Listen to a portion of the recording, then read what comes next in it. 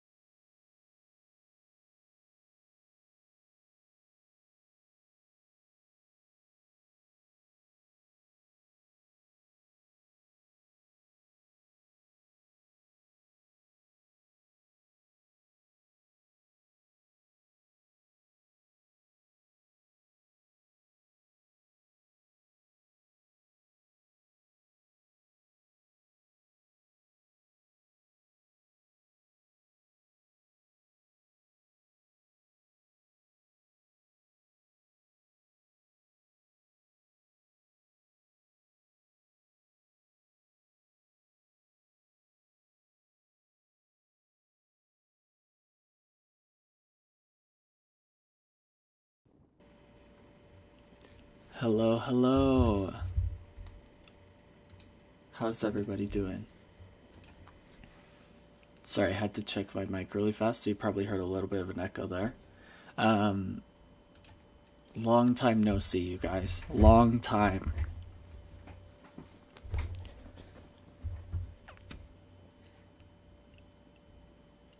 I am still sick. Yes, I'm not 100%, but we're doing our best. We're gonna ease into it, you know. Yeah, I've got like 3 water bottles next to me that we're just gonna be chugging all day. But I'm feeling well enough to talk. I'm just gonna have to take it easy for sure. But what's up, Bullet? How's it going? Everyone you know is getting sick. Yeah, I don't know what's going on. We're all on like different sides of the country too, so I have no idea. But definitely got some mind reading going on. Heather agreed. How have you guys been? It's been so long. How have the games been going? How have you been enjoying the new patch? Tell me all about it. Because I've just been with family in Idaho for. We were gone for like, what, 4 days, 5 days? And then we got home and I got sick. I think I got sick from my nieces and nephews, I'm not gonna lie. I think it just didn't manifest until I actually got home, unfortunately.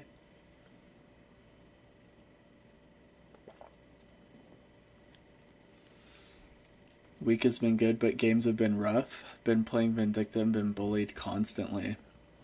Well, it is what it is, Bullet. I mean, Vindicta is easily punished, unfortunately. I think, like, the only time Vindicta does well is in, like, super low elo. Or not necessarily only does well, but it's, like, not countered isn't super low elo.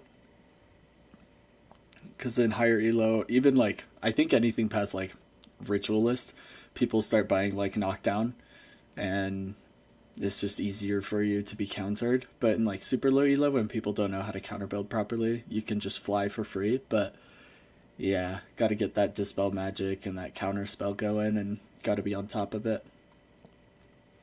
I had some rough games and then some good ones. How have you guys felt about the hero changes and how it shifted the meta? I know, like, I don't think any of you guys play, like, Holiday, who went from, like, bottom to top, but I'm just curious, like, how you guys have, like, what you think about the changes. I hate Holiday, wish she would go back to being useless. Alright, so Bullet's not happy. Heather says Holiday's so good, she's broken. Yeah, I mean, Holiday's definitely OP.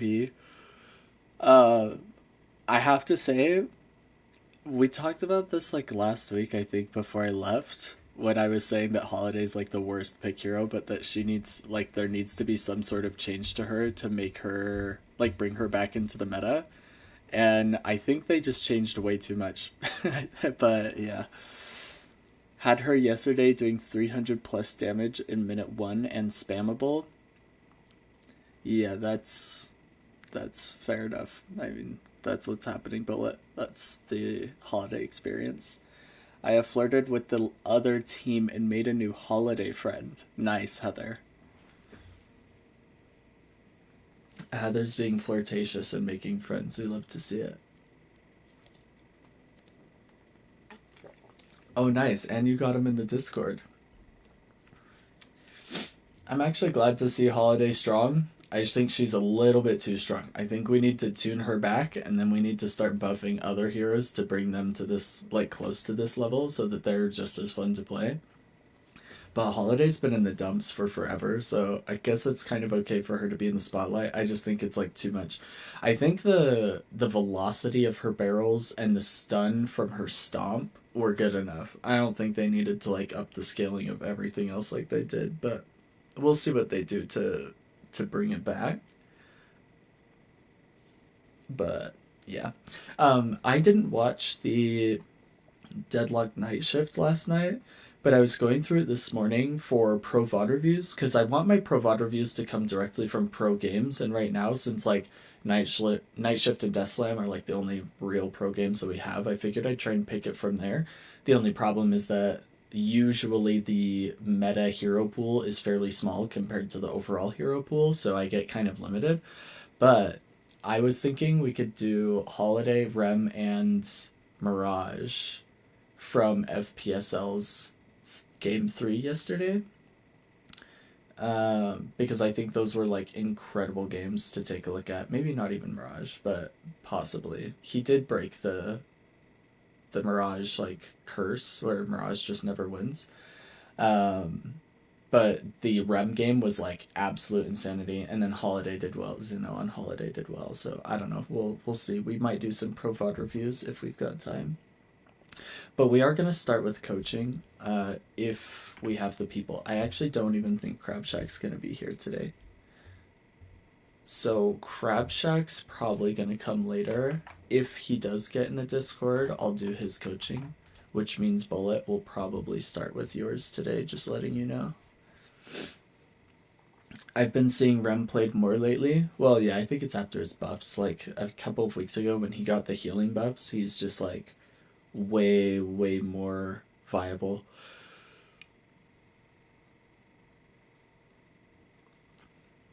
Dang, Bullet, I'm downloading your VOD right now, and you guys had double support. The heck is this game? Double support and no frontline. Oh, and the enemy team had double support. Oh, but they kind of had a frontline. They had like quasi frontlines.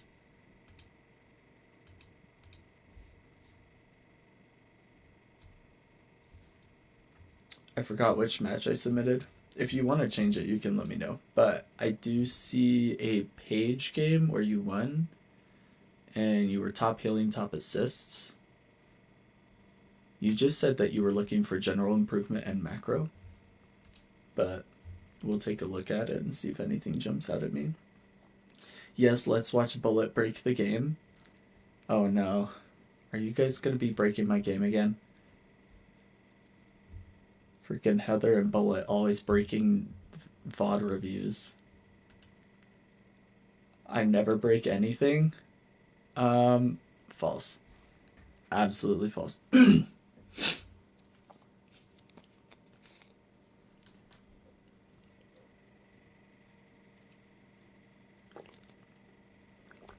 Okay.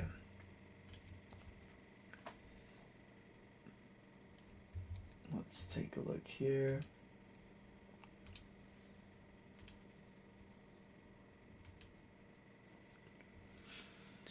That's Yoshi, not me. Fair enough. I saved a match ID for me to send to you and totally have no idea what I did in it. Nice. Well, go ahead and send it our way and we'll take a look at it.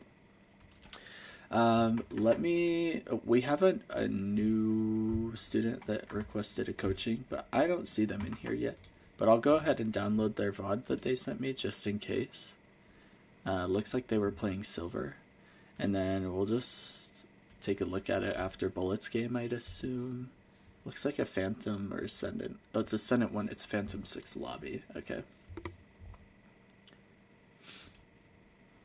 And then Heather, keep that match ID because I'm going to download it, but I'm probably going to lose it after Bullet's game. Okay, have you guys seen the video? I posted it in the Discord, but it's been like circling the internet and a bunch of like huge streamers have been reacting to it. It just like went super viral, but it's the one about competitive games being like, once you watch this video, you'll see competitive games differently. You guys know what I'm talking about?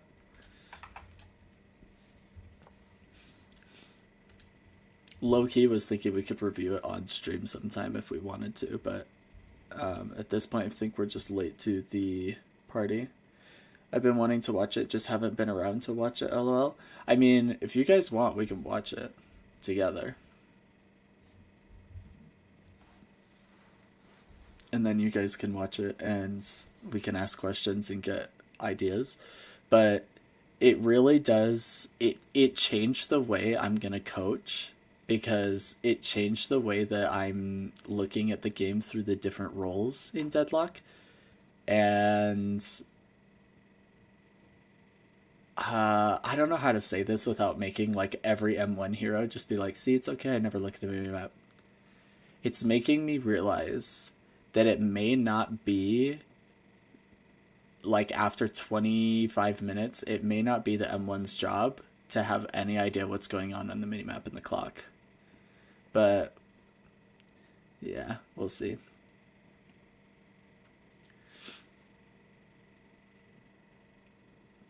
We will. I mean, that's got to be at like a super high level of play, though. I feel like until you're Eternus, you can't afford to play that way, which is what makes it tough.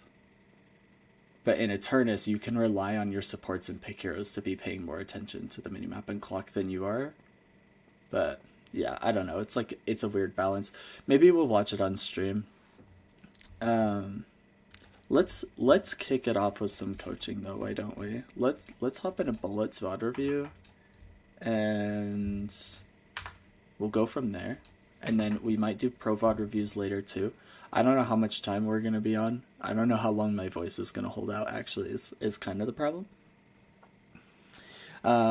You said honestly, I think that won't work in low levels. Double-edged sword, maybe.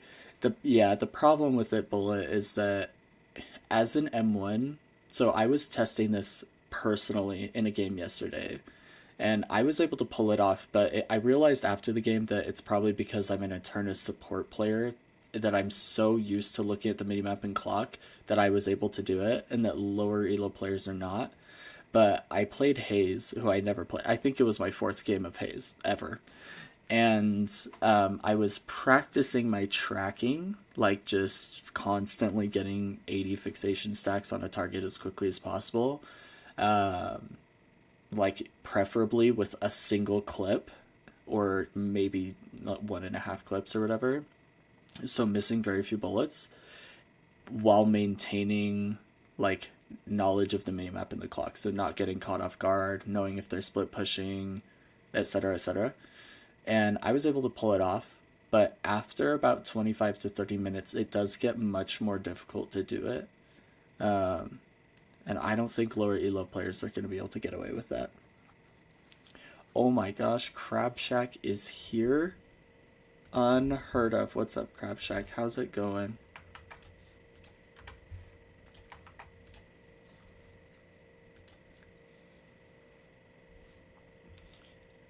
Crab Shack, you sent me a Viper VOD review to do. Are you on a time crunch? Should we do your VOD review another day? Because I know usually Tuesdays and Wednesdays are easier for you. Because I can wait if that would be better for you.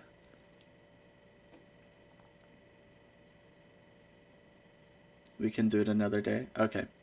If the VOD lives that long. I know that like all the VODs you guys sent me are like a week old because I was gone for forever.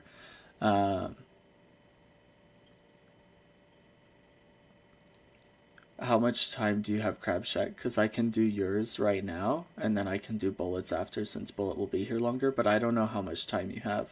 So if you'd rather do it another day, you just let me know, or if you think we can squeeze it in right now. I have about an hour-ish. How long is your VOD? You've got a 39-minute game.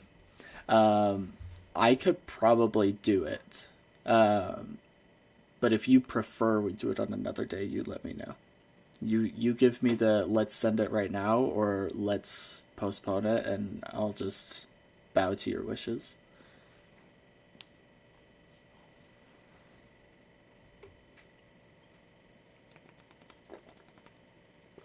I do have it downloaded.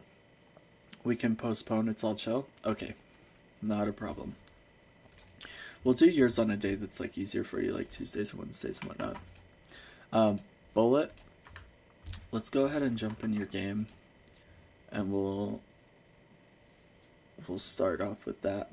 I'm just lurking while I grab some food today. Not a problem, dude. We're happy to have you. Thanks for popping in, and we will catch you on another day for the coaching for sure. Yeah. And W to Bullet for being willing to let Crab Shack go first if Crab Shack wanted to or had the time. So, alright. Here we are. This is Bullet playing Page. He got top assists, top healing, And we're going to take a look at build order. Oh, Bullet, are you doing the 4.8k gun spike that I've talked about? Are you doing it? Are you full sending my 4.8k gun? How did it feel, by the way? I'm excited to hear this and see what happened. Look at that gun damage. Express shot 13%. Jeez. Love it.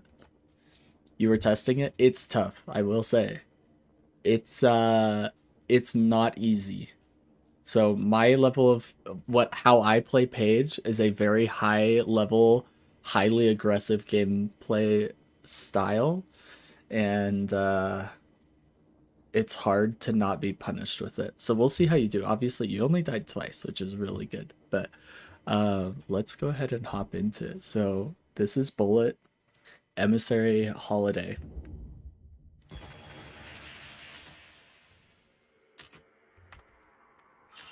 Of course not. It is. Baby I need to do this. I'll do what I can to protect you. No, Talon.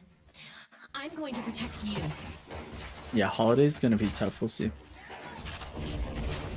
Depending on how long the stream is, I might be on later today too. Yeah, feel free to jump back in when you can, Crab Shack. I don't know how long the stream's gonna be either, because I've been sick, and I don't know how long my my voice is gonna hold out.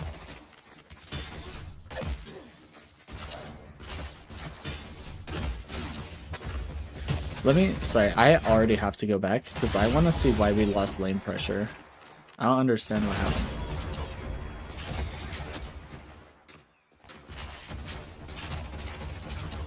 Oh, we lost lane pressure because Grey Talon's doing jack all over here. Okay.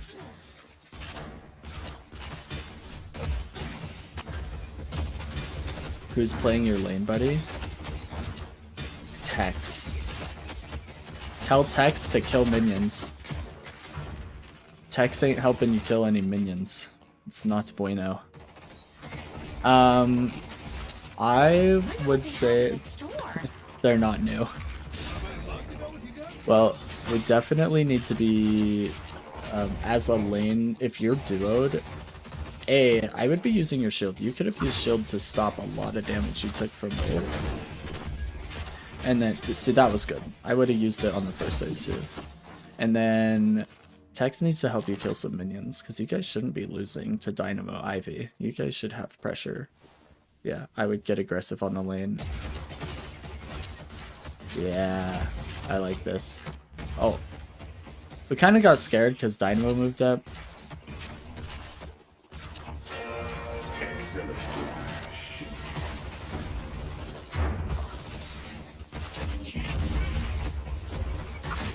As long as I can. That reload was unnecessary.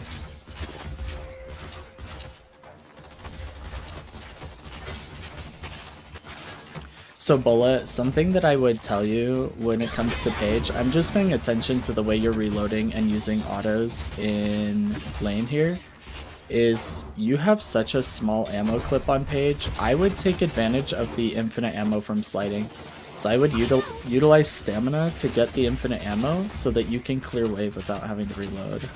Or just like use the stairs, or have you ever seen Eternus players do that, like you slide and shoot one bullet and then you move back up the stairs, slide and use one bullet, but you do it really, really fast? I would practice that, because it is really good on Paige.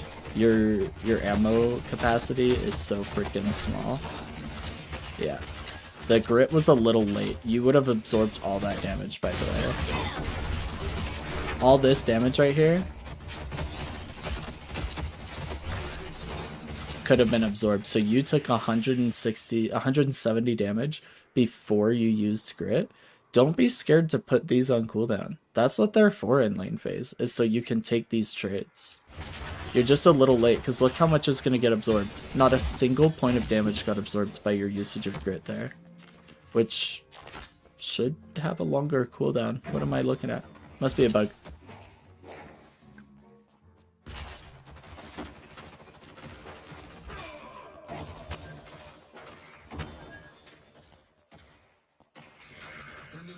Let's push Green.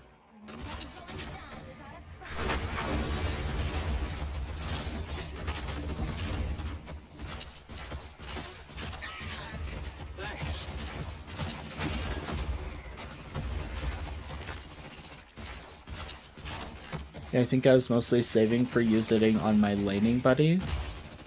You don't have to though. Like again, we're not using grit or shield as we clear this wave.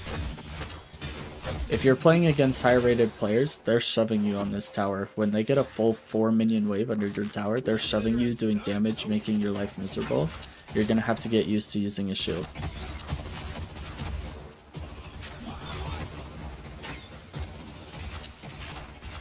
Hitting Dynamo here is just not accomplishing anything. This heal minion is gonna negate everything you just did to him. I would just focus on the minions. That was a good shield.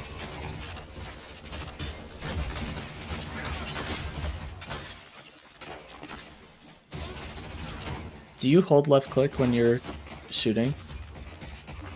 Because on page, I would not just hold left click. I would be decisive on where your bullets are going and when you're using them.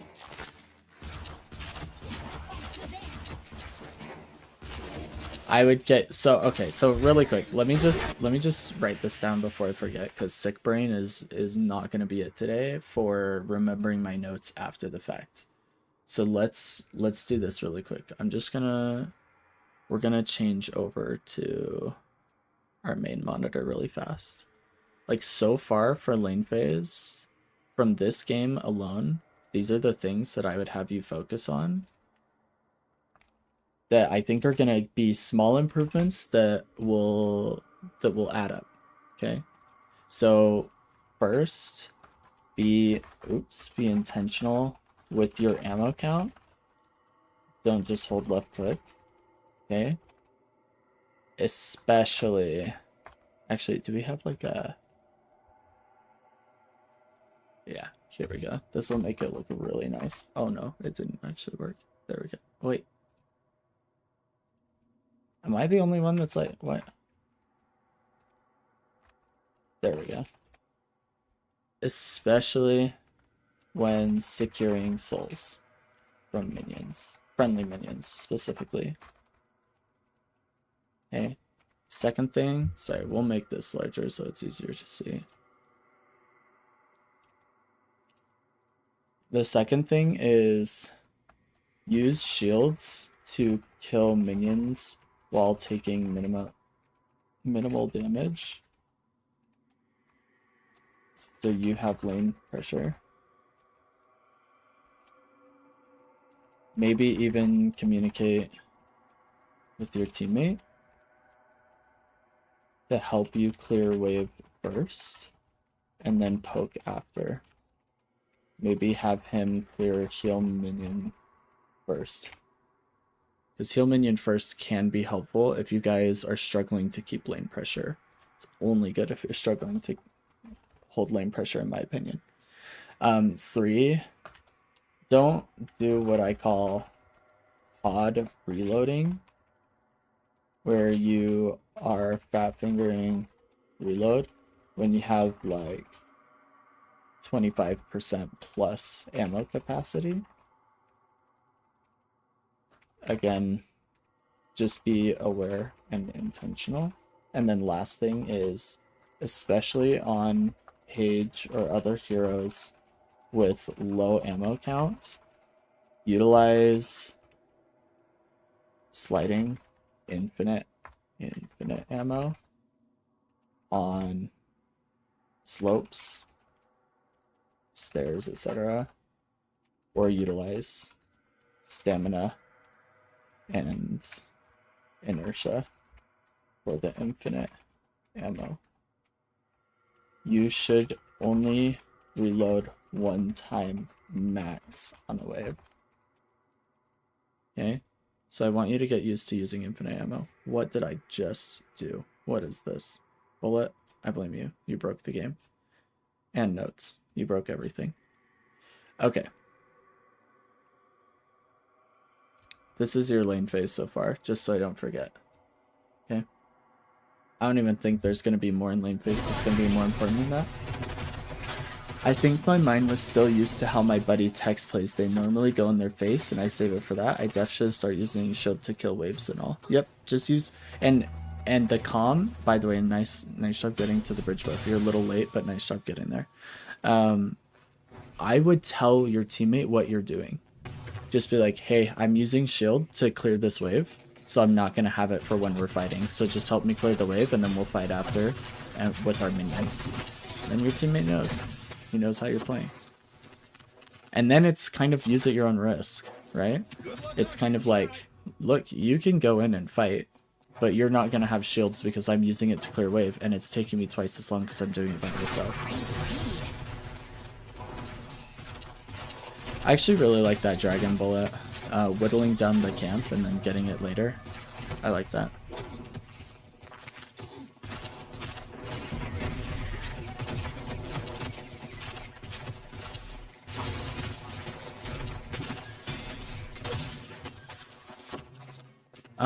Okay, I would always shield yourself with plot armor and save this one for teammates. Because this has the cooldown is reduced by half when cast on someone else.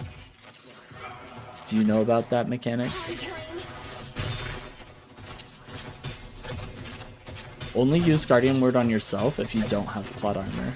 So if you just read this, there's like small print after it says provide the target with a barrier and a temporary move speed, can be self-cast. Cooldown is reduced by half when cast on someone else.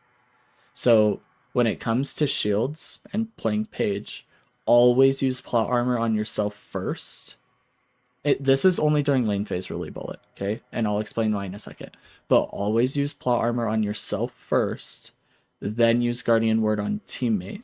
The only time you would use both on yourself is if this is on cooldown and you're like dying trying to run away, you use this. But this is half cooldown if it's used on a teammate. So we definitely want to make sure we're saving this for a teammate, or if we don't have plot armor for ourselves. Now the exception to this rule is if we have an M1 that is really strong. So like let's say you're laning with Wraith, or actually Wraith's a bad example because her bullet damage is garbage. She's like mostly card damage. Let's say like Haze or Venator. You can use your shield on them for the extra weapon damage, but this is mostly going to apply late game when their bullet damage actually hits heavy. Then you want to plot armor your teammates and then just use Guardian Word on whoever needs it, especially once it's upgraded to Divine Barrier to cleanse like pocket ult and stuff. But during lane phase, it's plot armor for me, Guardian Word for my teammate. Okay. I'll actually add that to your notes really quick. Sorry. I'll add that to your notes really quick so you can just have it.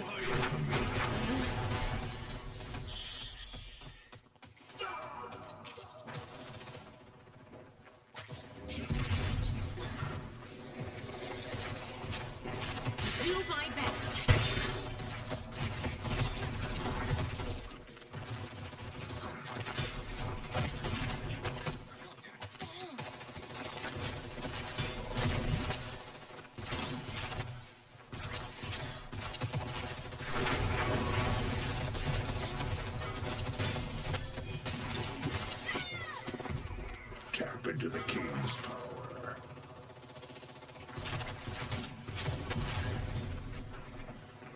Oh, nice freaking parry. Nice teamwork. Yeah, steal this camp for sure. I would steal the whole camp. If Ivy comes in, it's suicide because you both can just kill him. So I would have stolen the whole camp there. Sorry, I feel like I'm glitchy. Let me...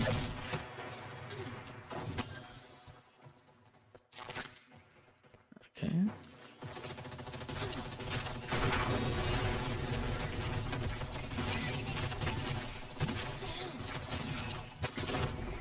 Okay, so really quick bullet. Yeah, I was worried about Ivy bullying me. No, don't be worried. You win that trade, especially if your Great Talent stays close enough.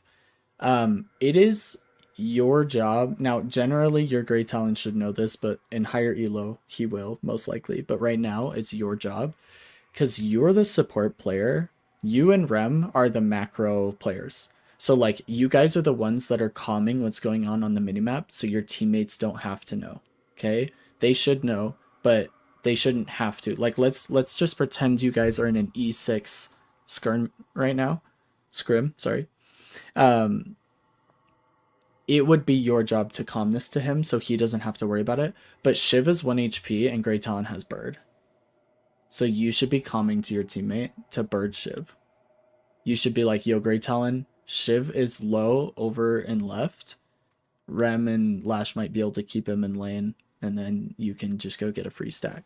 So this is your job. I just want to let you know.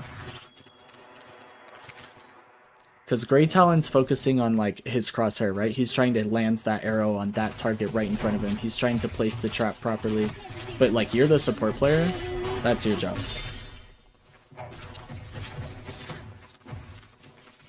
Now it's actually like in reality, outside of Eternus 6 Scrim, it's actually their job. They should be coming, yo, low health in our lane for Bird. But again, they're probably not going to do that in low elo, and they got the kill anyway. But now Haze is low, you guys probably aren't getting comms to Bird Haze.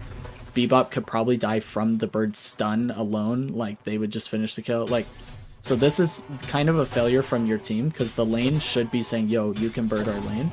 But I just want to let you know, at the highest level of support, it's your job to be looking at the minimap and recognize these things. Even if Grey Talon wasn't your lane partner, you should be saying that, right? Like, you could even say, yo, Lash, they're pushed up in blue if you want to come get a free ultimate or something, right? But I wouldn't say that against a Dynamo and Ivy, because they can just not be Lash ulted really easily. But it's the overall concept I want you to understand as the support.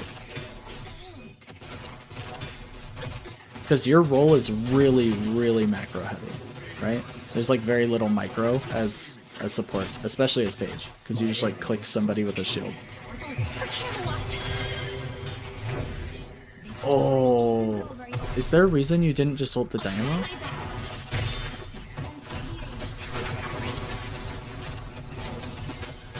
I'm assuming you thought Bird would kill him.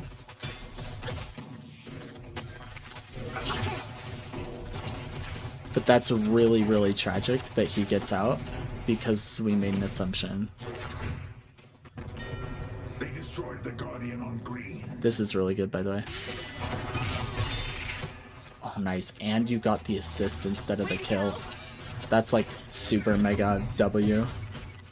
Not something you can really plan for. Okay, plot armor should have been first again, by the way. Just throwing it out there as another reminder.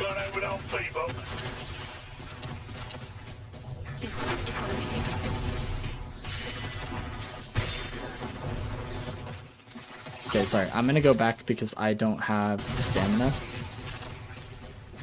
Okay.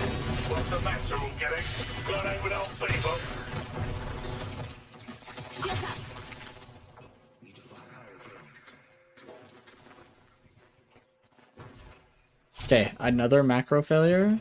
Unless you're doing this, because I can't hear comms bullet. But, okay, actually, let me just ask you. What do you think your macro failure is here as the support that should be looking at the minimap? Because it's your job to communicate the minimap to your teammates. Theoretically, teammates should never have to look at the minimap because their support's doing it for them. So, like, what are you telling your teammates right now? There's actually two things, but there's one in particular I want you to focus on because we talk about it all the time.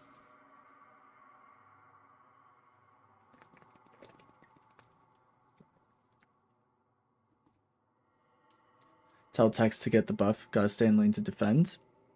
Close, close. So it is the bridge buff, you were right, but it's actually your Viper that wants it.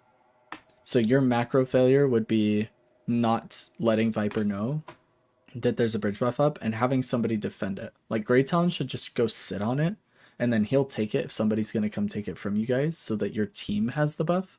But Talon could use it because Talon's probably building gun early anyway, but I would give it to your Viper.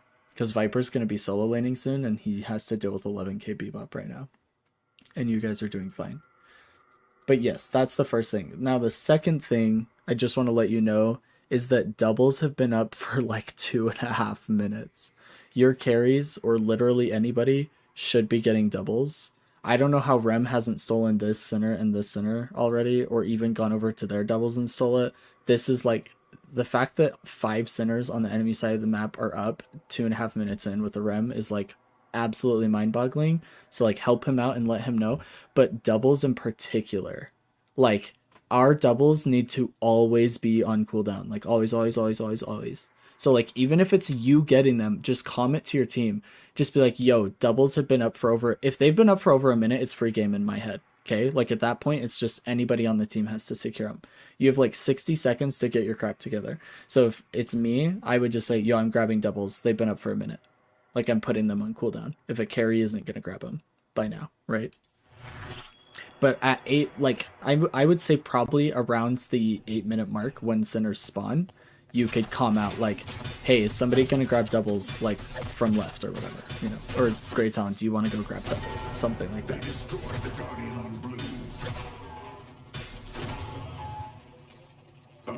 Now I'm glad you came over and got doubles, but I'm pretty sure... Actually, I think Great Talon got the bridge buff, right?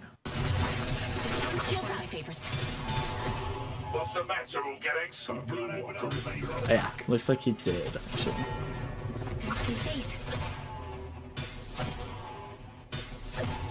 But we are 30 seconds late on bridge buff, and we're 2.5 minutes late on centers.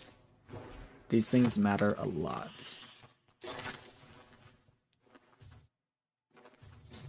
You guys need to shove blue. It's so hard. Because you guys just got pressure in green. Well, actually, they got 2 trades. I mean, you guys still should be shoving blue. Because there's nothing to get on the right side of the map.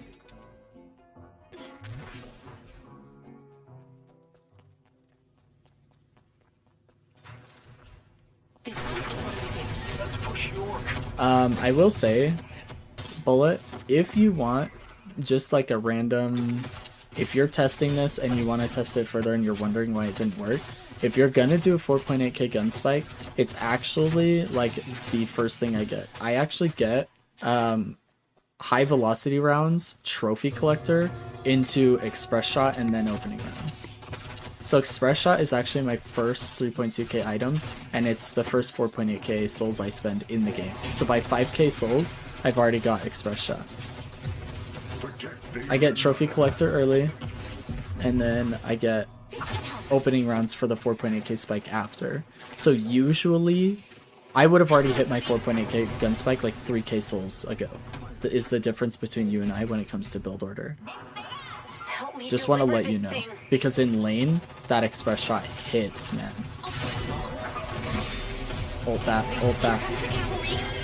Yeah, a little late, but I'm glad you still ulted it. Yeah, we don't let people channel ults when we have ults up from there.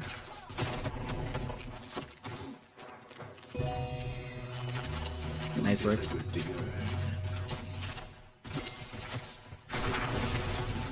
You and Great Talon actually just gave your team earn because you had like everybody blue and delayed long enough that your team just got earned for free, which is insane. It's actually so good for you guys.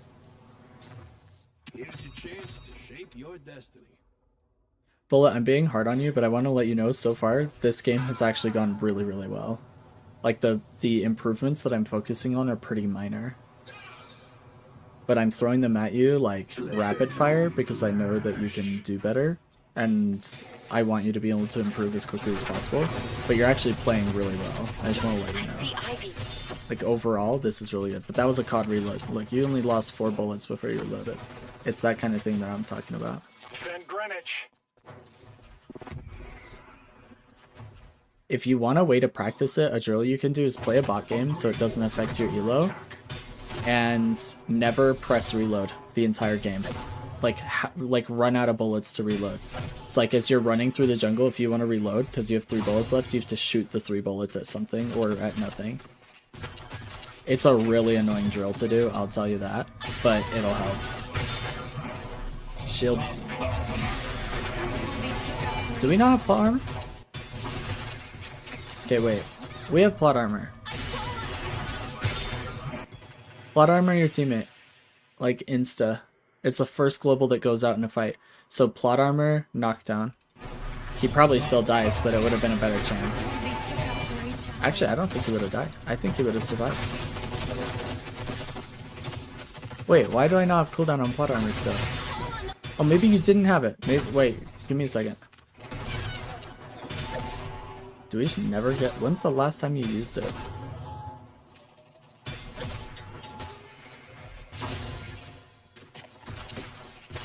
There goes Guardian Ward.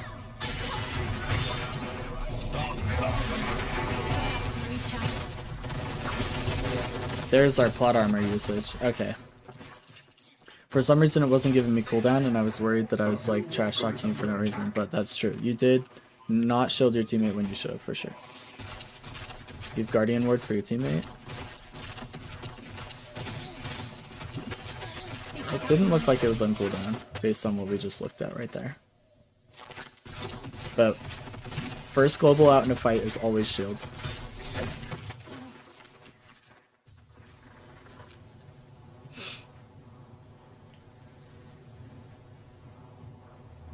Rescue Beam is such a good buy here, by the way. Like, absolute W for picking this up against Holiday and Bebop. You think I'm gonna slow down? I've got bad news for you. Not to mention Dynamo ult, but that's like usually not as bad. Okay, I just want you to know, I don't know if you know this, but I'm throwing it out there. We'll see it later in the game. Rescue Beam pulls people out of a Dynamo ult if they're being sucked into the black hole. It pulls them out of Holiday Lasso, and it pulls them out of Bebop Hook. So I hope you know that you have got 3 characters you're going to be able to use it against. And if you didn't know, you do now. Shield. Where's shield? There we go. Second shield. Nice. Beautiful. I'm going to go back because for some reason plot armor isn't giving me cooldown. There we go. You think I'm gonna slow down? I've got bad news for you. And second shield is so good here. Well played.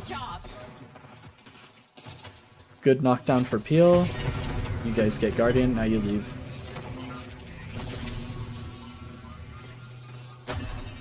Ouch. I probably would have canceled Rescue Beam after I pulled him in, so you guys don't both take bomb damage, but that's really minor. Look at the enemy team. They're gonna lose a walker to run minions. Unbelievable.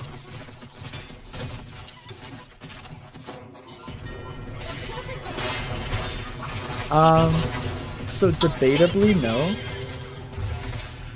I would disengage here. I wouldn't chase. You don't know. Like, actually, hold up. Before I say that.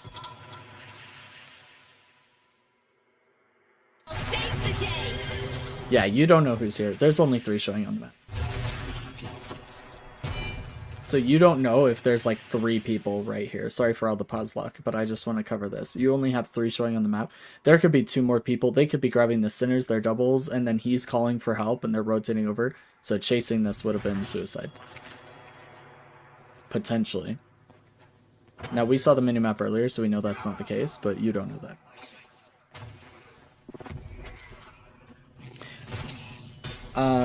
Okay, sorry. Yeah, I was pulling up on my Lash told me to keep pressure and he would ult. Okay, so following the comms I'm okay with. Playing with your teammate. I mean, I actually still would have said, I probably would have told my Lash, like, yo, there's only 3 showing on the minimap. I don't know if we can push this. Because even if he does ult, like, you guys aren't going to win a 2v3. You would just use ult. What I was going to say earlier with the Rescue Beam is I actually like that you pulled him when you pulled him because it was more of a positioning thing, like you were pulling him to safety. I just would have canceled it and used stamina to get away with him so it didn't detonate on both of you. It's not the end of the world, but it's not that your timing of the pull was bad. It was actually good. It's just you kept him like right on top of you. I would have canceled it and run. I think it was a bad play to follow, but yeah, you can say that. You can challenge the comm, right? Like, you can tell your teammate. Let's fast forward through the sitting in the base portion of our VOD review. Bullet head to AFK. Or he's lagging. Can't really tell. Okay, there we go. We must deliver the urn safely. I would just know why it's a bad play so you can explain it to your teammate. Like, Lash will agree with... Like, if it was my Lash in that game and he said, yo, keep chasing, we can get this kill, I have ult, I would instantly say, yo, Lash, there are 3 not showing on the minimap. I don't know if we can win a 2v3 if they're all here. Right? Like, and then he would be like, you're right. Never mind. Let's just back out. It's not a big deal. But if I just said, I think that's a bad play, he'd be like, just think that I'm challenging him for no reason, right? His psychology would instantly be like, well, why are you challenging me? Like, I'm not dumb. Why would you call me dumb? And then it's just like unnecessary infighting. But if you know why it's a bad play and can explain it succinctly in the middle of a game, that's going to be a very powerful tool. Yeah, I think you're just getting Express Shot like really, really mega freaking late. I would have had Express Shot like 10k souls ago. And I would have been getting value out of it the whole time. This is a nice POV, you guys.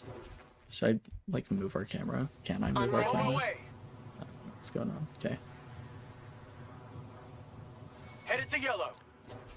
It looked like you had to go AFK. Can we get there? Nice. We can't see anybody else on the map, so that should be good. But we did miss bridge buffs. Should have gone to bridge buffs.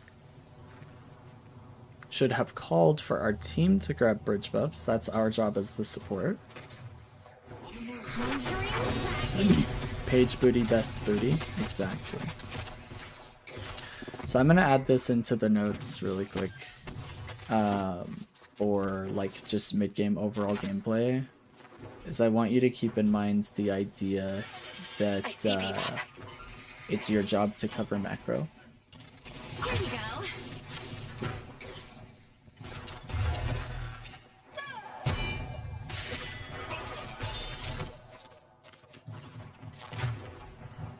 Our yellow walker is under attack. Well, someone's looking to make a statement.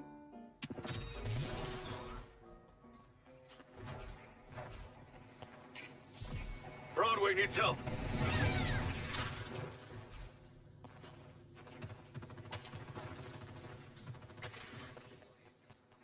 I love this part. Is under attack. That didn't hit? Wait a second. Here you go. There's no way that didn't hit. I love this part. Oh, it did hit. Okay, it just didn't show up. Shield.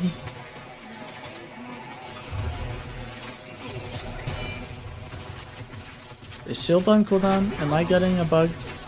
Or are we just not using shield ever?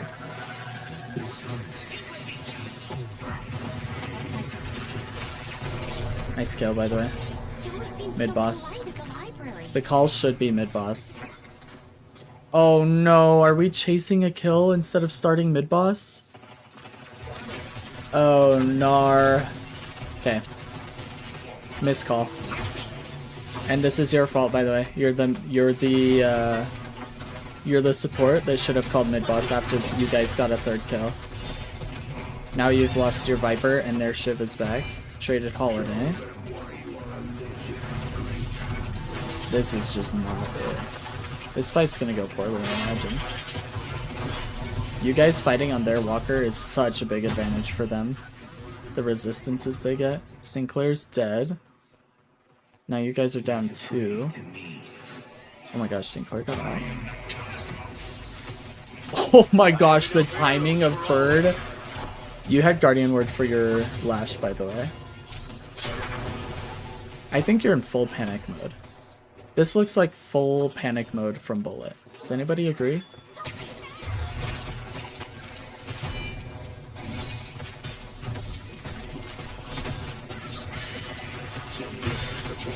Nice kill.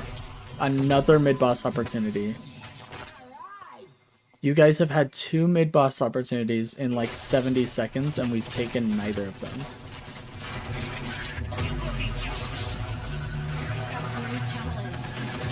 Nice beam. Nice work. Our yellow walker is under attack. Oh boy. Gorgon special.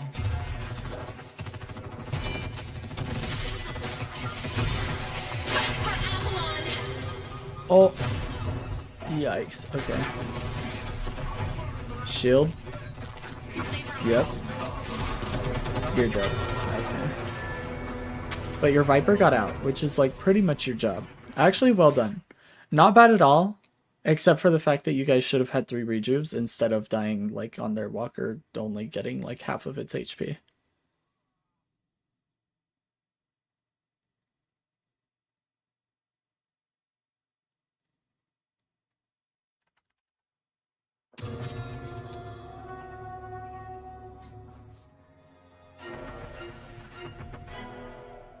I honestly should have just let the Viper die. No, I think you saved him. I think you did a good job, like letting him is waiting to be claimed. live instead of you. He's the 24k M1 hyper carry. It's good to get him out. I just think we're missing the overall macro play, which is after 20 minutes, you can get mid boss off of 2 good kills. Like as long as they don't have like a Dynamo ult or Kelvin Dome or Yamato ult or something that can really obstruct it. But even with 2 kills, you can still go for mid boss in those circumstances. Use your 3 on knockdown. Oh boy.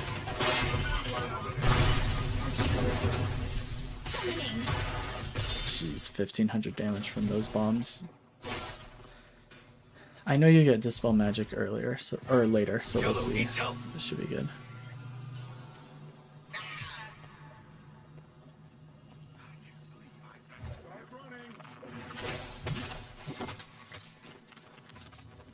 Especially with Sinclair and Viper on your team, mid-boss contest world champions, and Lash and Rem, yeah.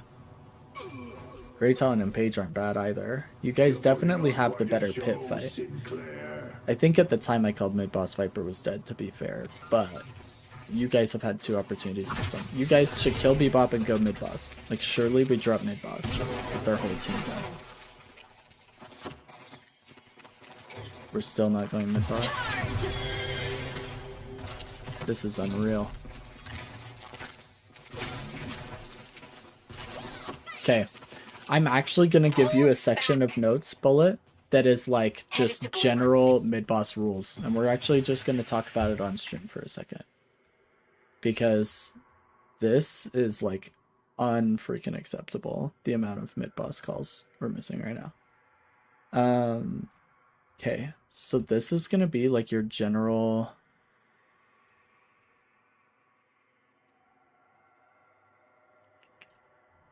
Here, we'll, okay. General mid-boss timings. This is like there's going to be exceptions to these rules, and there's not going to be any, like, concise way that I can explain it all. Mid-boss becomes, so mid-boss A becomes a possibility to realistically clear after about 16 minutes. Okay? B, after 17:30 to 18 minutes,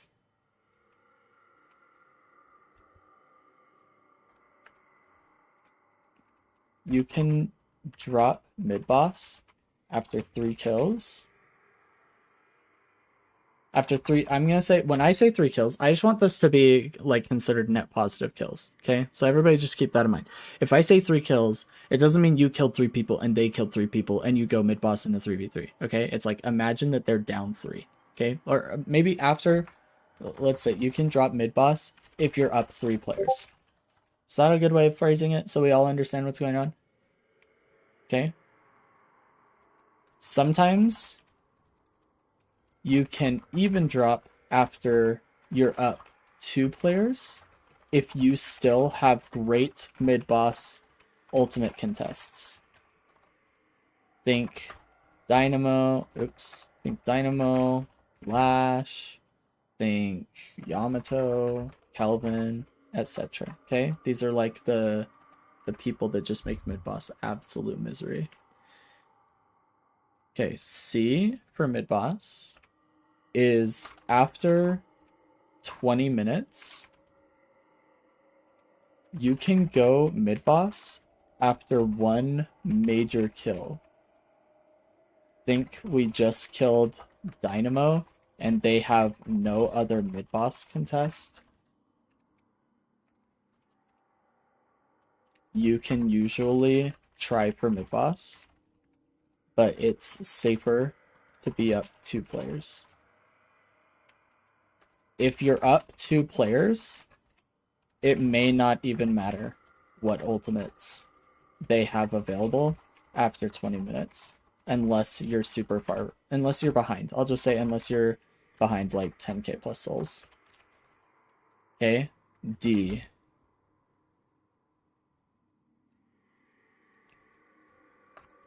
After 22 to 25 minutes, depending on your lead, you can go mid-boss in a full 6v6 depending on comp. But generally, after just 1 kill, you instantly go. And E, which I think will be the final thing I'll put on your list here of like the ultimate mid-boss guide, is going to be you cannot chase kills in any mid-boss potential scenario. If you're the support and macro is your job, you need to pre-com the mid-boss. The mid-boss. So what this looks like, i.e. after this next kill, let's drop mid-boss. That way your team is prepped and knows, oh, you're right, this will be our 3rd kill. We're 19 minutes into the game. Mid-boss will be free. We don't need to chase Holiday under that blue walker and do negligible blue walker damage without rejuves. We'll just do that after. Okay? This is like a generality thing. I don't want you to ever be missing out on mid-boss opportunities because that loses games. So this is your general mid-boss timing. Hopefully, does anybody have any questions about that? Was it unclear? Do you have any specific scenarios you want to throw at me? Feel free to do it. We'll continue with the VOD, but I'll just kind of answer any questions if you guys have them. But you guys have missed like several mid-bosses. Like we're up, 2 people? We have Sinclair ult, we have Lash ult. Why are we not in the pit right now? Like there's just... Lash should be bringing Urn to pit, and then we just do mid-boss, get 3 rejuves, and do the Urn with 3 rejuves. And then we just snowball from there. Like, then it's just unwinnable. We just won the game if we go mid-boss.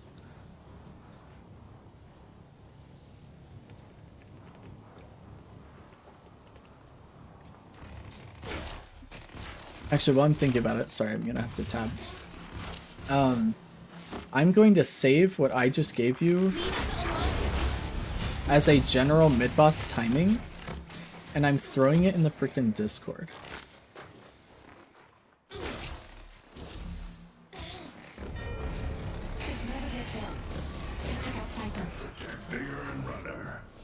And maybe I'll make a whole other tab on it eventually, like a resource tab that people can just go look at.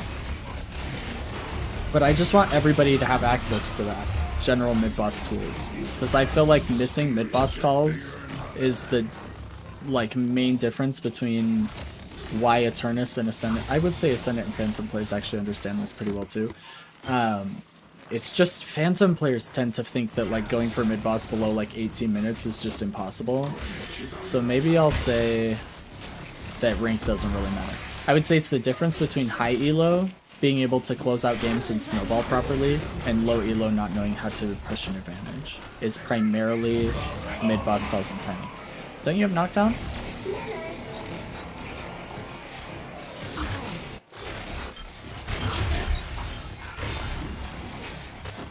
You have knockdown bullet in 2 seconds and you don't pop out a knockdown?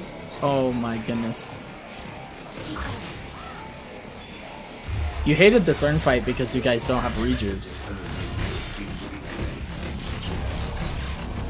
Dang, you're actually owning. Keep going, keep going. Nice!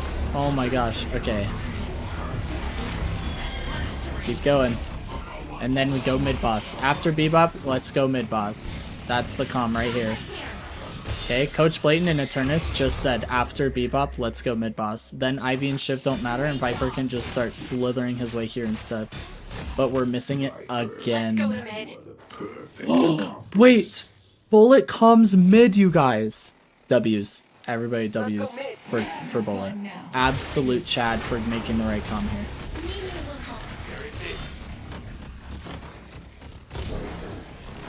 I was panicking and the comms during that fight was horrible. Bullet, you and I should do a live coaching session sometime. We should do a live coaching session where, excuse me, where you have the opportunity to have calm in your ear in the middle of chaos. Wait, can you press tab? The rejuvenator is descending.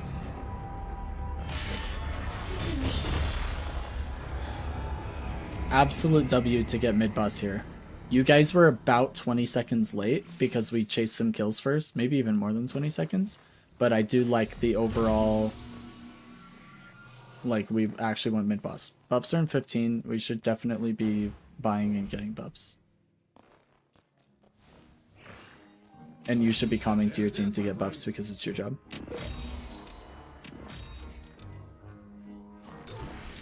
You can also go in the request a coach tab. Bullet's most recent request is what we're looking at, and you can take a look at the match ID Crab Shack if you want to go rewatch this through Viper's POV, if it would be helpful for you to review it. Up to you. I mean, it's emissary gameplay, but still, just throwing that out there. Help me deliver this thing. See, now this certain fight's gonna feel so much better because we have rejupes. This is why we go mid-boss, ladies and gentlemen. By the way, I don't know if you know how important it is what you just did, but having blue cryo and protecting your walker is like absolute Giga Chad Eternus 6 level gameplay. I just want to let you know, clearing that blue wave was massive.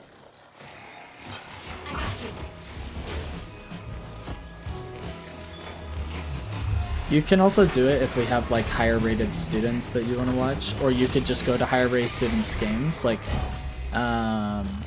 actually I may not even have requests. Well, also all those VODs will be gone, so that won't help. But like in the past, I've had 2 Eternus students in the past that I helped out with. And you could take a look, like if they were to come back, or if I had different Eternus students or whatever, you could take a look at their VODs, and if there's a Viper in there, look at it through their gameplay, you know what I mean? Or just watch pros.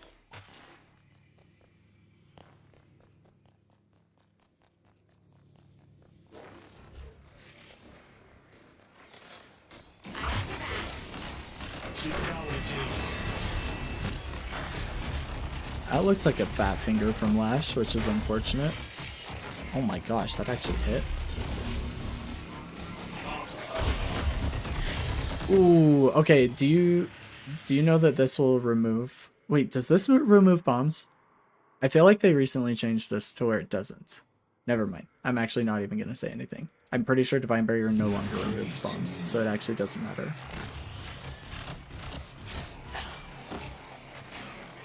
Because it's not a debuff?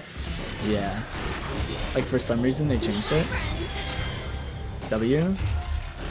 Okay, I'm going back really quick because I don't know what your cooldown is on Divine Barrier. 15 seconds. And 3 seconds on shield.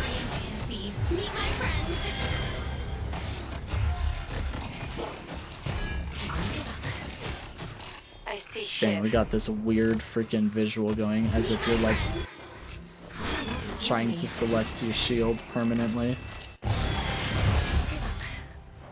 Okay, I guess we're just watching the rest of... Bullet broke the VOD, so I guess we're just watching the rest of the VOD as if the entire screen is dark, like he's trying to find a target to cast shield on. It is weird, Crab Shack, but for some reason, when they changed Bebop bombs most recently, it no longer debuffs you as a target at all. It has no debuff properties, and Dispel Magic only works on non-ultimate debuffs, so for whatever reason, it doesn't clear bombs anymore.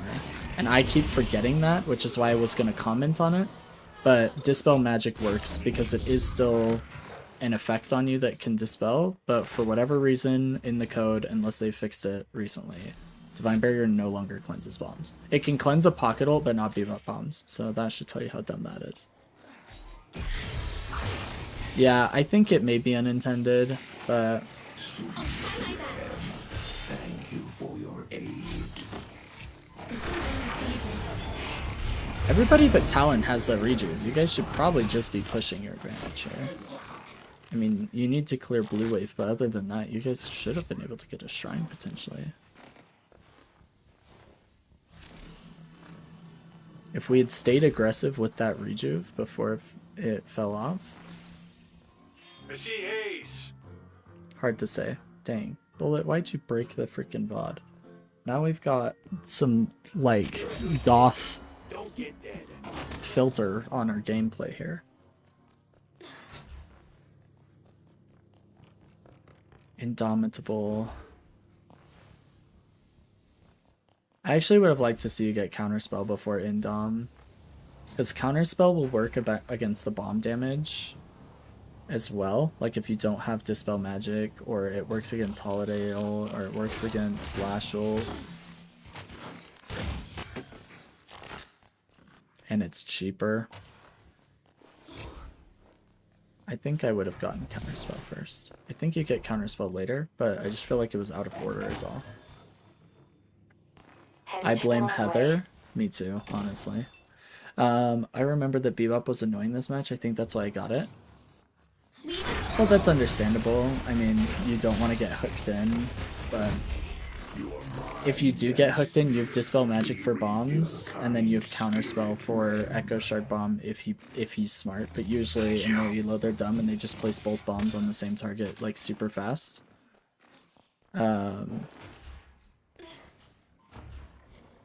It's so weird watching the game through like goth filter. This is odd. Nice knockdown. I would ult here. I would have ulted not only to stop the Bebop, but also to stun the Dynamo so your team can finish that freaking kill.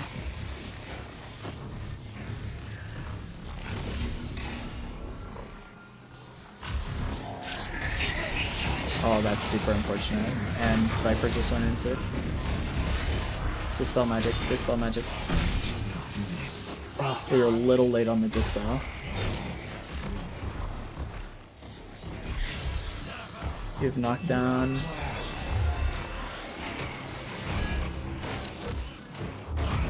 Yikes. Dynamo really just solo ults you. That's wild. That's a push-up.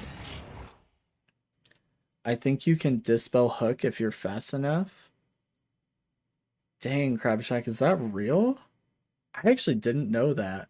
That would actually be brand new information to me. I know you can counterspell it. It's like if you're playing far enough away, you can literally just stand in place, and then he'll think he has a free hook, and then you just counterspell as it's coming at you. That's easier for me. It's like, for me, it's easier to just stand still. Like, let Bebop look at me, and I'm just standing still, and then just counterspell the hook. It baits it out perfectly, but I didn't know you can dispel it. You can dispel Flying Strike from Yamato. I knew you could dispel Flying Strike from Yamato. I just didn't know about hook. Let's fast forward, because you probably just lose Blue Walker.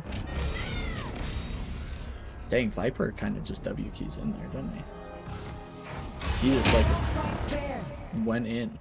Okay, we'll go back to you. I turned around to follow the throw into us, but they threw them away. Yeah, I saw what you were trying to do. You're trying to play off Lash. I think you should have not played with Lash, even though he did ult. Like, even if he had thrown them at you guys, I think the goal was, like, let's still just get out. But, oh shoot, you guys have to be at mid-boss, but I don't think you know that. Because you're the mid-boss contest right now, you and Sinclair, Viper should have been the one clearing this wave, and then you guys should have been a mid-boss. But maybe enemy team's too dumb to go mid-boss?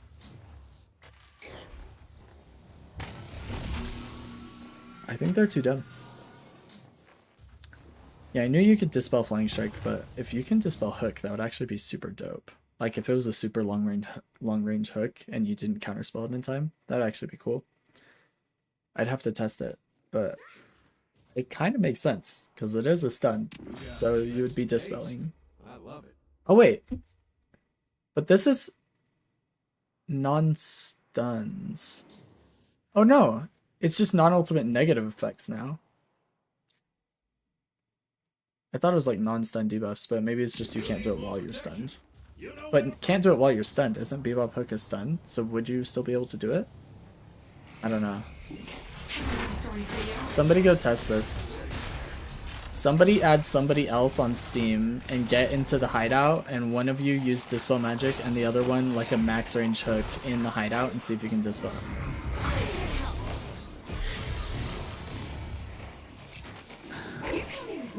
Now,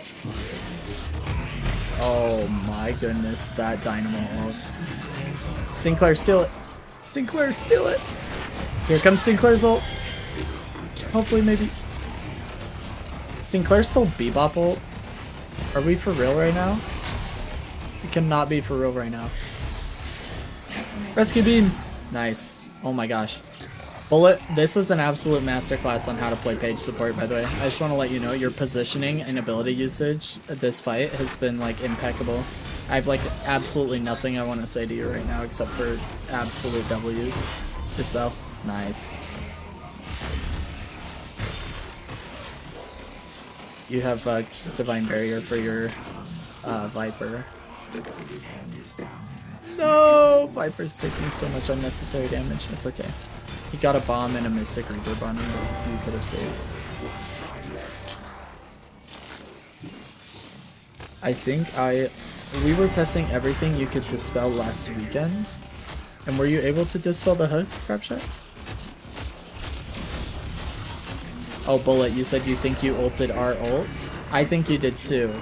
You guys should go mid-boss, by the way. I hope that's the calm. So they have no Dynamo ult even when he's up, and you guys are ahead and have 6 players. Yes. Oh my gosh, so good. Please. Nice.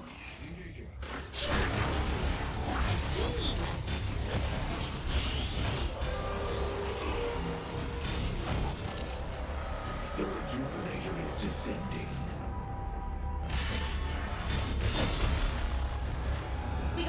I will say, it was mega scary for you guys not to have anybody in the middle on Crystal in case you needed to parry. You guys just all went for punches, which is a little scary.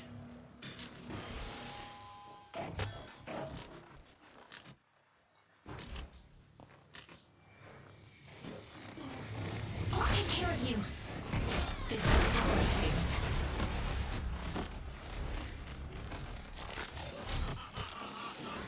I would have liked to see you buy.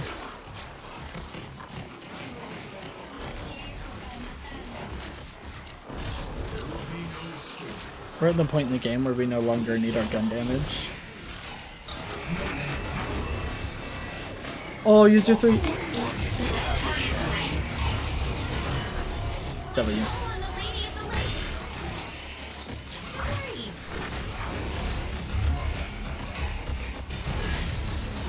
My guy is just getting eaten alive by a dragon. Dragon is still eating him alive. Guy does not care about dragons at all, in the slightest. Dang, he's actually healing off your teammates so much that he's not dead. Your teammate went in there and gave him all the like healing from freaking Bebop.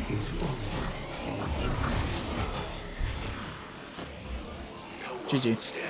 Me and my revenge. Like, how is Bebop alive in this closet for this long? Our yellow walker is under attack.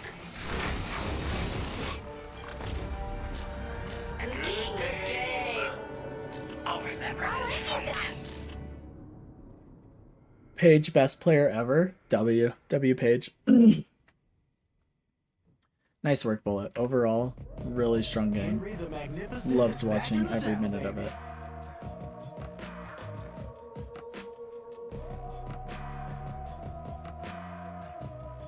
Okay. So let's go over your notes really fast, and then I'll send them your way. But this is... So before we get into positives, so laning phase, what we're covering is be intentional with your ammo count. Don't just hold left click. Heather really struggles with this too. So just focus on it, especially with securing souls from friendly minions. It's just really important on low ammo count heroes. It's important in general, but just utilize the infinite ammo, which is your point number 4. So like use your stamina, use slides, use momentum and inertia from stamina to slide. Just constantly use infinite ammo any way that you can. I would actually challenge you, Bullet, to do a really annoying training exercise that may help you improve in this like way faster than just trying to implement it, is what we talked about. I would go in a bot lobby and I would try not to press the reload button. Or like even for that game, unbind it. Like I would just remove your reload binding for the bot lobby and just force yourself to shoot all bullets from your gun before reloading. And if you're gonna kill a minion and not be able to secure the soul, you keep 1 bullet and then you go in for the punch. That way, if you punch it, you don't have to secure the soul. Or if you punch after it dies for whatever reason, like sometimes that happens, you have that 1 bullet you can look up and secure the soul. But I would practice that. It's a really annoying way to learn a skill really, really quickly. So it'll force you to use your stamina and your infinite ammo slides. I would definitely get used to that. It's also going to fix the COD reloading issue.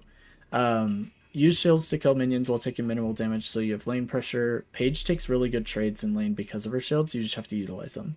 So communicate with your teammate, kill minions first, use shields to kill minions first. That way when you're fighting them, every trade you take is positive because they're taking damage from you and minions, and you took like virtually no damage from minions because you used shield. And then just the Guardian Ward tip. It's a 50% cooldown when used on a teammate, so always save Guardian Ward and Divine Barrier for teammates in general, right? Just in general.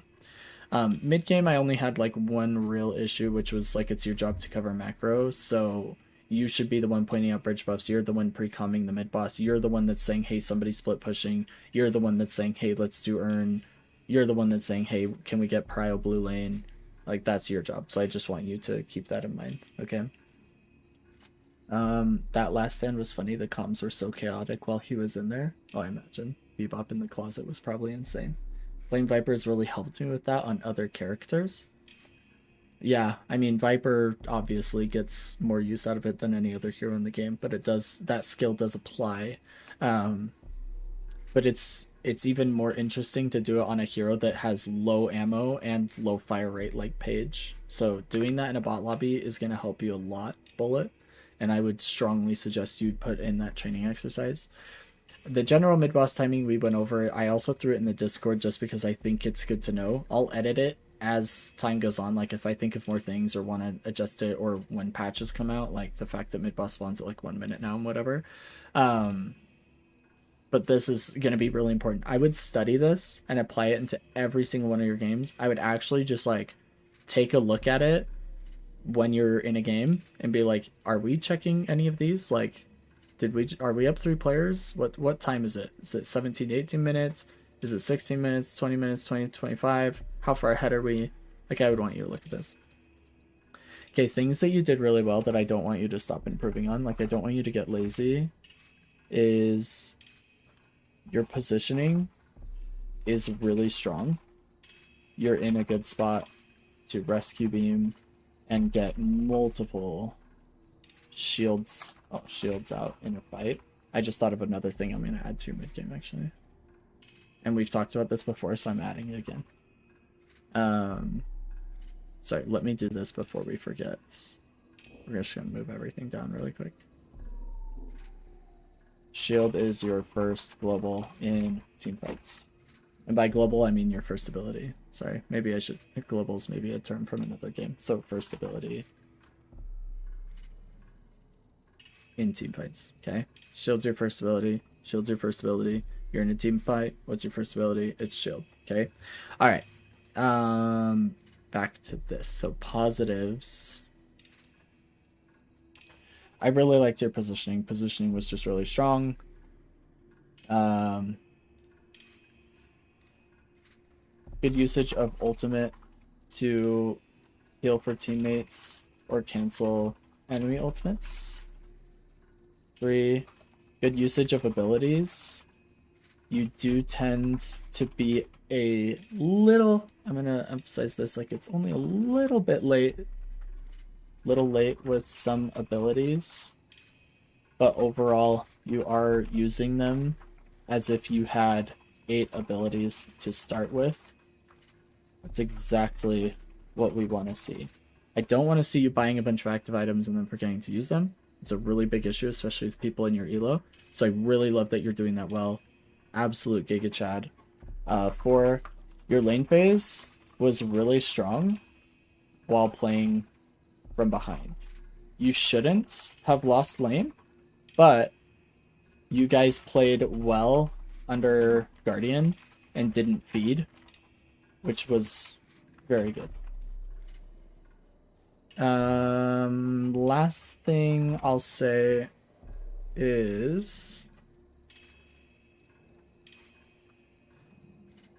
I like your ability usage in different scenarios.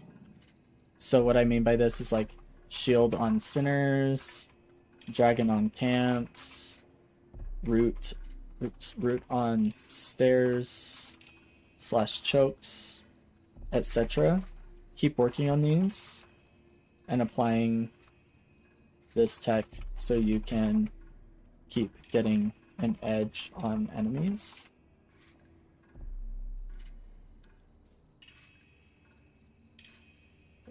And this is kind of just an extension of this, but this one was more like the timing of your abilities, if that makes sense. I want you to think of like, this is like when you're using abilities or where you're using them, and then this one is like the timing. Does that make sense? That's why they're 2 different points. Hopefully it's not confusing that I'm splitting them up.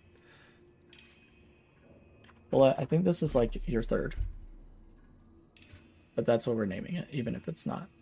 I'm going to go ahead and send this to you. Do you have any questions for me? Do you feel like I missed anything? Was there anything that you wanted me to go over that I didn't cover maybe from the gameplay?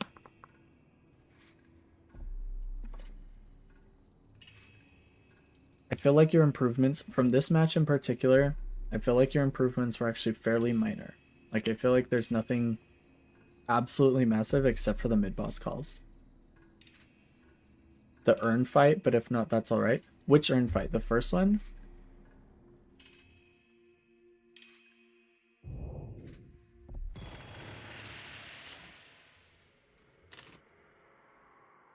Second urn fight? Let the ley line. Oh, first urn fight was free, right?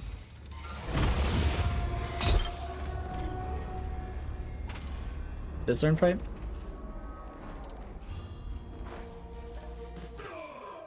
I feel like this urn was free too. Are we talking about the 3rd? Okay, this one was free too. Let's go to the next one. Here, you want me to talk about the 2nd urn? Great job, you guys got a free urn. That, now I've talked about it. I can check it off my list.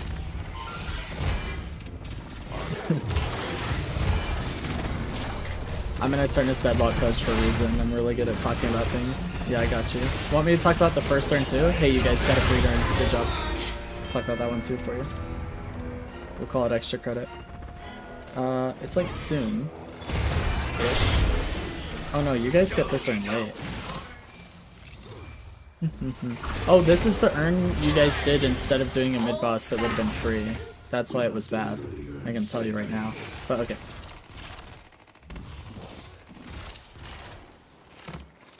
So you're shoving wave, trying to make space for the urn, but only half your team is here, so Lash should not be going in for depot. Good, he backed up. Vipers. Wow.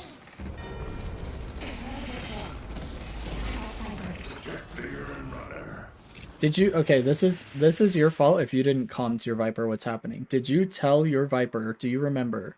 Did you say, hey, team's not here, let's not depot yet, let's back up and wait? Because if you didn't calm that, your Viper's death is like 30% your fault. Just on that alone.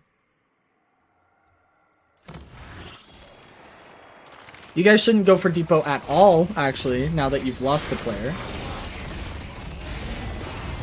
it was being called to wait till team arrived. Now you've lost your lash ult. You definitely need to just leave. So, okay. So Viper ignored a call, and then we re-engaged in a 5v6? And then Sinclair went in alone?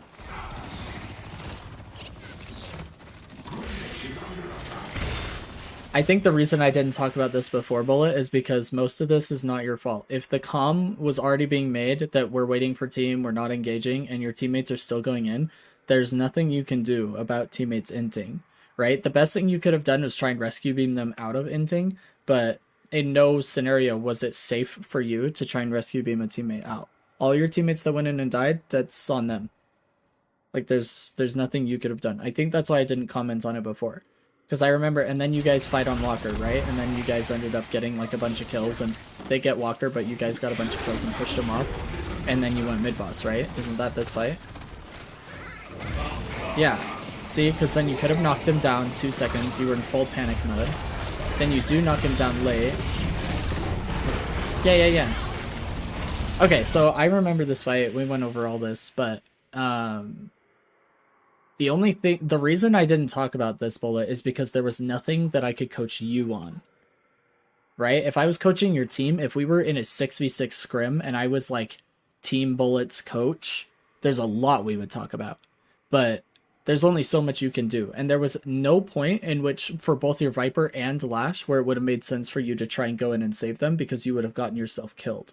And this was a let's cut our losses moment. It just happened with 3 different teammates. These 3 teammates all died unnecessarily, even though the comm was the backup.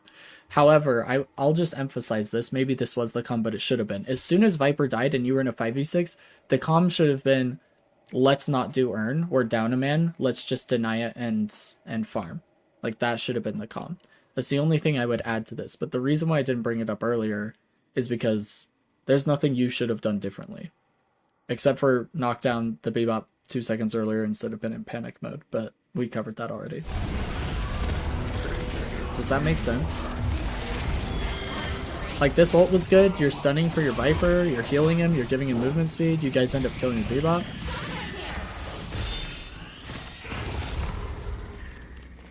Then you should have calmed, right here should have been the ping. Okay, I'm gonna show you how late you were to this mid-boss call. Okay, the ping to go mid-boss, because I know you ping it later. But the comm should have been after we kill Bebop, let's go mid, okay?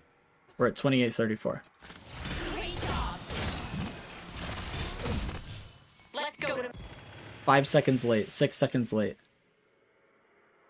And then let's look at how late your team is to go there because you weren't vigorous enough with your calming, or I don't know what the word is. There was not enough conviction or zeal.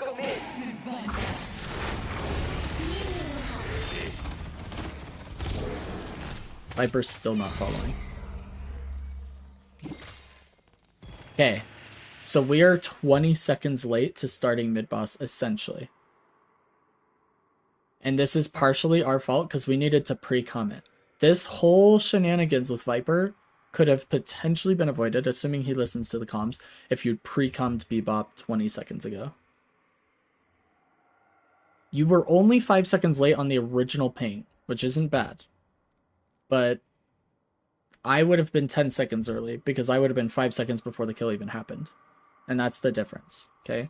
But does that help at all? Do you feel like I talked about the third earn now? Because the reason I didn't talk about most of that, or why a lot of this is feeling repetitive from when we originally talked about it, is because I'm only coaching you, and a whole lot of that was just teammates being really dumb or not listening to comms, especially if the comm was there. If there was no comm, then it would have been partially your fault because it should have been comms like, hey, we shouldn't do this earn, we're down a man, or hey, not everybody's here, let's wait to engage, right? But since you're saying those comms were made, there's nothing really more to coach you on. It was just like teammates going in one at a time into 1v6s and 3 of them died. And then you guys played under Walker actually really well, ended up losing Walker, but got mid-boss off of it. Yeah, no, I understand where you're coming from, Bullet. Unfortunately, the answer to that is no. Unfortunately, the answer to that is no. There was nothing more that I would have had you do that wouldn't have just gotten you killed and been unnecessary. So it was a let's cut our losses moment, if you had made the comm or if the comm was made, right? That's the only thing, because I can't hear comms. But since you're saying the comm was made to wait for the team, and then once you're down a man to back out, because we don't want to take a 5v6 earn fight, then no, there's nothing more you could have done. Your positioning was fine, and you tried to save your teammates, but, I mean, if they're going to int 1v6, there's nothing a page is going to do to save them. You can try and rescue beam them out sometimes, but you have to get close enough to put yourself in danger, so you could have died. So it's like, no, not a lot you could have done. It felt like comms were just not being listened to at all. Yeah, I mean, that much is clear. You guys went in 1v6, 3 different teammates, and then it took 20 seconds for team to do mid-boss, so yeah, I get that. Unfortunately, there's only so much you can do. I'm just glad you guys pulled out the win, because it was like mega freaking disorganized. The enemy team was just worse than you guys. But yeah, I mean, overall, questionable. The emissary matchmaking experience. Exactly. Bullet, I would actually like to add to this, like, really quick. It's not like a massive deal, but you're playing Deadlock like it's a horror game as well. And I feel like you're in panic mode sometimes and you get a little bit shaky. I would encourage you to not be so scared of the game. I would encourage you to, like, I don't know how to accomplish this, which is kind of my fault as a coach. I'll try to think of something, but I need you to not be in panic as the support player. You're the one that has to be like calm, collected, macro, and not let micro panic you. Because it's more important that you be calm and make good calls than you use your abilities absolutely perfectly every single time and you're like super focused on what's right in front of you in micro. Does that make sense? Deadlock is a horror game, man. What do you mean? I mean, with Holiday, like Bullet is saying, it is going that way. Especially when Bullet broke the VOD and we were looking at it with the goth filter, it was definitely a horror game. But in general, I would like to say that we shouldn't play it like a horror game. I don't know what you can do, and I'll think about it and I'll get back to you. But I don't know what you can do to not panic in the middle of a fight, or like what would help you do that. But if we can accomplish that for you, it would be really, really big. I just sent you the notes in Discord, by the way. Hopefully they're helpful. Heather says, I also think that there was entirely not enough owning the walls. Oh, for sure. For sure. I mean, I didn't see you own a single wall, and we only rank up through wall domination. When I get Bebop hooked, I'm scared. I mean, I get that, Crab Shack. For me, it's when I get slept by Haze, because I know the curse ult is coming and it's just over.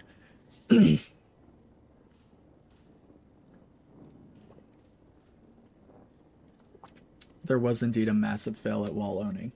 Definitely. For real though, I also have that problem. I get hyper adrenaline rush in fights as Viper and tend to panic. Everybody does it to some extent.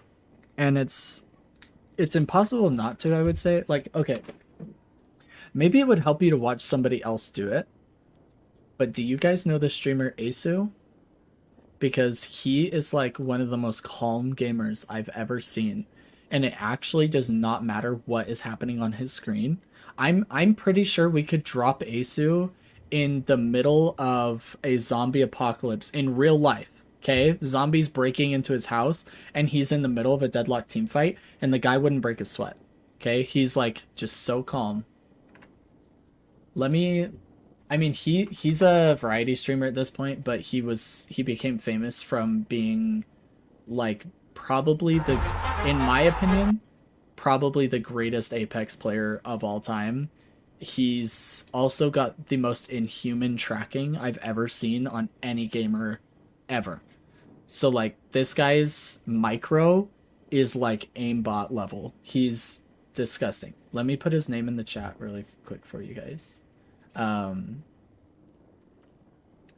actually just drop his twitch.tv. I would recommend you go watch, like, YouTube clips of him, video games, like, any specific video game you want to play. He doesn't play Deadlock, that I know of. But you can watch him play, like, Valorant or Apex or I think he's played R6, but maybe not. You just watch his demeanor as he goes into these fights. I don't know if it would help to watch another player be calm in like crazy chaotic situations, but Apex is pretty chaotic. Like very, very quick paced and constantly like a bunch of crap happening, and the guy's just mega calm. I don't know if it'll help, but I'm just throwing it out there. The guy is so incredibly calm at playing the video game in general, any video game. Um, but it'll help a lot, especially as in the support role, to not panic, because you're the one in charge of macro, and panic usually causes tunnel vision.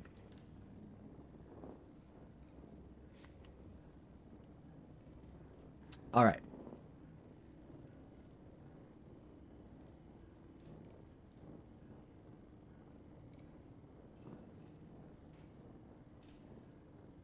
Let me take a look here. Do we have there is a new student, Ascendant one, that wanted me to take a look at their silver gameplay. Helitucked. Are you in the chat? If Helitucked is here, I can do his VOD review, but if he's not here, then we will either send Crabshack, are you leaving soon? Because you said you were lurking, but it's my understanding that you're like out of here, right? Because if I think we're planning on doing Crab Shacks another day, but if you feel like we could do it today, I'm happy to send it. But if not, we'll just do Pro VOD review. But that's up to Crab Shack, really. Oh no, I had... Okay, well now I have to find this video. Okay, let me download this match ID while we're waiting, though.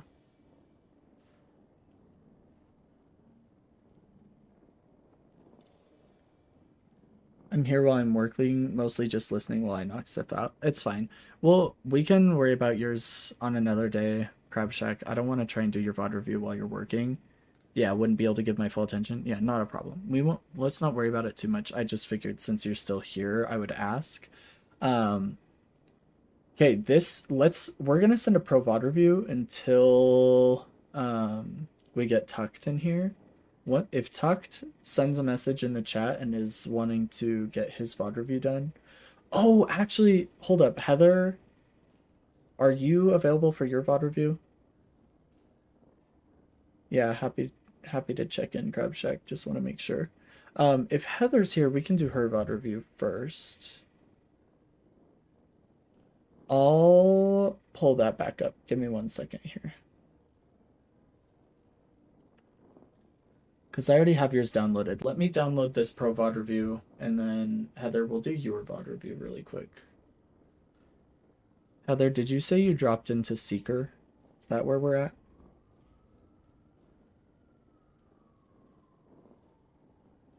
I cannot wait to see the wall doming. Oh yeah. Heather, if I don't see at least one wall dominated, we're gonna have serious issues. Okay. Give me 1 second here.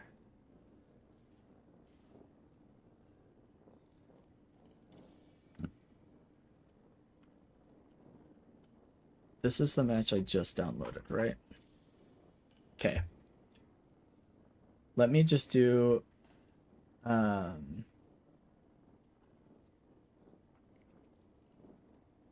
this. Okay.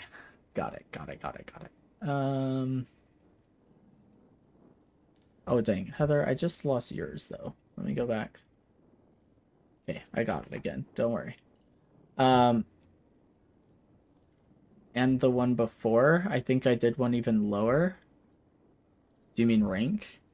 Like in Initiate, you mean? Because this is a Seeker too. Okay. Well, oh wait, is this Seeker? Yeah. We're gonna do your VOD review really quick. Dang, you actually had a really good game too. Let's take a look at it. Let's see if we can help you out, Heather.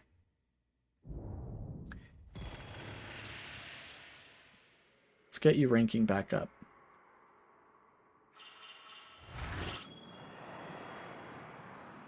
I will say support in low elo is hard to rank up. I would say support is actually one of the easiest roles to rank up with in like starting in Arcanist probably. But relying on teammates in Initiate and Seeker can feel really tough. You have to be a very, very dominant support.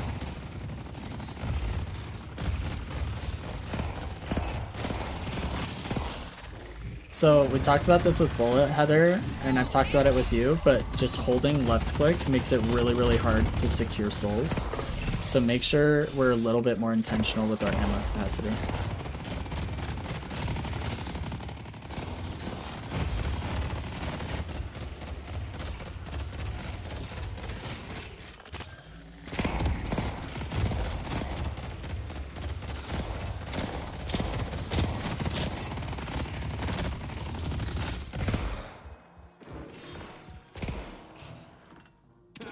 The old New York tuxedo.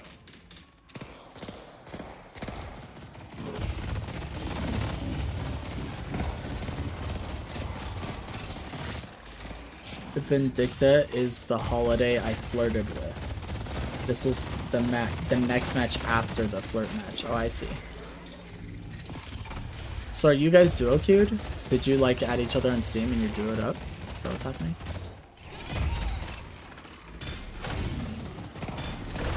Nice, okay.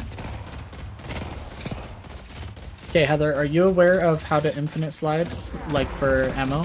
So like when you slide down while you're shooting, it gives you infinite ammo for the duration of the sliding.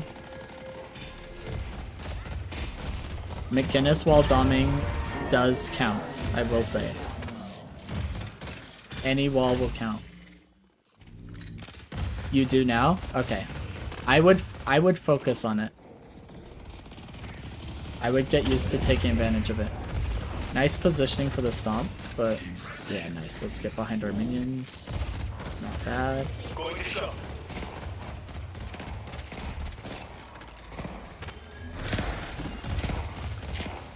Just don't get parried doming the walls too hard. We're in like Seeker. We're probably not worried about that. But in general, yes. For other viewers, be careful.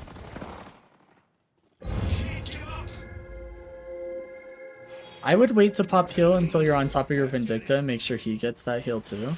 And then healing rate should be ticking right now while you're safe.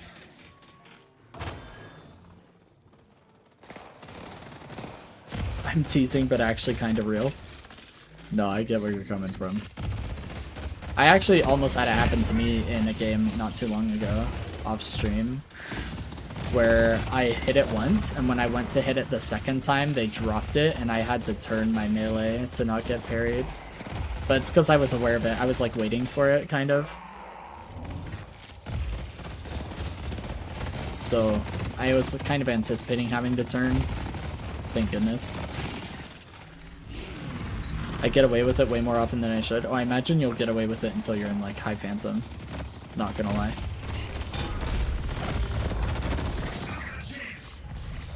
Nice work. So Heather, really, really good usage of your 2 to go up. That was really good. I actually do not want to see deaths on here. I think it'll help with coaching. I mean, I rarely look at it anyway, but I also think it'll just be nice to see if I can tell when you're gonna die. Good job getting healing rate value.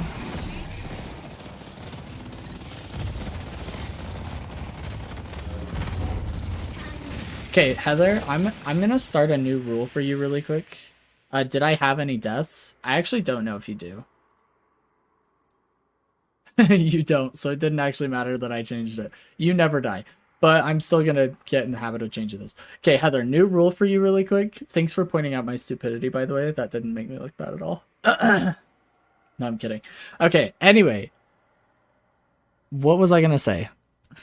Dang it. I can't even remember. Let me grab a drink. Oh, new rule for you. I remember now. Okay. New rule.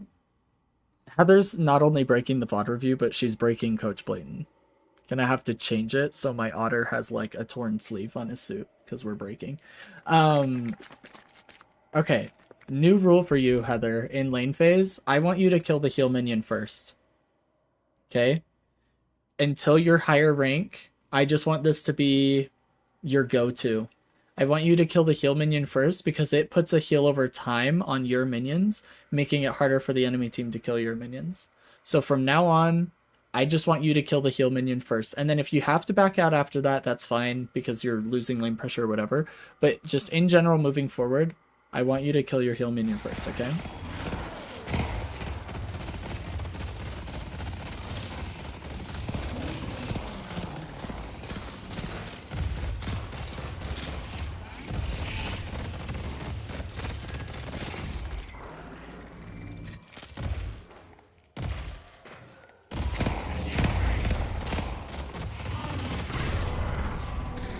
Work. Nice work.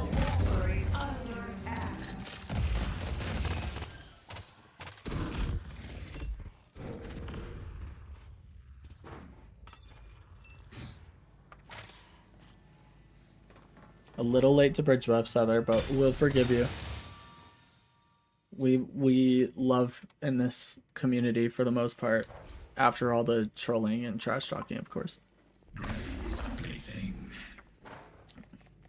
You come for Vin to get bridge buff? Wait, on the other side or what? Oh, yeah. He went and got the movement buff. Nice work, by the way. Oh, you come for this one? Wait, didn't you get this one though? Wait, am I crazy?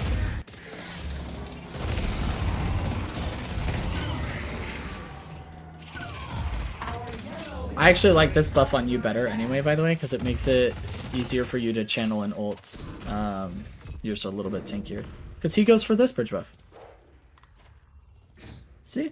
You guys, your lane got both bridge buffs, because you guys are W teammates. Don't feel bad. Survival buff's actually better on you than Celeste. Slightly. Celeste can use it too because she's mega squishy, but you being able to channel ult with the buff is actually really big.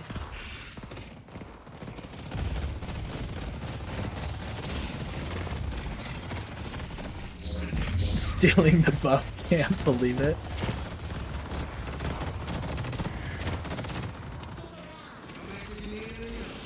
Don't be scared to use your 2 here. So like, right here.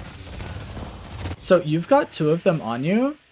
Don't be scared to just turn around and use your 2 to get closer to Guardian without taking damage before. Because look how much damage you're about to take. 712 health. Dang, almost 200 damage, Heather. And your 2's off cooldown. It's only 20 seconds, right? So I would just use my 2 and get out, save yourself 200 damage, and then heal back to full. Way more pressure on you. I come to see if the 2 side lanes needed us to get them, and then told Vin to get one side and I got the other because I saw them push back and fighting. Oh, I see what you're saying. Okay, you told the other lane to get it and then decided to go get it. I see what you're saying. I see what you're saying. Well, good, Heather. That's absolute W gameplay to help your team get bridge buffs and communicate to them.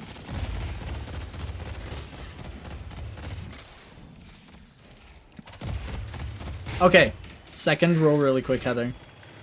You're in low enough elo that I want you to outbrain the enemy players, and this is how you're going to do it. Okay, are you ready for this? I want you to kill heal minion first, and then I want you to focus on stealing enemy orbs first. So like when they kill your minion and the orange orb shoots up, I want you to shoot it. Like I want you to save all your ammo and just sit there and let them like try and kill your minions slowly, even though you killed heal minion first. So it's going to take them longer. They're going to take more damage doing it. And then I want you to steal as many orbs as you can. Every single wave. Yeah. I want you to steal their orbs. Because they're not securing their orbs properly. And it's going to give you a soul lead in lane. So if you do it every single wave, you'll actually hit your ultimates first as long as neither of you dies. That's your second new rule. So you've got 2 new rules. You've got kill heal minion first, and you've got steal enemy orbs.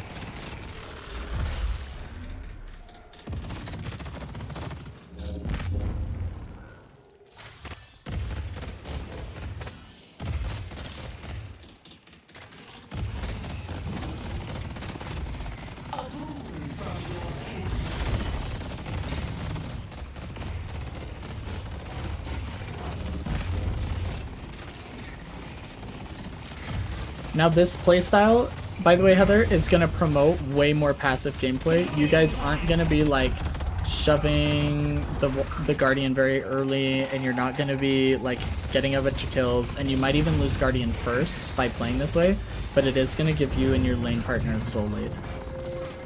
And Dynamo's lane is pretty garbage to begin with, so it's probably better to play that way anyway.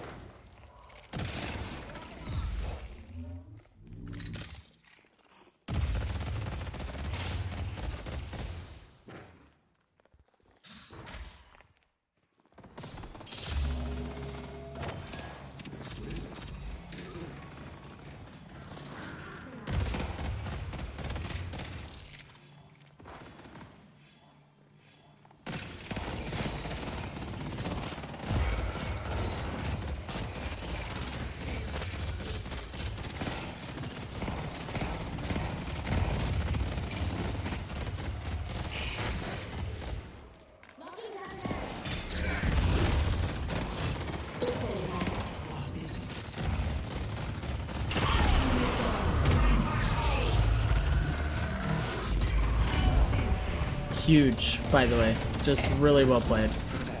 All the way around. Okay, I want to take a look at something really quick, though. Heather, I want you to understand something. This is how many times you use your 2 throughout this entire game. Okay? 1, 2, 3, 4, 5, 6. 6 times. In the whole game. Now, maybe this game you use it less than other games. But this is like a 20-second cooldown will be a 15-second cooldown.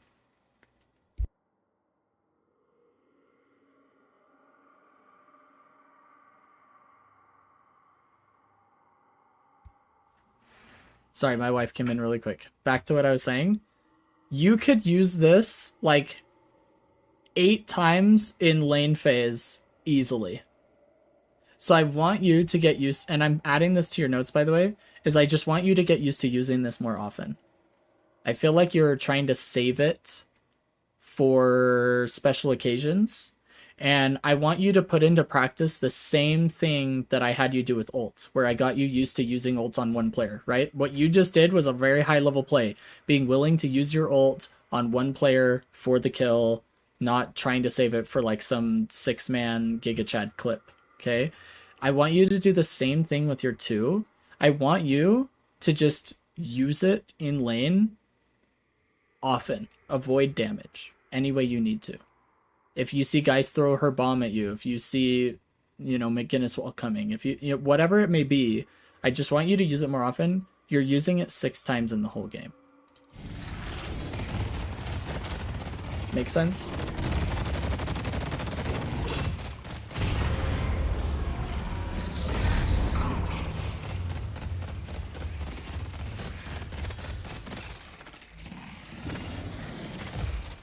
But your heals, your stomps, and your ult on the Geist, all of that has been just phenomenal. Very well done this so far.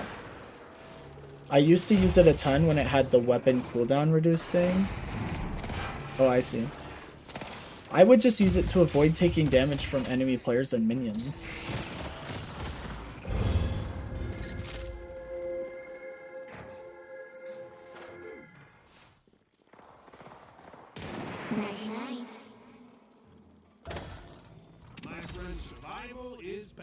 What does his 2 do now? Reduces non-ult debuffs by 50%? I see.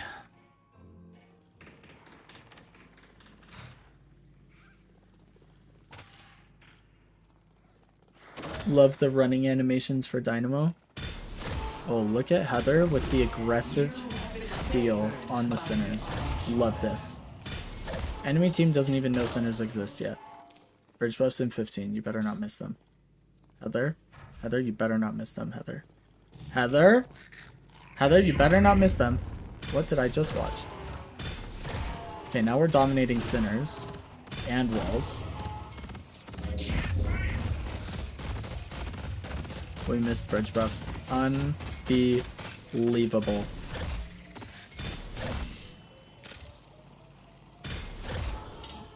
We are not looking at the minimap and clock while hitting that Sinners, Heather. We should have gotten bridge buff and then finish the Sinners. Oh my goodness, 20 seconds late. Somebody ban her. Somebody ban Heather. First off, I've only seen one wall dominated. Second off, 20 seconds late to bridge buff. Just saying. Is this the bridge buffs doesn't matter game? Bullet, don't bring that up. We're still healing from that. I need you to not bring that up. That's a very sore spot in Heather's history, and I need you to just not bring that up. I domed that Sinners so good. You did dominate the Sinners. Why is your Vindicta invisible right now? Like, what kind of hacks are you guys playing? Oh, now he's visible. Did you guys see that? Look at Heather breaking the VOD review again. Invisible Vindicta right here. Unbelievable. Freaking cheaters. See, right there would have been a good time to use your 2 and grab your Vindicta.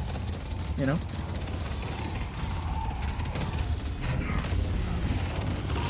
Oh my gosh, what a snipe!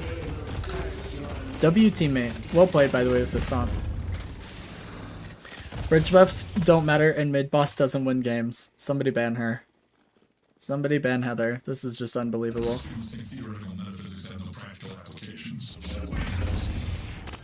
Nice work. Nice work. You better dominate the Sinners. Oh no! That Sinners was free for you. Let me actually do the map view trick here. Let's just make sure we're seeing what's on the minimap. But I would have stolen their Sinners for sure. Earn spots.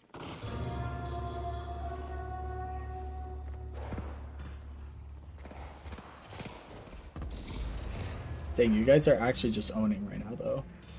You've got all 3 Guardians, and your soul lead is so high that you are making them have a retake earn on first 12 minutes spawn. Oh, I would ult here. I would ult here. No.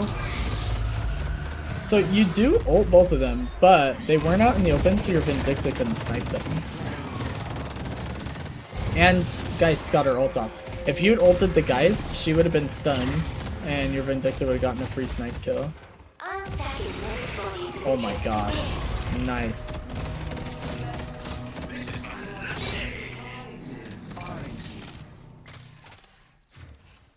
So that was a golden opportunity for you to dash forward and ult both of them. I would definitely take advantage of those moments. When they're out in the open like that, so your Vinny can just snipe them for free, stuck in the ult. Yeah.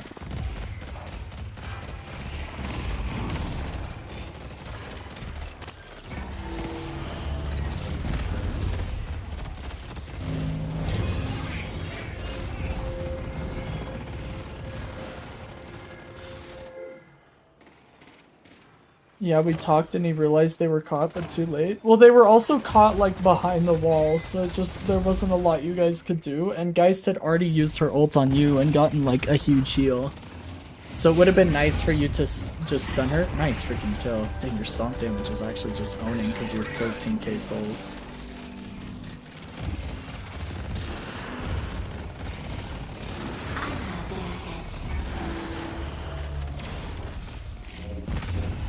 Nice! I was about to say, you're in low no elo, I would have just heavy melee'd that guy. Because when you heavy melee somebody and you're behind them and they're not looking at you, they just never parry in like sub-emissary. Maybe even sub-archon. They're just not paying attention to that.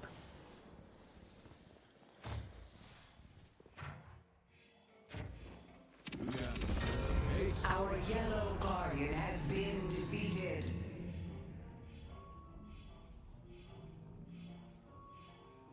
Protect the Urn Runner. Our yellow walker is under. Heather, you have about 10 seconds to get to this bridge buff before I kick you from the chat. Thank goodness. Oh my goodness. Help me with the urn.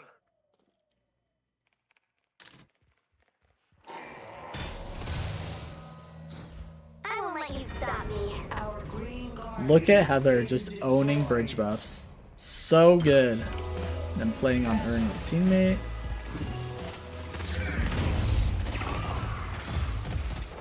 Yeah, I'd be careful. You need to get back to Urn because your teammate is alone there. Yeah.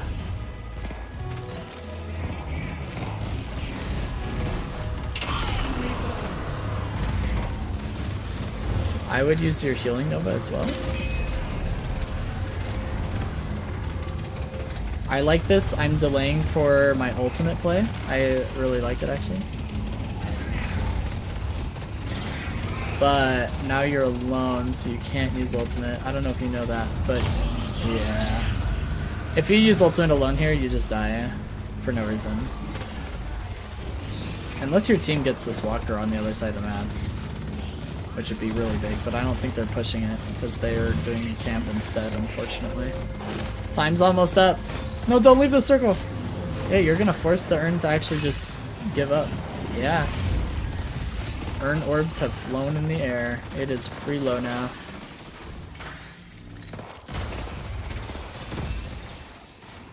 Does the team not know you are there? I'd be more worried with like, if you guys are gonna lose Urn, you should take a walker.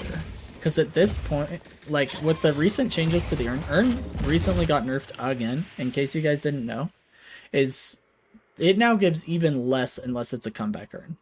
And if I'm not mistaken, this was a neutral Urn pickup. If I'm you, Heather, I would actually just tell them to get this walker, because these two could have gotten that walker forever ago. And you still managed to somehow survive and get the Urn to shoot the souls up in the air, which is insane to me. But they should have gotten this walker off that. Like, you don't all have to be at the Urn every time. You can just trade it. Nice kill, by the way. You should push this walker now. Yeah. Yeah! Yeah! I think you have heals up though, unless they're on cooldown. Nope, you have heals. I would use heals, and I would get, like, healthier. Neither of your low teammates are here, but I still would have used heal. Don't get hit by fireballs. They hurt. They're mean.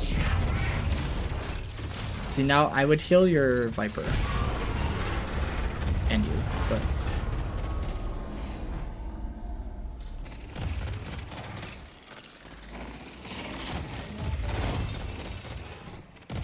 Time to leave. You guys are overstaying your visit. There's nothing for you to accomplish at this point, right? You already got the major objective. Time to leave.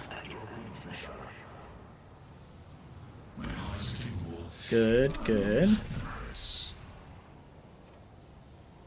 I think I even said that too. Nice, Heather.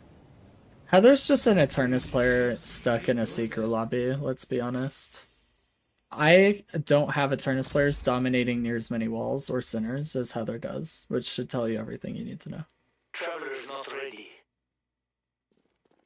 Okay, you guys have another Urn in 10 seconds, because other Urn was picked up super late and took forever to depot, so that should be our next priority. Ooh, 4 of them here. I hope you calm that to your team. Dang, you just keep stomping them all. Keep going. In fact, if they push up, just ult them under that walker. Now you got team here? I would go in and ult right now because you have team. Dash, dash, slide, slide, dash, slide. Oh, the doorman ult. Oh, you can save your 2 for the damage, Heather.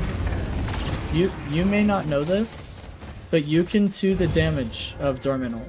So like when you get to the end, or even not waste any stamina getting to the end, you just use your 2 at the end of the timer, and you won't take damage. No mercy comes for you today. So now you know. Huge stomp. Oh my gosh, you and Vindicta are actually just so made for each other. Yeah, your 2 makes me immune to the damage. So if you're ever in a Dorman ult, don't even worry about getting to the other end. Sit there, take a bite of your sandwich, sip of your water, maybe watch a music video, whatever you want to do. And then when the timer runs out, use your 2. It's not always the recommended route. Like sometimes there's going to be something, like in higher elo, there's going to be something happening after you come out of Dorman ult that's going to be even worse. And you want to save your 2 for that. but in your elo, I would just 2 every dormant ult. Yeah. Literally just stand there. Like, just don't even waste stamina, so you have all your stamina when you come out of the door. And just use your 2 on the dormant damage. So it's like near the end of the cast, like maybe when it's, you know, 3/4 of the way done or 4/5 of the way done, because your 2 has like an actual channel time. And you just send that bad boy. Bridge buffs. Oh, no, not bridge buffs. Your service is appreciated, Mirage. Now we're going bridge buffs. Okay.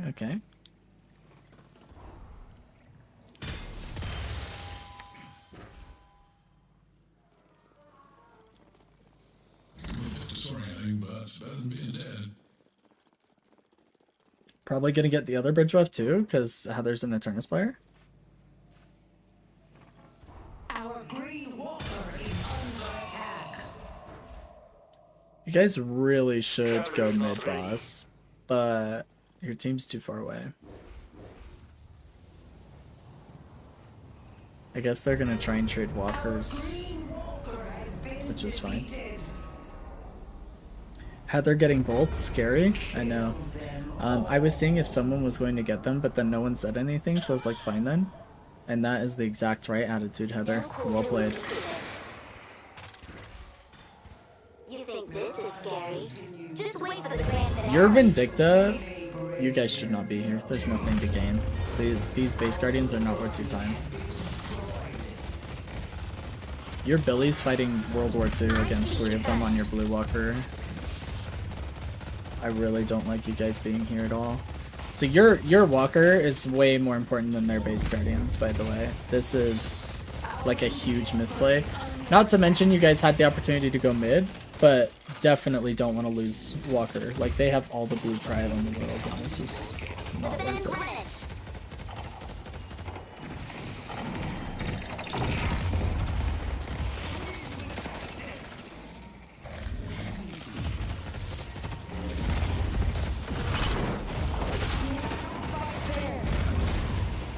I would ult those two.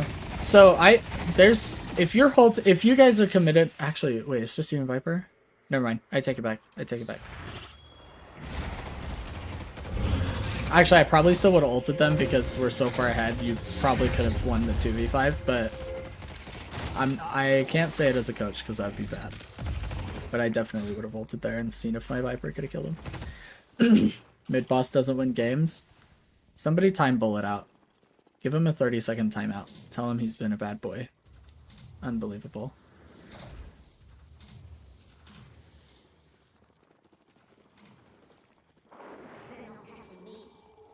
Unbelievable, you guys.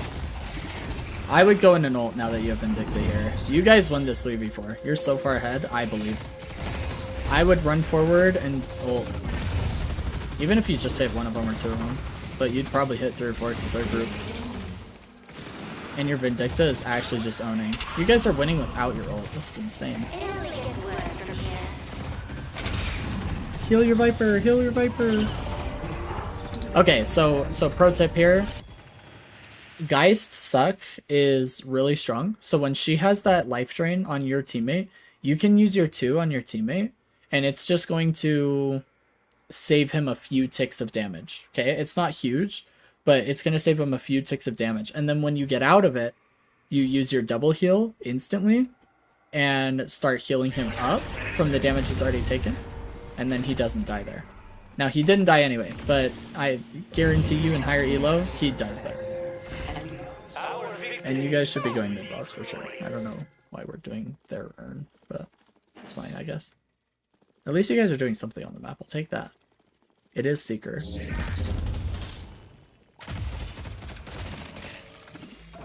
Probably Heather calming. I'd never see Seeker players doing the urn. Heather's probably telling her team what to do. Yeah, just go mid boss. I hope Hagon is watching.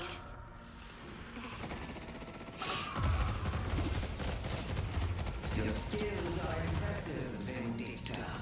I was calming a ton this game. Well, that's good because that's your job as the support player. You have to help your team's macro.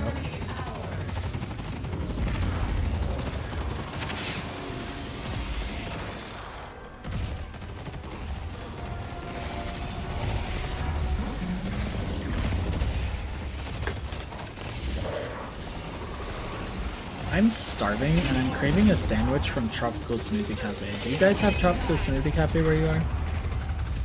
Those stomps are hurting. I'm watching. Look at the stomp damage that Heather's got. I mean, to be fair, we are like 50k ahead of the enemy team, but still. You've never heard of it? I wonder if it's just a Utah thing. Oh, it's not. Heather knows of it. Tropical Smoothie Cafe is so freaking good. And there's a sandwich there I always get, and I'm kind of craving it. I might have my wife pick it up on her way home.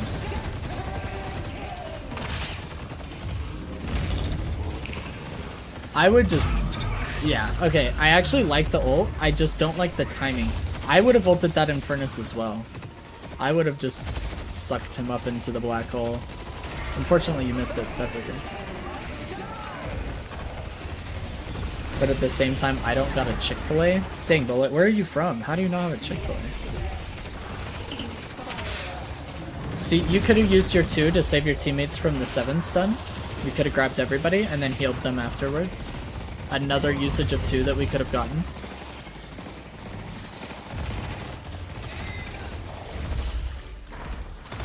And then it would have been off cooldown for this next usage, I'm pretty sure. Or very close. Oh, that's so sad. Geist gets that swap off. How do you not die here? You are legitimately 1v5. Heather's just the best. Use your 2? Yeah, yeah. I would stay up here. Oh, actually this works too, because she can't knock you off it, but... I would have gotten on the lightning rod roof up there. Just stay as far away. You're from Montana, Bullet? Okay. Dang, that's crazy that you guys don't have like Chick-fil-A or Tropical Smoothie Cafe. Tropical Smoothies. So good. Heather's stomps are tilting me. They're just like way too strong. What am I watching, actually? I will say, Heather, for how ahead you are not building near enough defense. Like, I really want you to have an Indomitable at this point in the game, so they can't just stun you out of your ult channel. Nice 2 save. See, that's what I'm talking about. We need you doing that, like, all game long, all the time, just all game.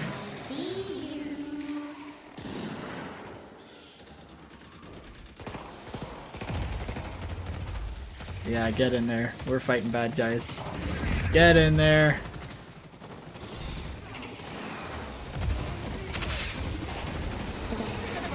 Oh, this stomp is so big. Oh my gosh, that stomp is so big.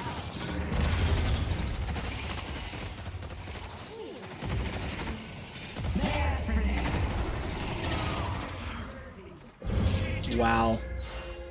Okay, so to be fair, Heather, this game is not one that I'm going to be able to give you a whole lot of coaching on because you guys just dominated the enemy team. I mean, it was just like a... I mean, you guys just stomped. Literally, no pun intended. Why cannot my dynamos be like Heather? You know, Bullet, there is a solution to that. You can actually have a dynamo exactly like Heather. You just queue with Heather. Okay. Alright. So really quick, let's go over like the minimal coaching I am going to be able to give you from this game where you just absolutely stomped the enemy team. Is there a way, like, can I not have like super loud music? There we go. That's fine. Backgrounds, Deadlock is fine. Okay, so for lane phase, the only things I really want you to focus on, Heather, are kill the heal minion first every wave. After the heal minion, focus all your energy on stealing enemy orbs. And don't be scared to use your 2 way more often to avoid damage from enemy players and minions. It'll help you take positive traits. Now, we've talked about this before, so we're gonna have like a rehash really quick. So rehash, be intentional with your ammo. Don't just hold left click till you're forced to reload. Okay? I'm gonna add that in there as like a... We've talked about it before. Okay. Next thing.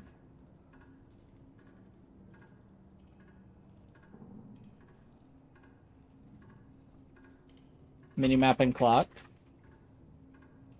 Okay, we were hitting a sinners when a bridge buff was spawning. That just does not happen from Coach Blayton's students. Okay, minimap and clock. Last thing. Anytime you're in a XVX scenario in which your team is even in numbers. So I'm actually gonna itemize these so you can see them a little bit easier. So your team is A, even in numbers, B, has numbers advantage, or C, has significant soul lead. I'll say 10k to 15k plus souls.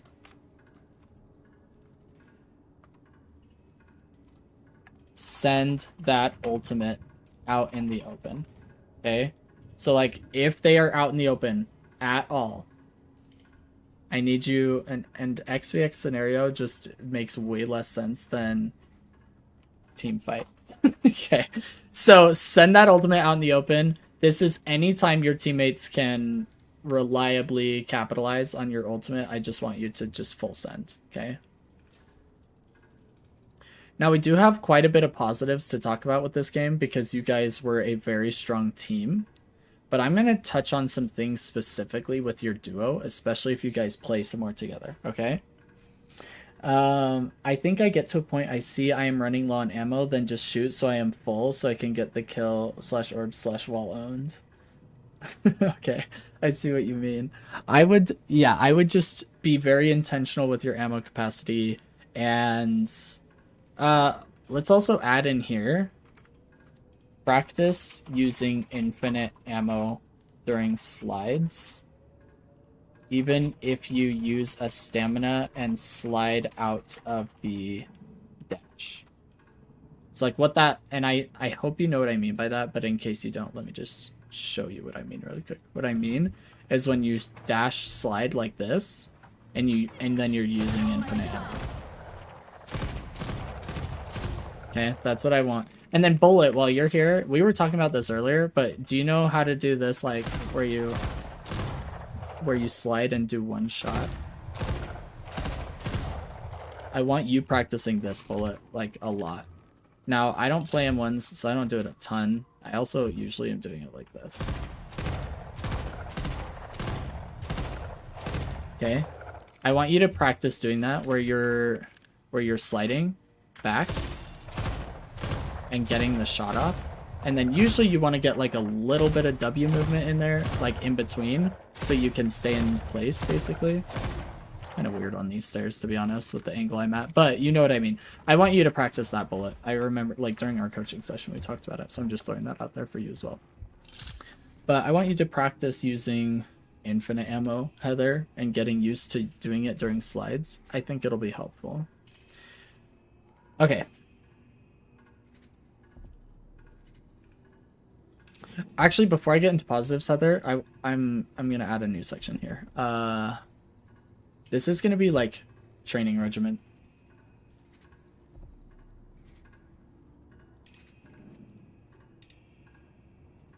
And I do this specifically because I know it helps Heather a lot, and also it helps low elo players in general a lot more. Okay. So first training regimen. Sorry, let me get like a... There's no good colors. This'll work. It's not a great color, but it'll work.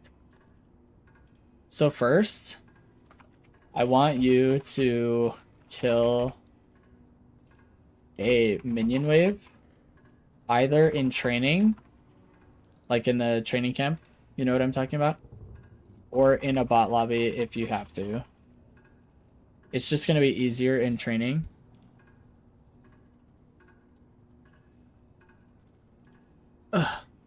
With one magazine. No reloading for all 4 minions. And no melees. Okay? And I want you to do that to get used to how many bullets you can get off during a slide dash, or during a dash slide, rather, other way around.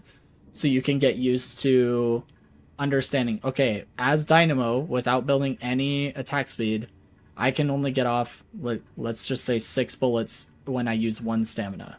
So I have to slide to take advantage of infinite ammo, and then I have to dash slide and get 6 more shots off.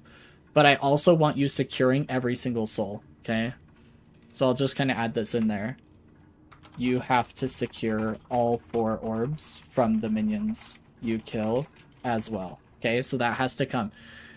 Generally, this is not going to be done while sliding, just to ensure that you actually hit the shot. Otherwise, the enemy team can steal it. So I would keep that in mind. At least 4 bullets need to be used for orbs, which means in your 20 ammo capacity, you have 16 bullets and however you want to utilize infinite ammo to accomplish this goal, okay? I want you to practice this. The second thing is I want you to use ultimate at least 1 time in lane phase with somebody out in the open that is around 50% HP or lower. I want you to just send it, even if your teammate isn't super close. I want you to get used to pulling the trigger quickly and making the decision on the fly, I guess we'll say. I recommend this in a bot lobby for practice and to not affect elo. But you do you. Okay? I say that because I don't do that. My teammates have to deal with me learning. I never use bot lobbies for practice. Like, I just send... I also can't really practice against bot lobbies because, like, Eternus and bot lobbies are pretty different. Go figure. These are the 2 things I want you to focus on for training with the next, like, few games you play. Like, the next 20 to 25 games, I would want to see this improve because I've seen it a lot in your VODs, and so we need to do something to force the improvement, if that makes sense. Yeah, no. Oh, and then in your training regiment, make sure you're implementing this, okay? So this needs to be a part of your training regiment, okay? First, you're killing the heal minion, okay? I'll put it right here just in case.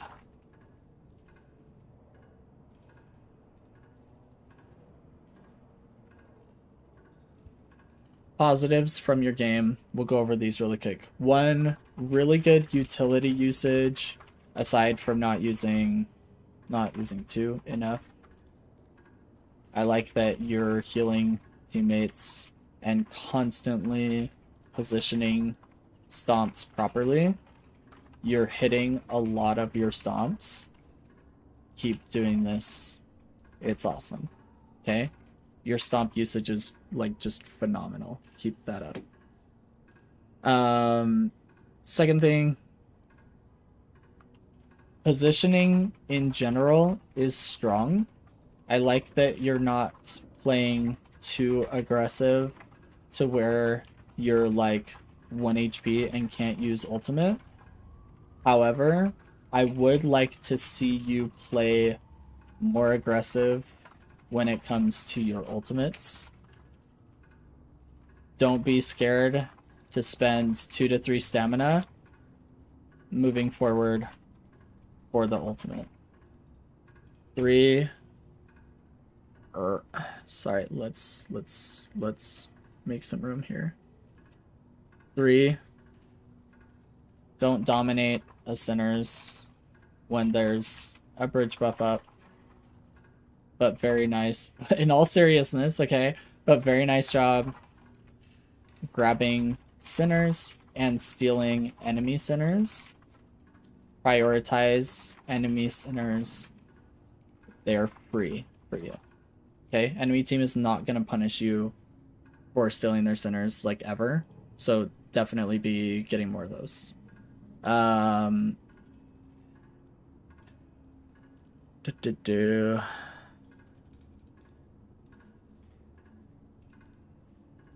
I think this is mostly like the positives that I want to outline from the game that we watched in particular. And I want you to keep improving in those areas, right? That's the point of the positive section, is don't get lazy, like focusing on all these other stuff. Like Coach Blayton called me the GOAT, so now I can just coast. Like, no, that's not happening. Pedal to the metal, keep improving. And I just sent it to you in Discord, so hopefully you can use that. And hopefully the coaching helped, Heather. Hopefully something I said was helpful, but I mean, that game is hard to coach because you guys just kind of stomped them. Oh shoot, there was another thing that I was going to mention, but I didn't. When you're that far ahead, build a little bit more defensively.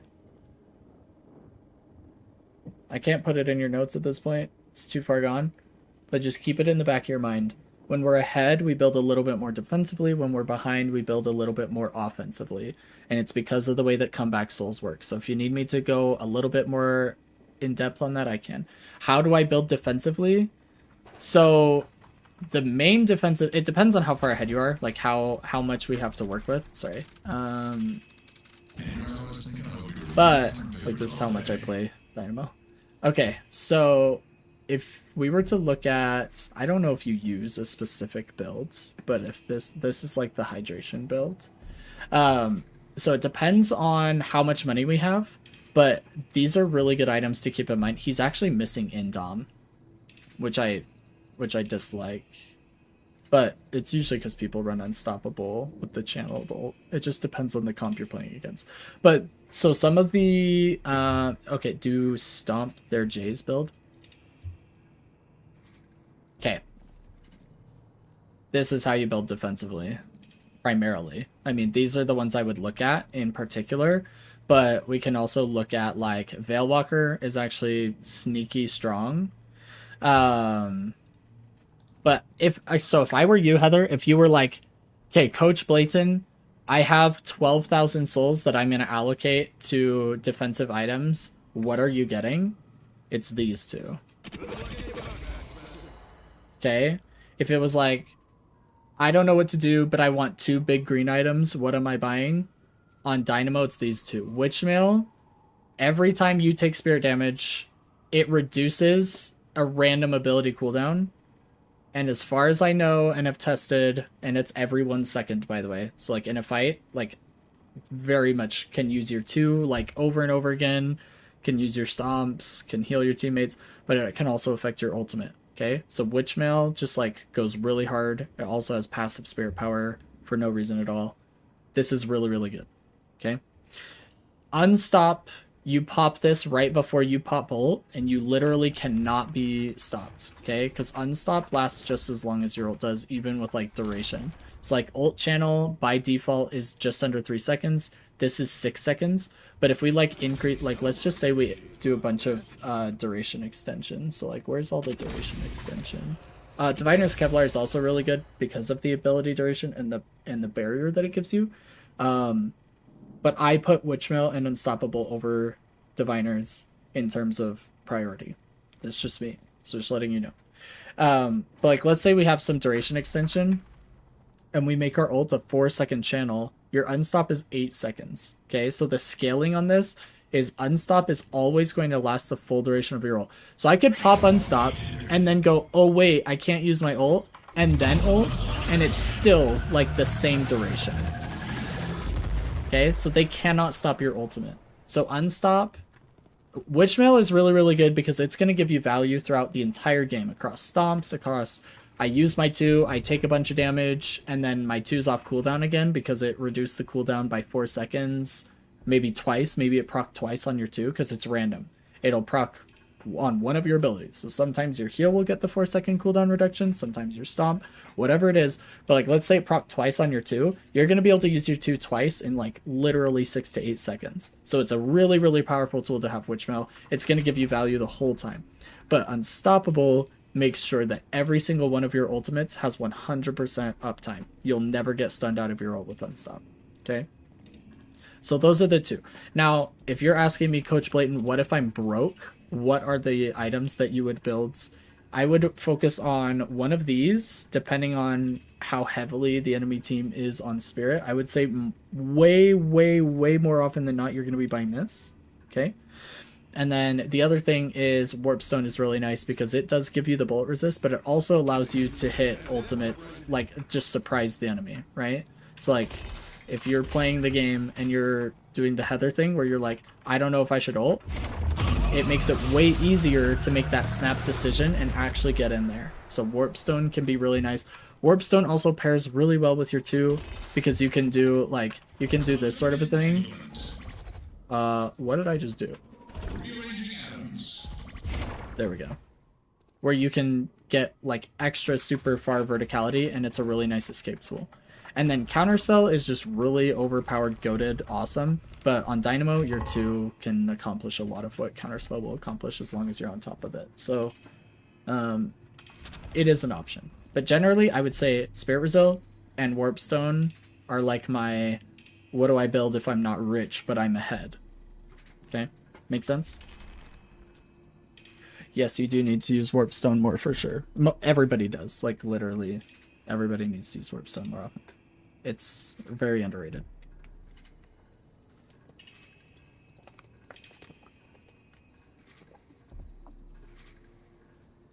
Okay, hopefully that helps a little bit with your building defensively. And we can kind of go from there. Tucked still hasn't popped in the chat from what I can tell, right? I need to play more and break out of my default build I like to use. Yeah. Being more versatile with your builds is gonna be a big thing. But also have fun, right? Like you don't have to play the best build all the time, every single game.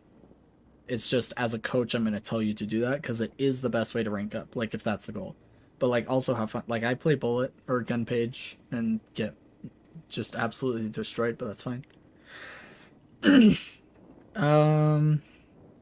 Okay. So the only coaching I need to do is Crab Shack, which we'll probably be doing next week because I may not even be able to stream tomorrow, unfortunately. That or Saturday, depending on when Crab Shack's available. And then Tucked. But Tucked isn't in the chat, so I don't think we're going to be doing his coaching today unless he jumps in later. So we'll probably do a Pro VOD review here in a minute. Try to experiment with laning phase. That's what helped me learn more about picking items than sticking with defaults. That's good advice. That's good advice. Let me ignore you guys for a second.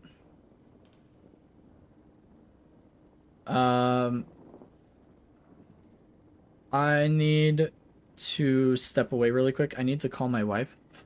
So give me like 5-10 minutes, I don't know, because I'm gonna be right back. And then we'll probably do Pro VOD reviews when I get back, but I'll be with you in a moment.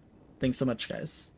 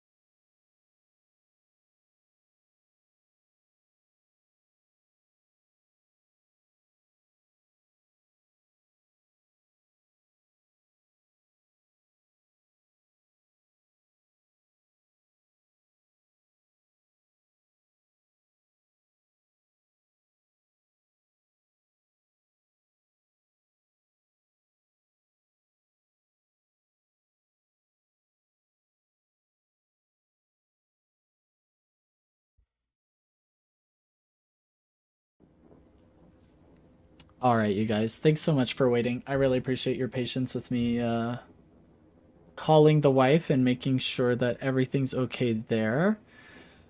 I am back. However, let's see. I have a Pro VOD review that I want to do, but what's funny is like I actually want to do 3 Pro VOD reviews of the same game. So it'd be the same final game from yesterday's Deadlock Night Shift, but we'd be looking at it through 3 different heroes' perspectives. So it's kind of up to you guys which one we start with. Because I want to look at FPSL's Holiday, because I haven't done a Pro VOD review of a Holiday at all, and with her most recent change, I feel like now is a really exciting time to review. I also feel like Xeno had an exceptional game as Holiday.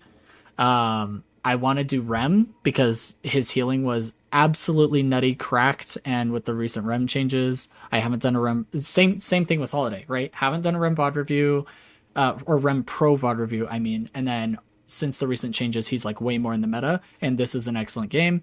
And then lastly, I don't think I would mind doing Mirage, because Mirage had a pretty good game. Mirage usually has been struggling in pro play, so I would like to see how he made it work with his team, like what it is that Lefa did differently. But they're all the same game, so we'd basically be reviewing the exact same game from 3 different heroes. But I think it would be fun to break it down. Do you guys have a preference on who we start with? Holiday, Rem, or Mirage?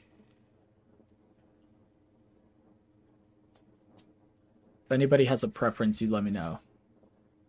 Because I think I'd rather go in that order. But it's up to you guys. Like, I think I'd rather just do Holiday than Rem than Mirage, but it's up to you. I'm fine with what you want to pick, and Crabshack says Holiday 100%, and Heather just said, ooh. So, I guess it's Holiday first.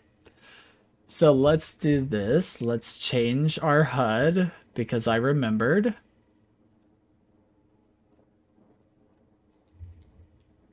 We'll actually do the night shift symbol for Pro VOD review. How's that?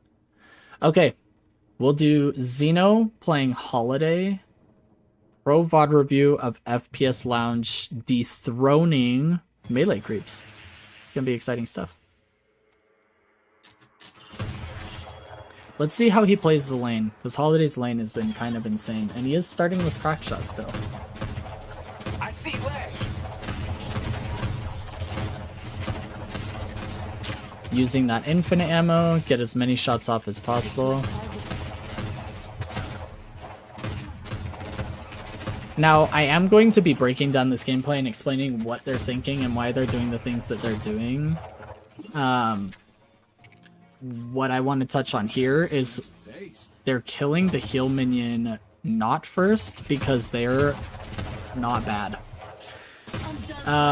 You don't always want to kill heal minion first. It's actually a low elo error to kill it first all the time. You're not always going to want to kill it first.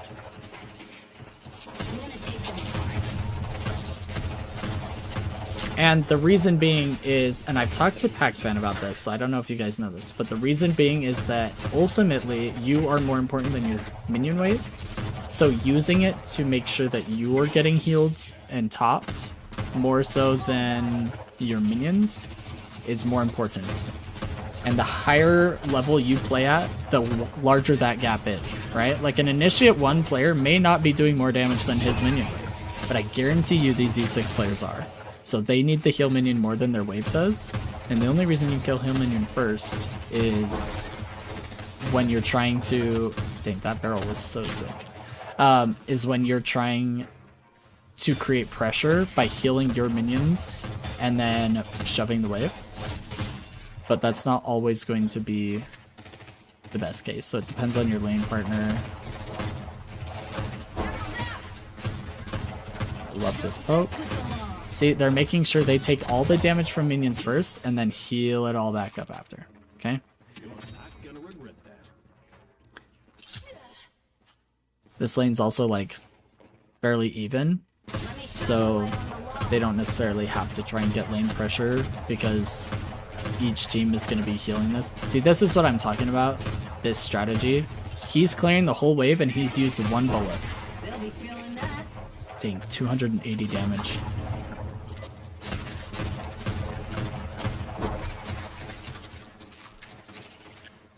Dang, they got lane pressure now. Wouldn't you say? Sheesh. Go steal their minis. Go steal their minis. Okay, so they should be prepping to go steal their minis after this wave. Because it should respawn at 3:30. I think they got it right at 2. So boxes just spawned. If I'm them, I'm stealing boxes. Oh, they're going together and doing a different box route on the same side of the map. Well, minis should respawn in 10 seconds, and I would have preferred they be positioned to steal those, but it's not the end of the world. With burst, it's at least 300 plus. Yeah, with mystic bursts, we're gonna be, and crack shot, it's gonna be insane damage for sure. See, now they stole our minis instead. So Saya is using his carbine for the extra movement to get away. Saya is the paradox. Sorry, since we don't have the names, because this isn't like actually Deadlock Night Shift, I should probably refer to them as their hero and not the player, because not everybody's gonna know who's playing who. Except for Xeno. I'll refer to Xeno because he's the holiday. See, look how he kept that 1 bullet in case that minion died. He was gonna be able to secure the soul. So he's very intentional with his ammo capacity. Always focusing on making sure he's securing those souls. Good usage of a bounce pad that was already there. Has to use another one to get out. Good air strafing movement, so he's not holding W that whole time. If we had like a little keyboard, you know, when people show what they're pressing on their keys, he's not pressing W, he's just using air strafes to maintain momentum. So when you're in the air, you're not holding W. Valve mechanics. Grab some orbs while you're healing, and then get back to lane. Let's take a look at his APs. So he is sending a lot of points into his 1. Looks like he might actually be maxing his 1. Maybe he'll get the extra damage on his ult. We'll see. And we're rushing the Spear Spike. Now, we do miss the bridge buffs because we were resetting. Unfortunately. It's just unfortunate timing.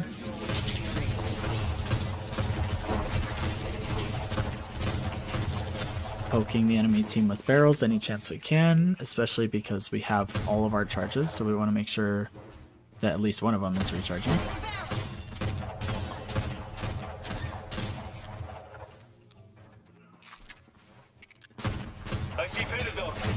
We're so close to getting rapid recharge.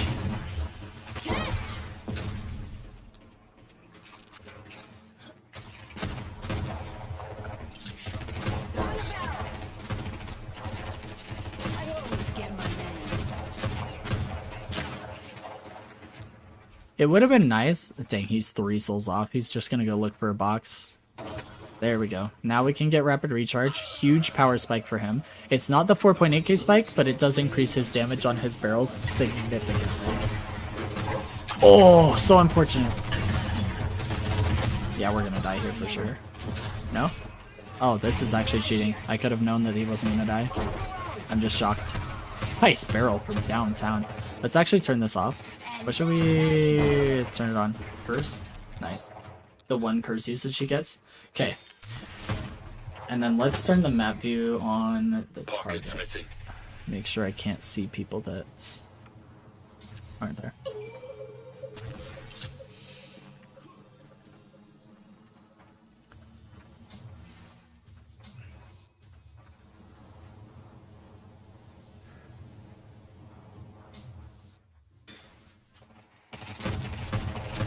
Trying to get that crack shot. Look at how much he's sliding around during lane phase. Pay attention to that. Look at how much he's utilizing this infinite ammo. That's really unfortunate.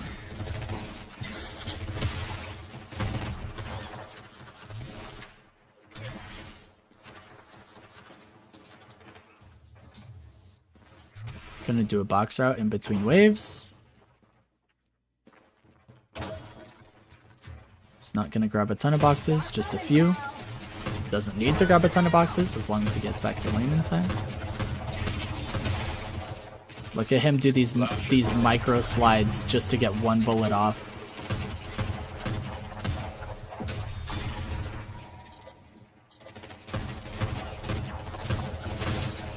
This is actually the perfect game to review based on everything we've been talking about. This is a great fight for us on our side of the jungle. Unfortunately, they do get out. Here comes the bird. Ouch. Dang, that barrel from downtown. Trying to help Billy out. Billy has 7.1k souls, so, you know, helping him out any way possible with that barrel before resetting is huge. Just really, really small decisions like that. So, like, throwing a barrel before resetting to help your teammate just adds, like, a little bit of value. Even if you miss the barrel, it's the thought behind it, right? The idea that we're trying to get any little bit of damage because we do not want them getting out with, you know, 150 HP when we could have done that damage before resetting instead of just resetting.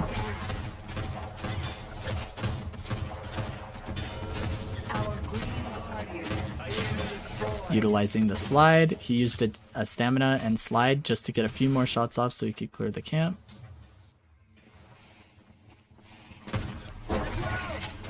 Goes for poke, trying to take a positive trade. That was a positive trade. Our barrel hurts more. Will someone shoot him already?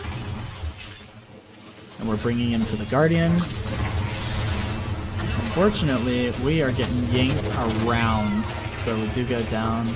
Unable to kill him. There's 4 here. And we get double ulted. Triple ulted, Paradox ult too. It's unfortunate. Question, how do you counter Holiday's absurd movement ability?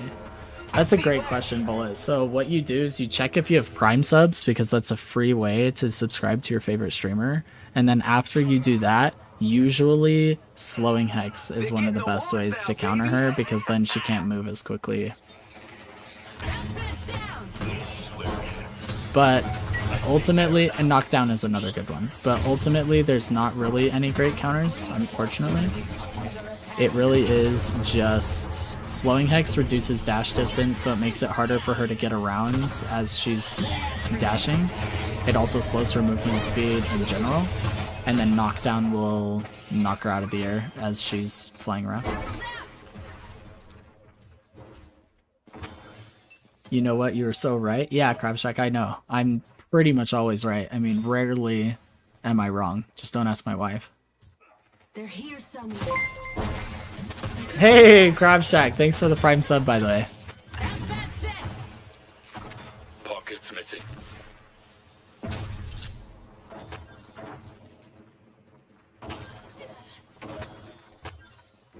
Appreciate the support. I do really like the way that Xeno is taking advantage of these like really small downtimes between waves, and just he doesn't do a huge box route. If you guys notice that, he grabs like 4 to 6 boxes is all. But like 4 to 6 boxes every single wave over the course of a game. Imagine how much further ahead he's going to be than you or me playing like that. Leave them to me.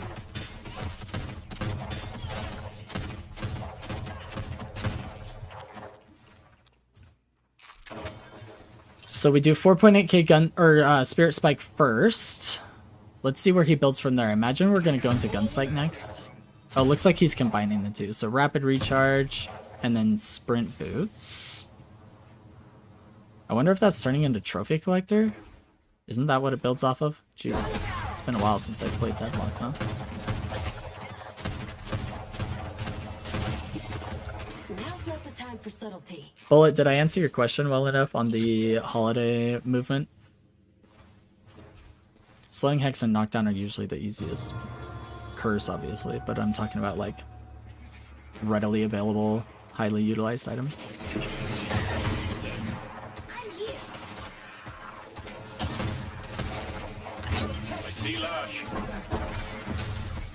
Okay, good. I just want to make sure you feel like your question was answered.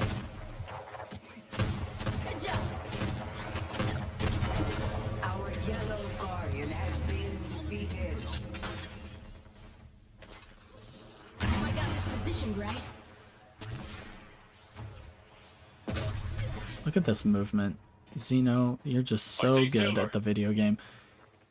Look at the way he plays close enough to walls that he can almost always jump off of them. His usage of momentum. Anytime his momentum starts to slow, that's when he utilizes another stamina to make sure he's moving at maximum velocity as much as possible. Very well done here. Now we're looking to get into this fight, but from a safe place, because Holiday is mega squishy and he's like half HP already. So him just going in to try and help on this urn fight is just going to give the enemy team an unnecessary kill, right? So he's playing a little bit far back, he's probably going to play on the edge of this urn almost the entire time. Holding Warden still so his team can kill him, and now he's going to play safe again, right? There's no need to die, right? You want to play with your team, but if you die, you can't play with your team. If you play out of the pit, you may still be able to play with or for your team. Now, that last roll is mega scary. We're super dead here, for sure. Yeah. But look how much more uptime he had in the fight, even with like 300 HP, 500 HP or less, because of his positioning throughout the fight. Oh, dang, we just lost our walker off that, though. And they're pressuring another walker. At least... Oh my gosh, and they got Urn. This was just so very bad. We lost the fight, we lost Urn, and we lost our most important walker. That is horrendous. This is going to be a great game to analyze how to come back from a 10k soul lead after losing your most important walker sub 15 minutes and losing first Urn. I mean, can you guys come up with the worst scenario on how to start a game at 15 minutes? This is going to be an awesome game to watch the comeback for. Let's see how he plays. He's aware that bridge buffs are up in 30 seconds. And so he's trying to think, what can I do without having to miss out on the bridge buffs, right? Because he understands how important this bridge buff is. So look, 15 seconds, he's like, I got to get back up there and defend it. I got to watch the jump pads. He knows somebody's here. He hears Paradox. So now he's being forced off. Unfortunately, because he went down there and wasn't able to accomplish anything. What was it over here? He had to give up the bridge buff entirely. Had he stayed up there the full 30 seconds, he would have held it. But, I mean, we're at a level of gameplay. I tell you guys to be 10 to 15 seconds early. We're at a level of gameplay where we legit need to be like 30 seconds early, right? In pro gameplay, the highest level of the game, there's no like, oh, I was 15 seconds late to bridge buffs. It's like, that's 45 seconds late. You gotta be there, oh, freaking wave earlier, basically.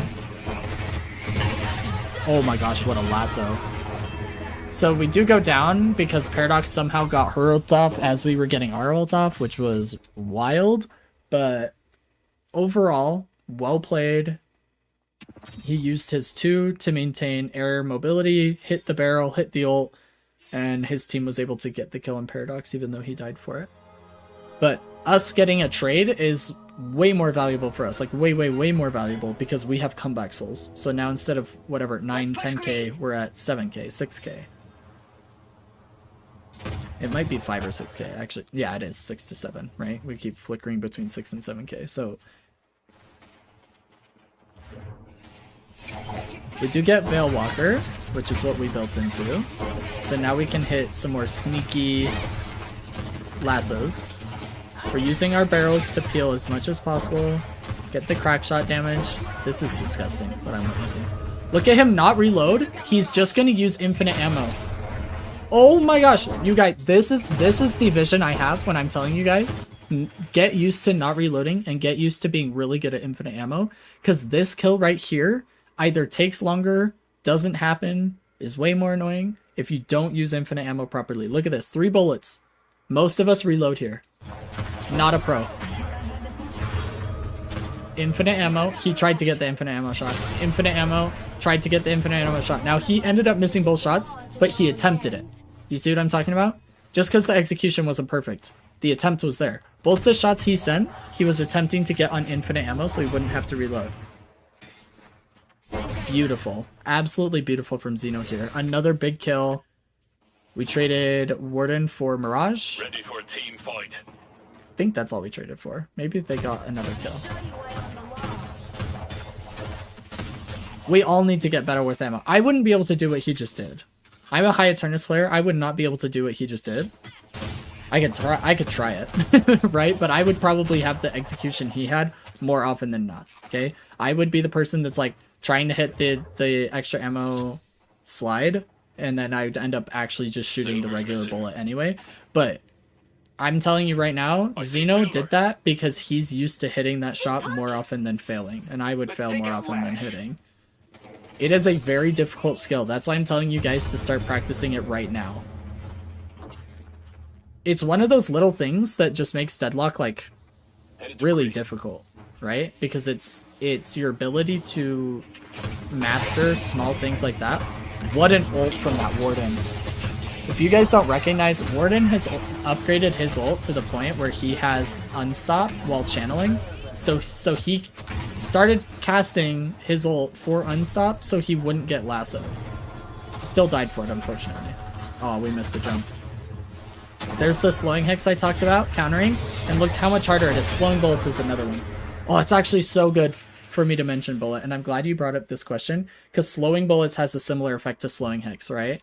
So look, and they've got both. I don't know, who is it? I think he has both. Look, slowing hex and slowing bullets, mostly for Holiday, but partially for Billy and Shiv. But look at this. What am I doing? Why is this so laggy? What in the deuce? Hold up. Surely Heather didn't break my VOD. Oh my gosh. Okay, we'll let it buffer a little bit. Hopefully it'll be smoother. So slowing bullets and slowing hex, look at how slow we're moving. We're just unable to get out. We're just dead. There's your answer, bullet. Just do both of them. I didn't think of slowing bullets before though. So we do trade silver actually.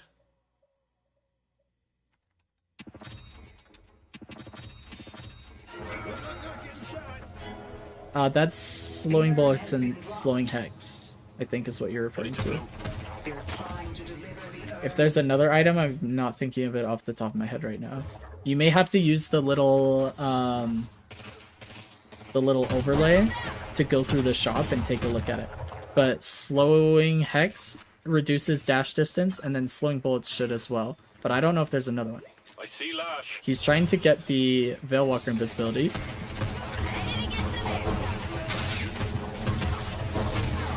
There's the slowing hex again. And we go down. Weighted shots builds from slowing bullets, which is why you're seeing that. So weighted shots only gets it because it builds from slowing bullets. So if you look at slowing bullets, it's because it builds from that. Does that make sense? A Venator will not be denied. So team is fighting Earn. And I didn't see who got Earn.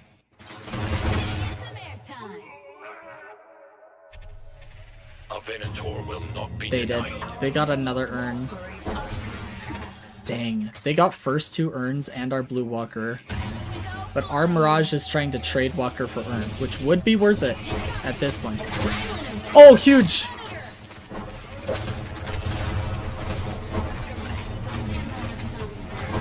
Do you guys know why that Warden parry was actually so 5-head?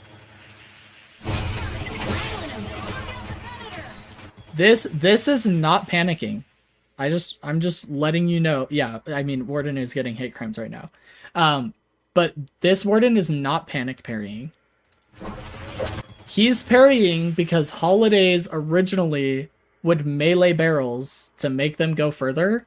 And if Xeno tries to melee this barrel instead of just shoot it to explode it, he gets parried.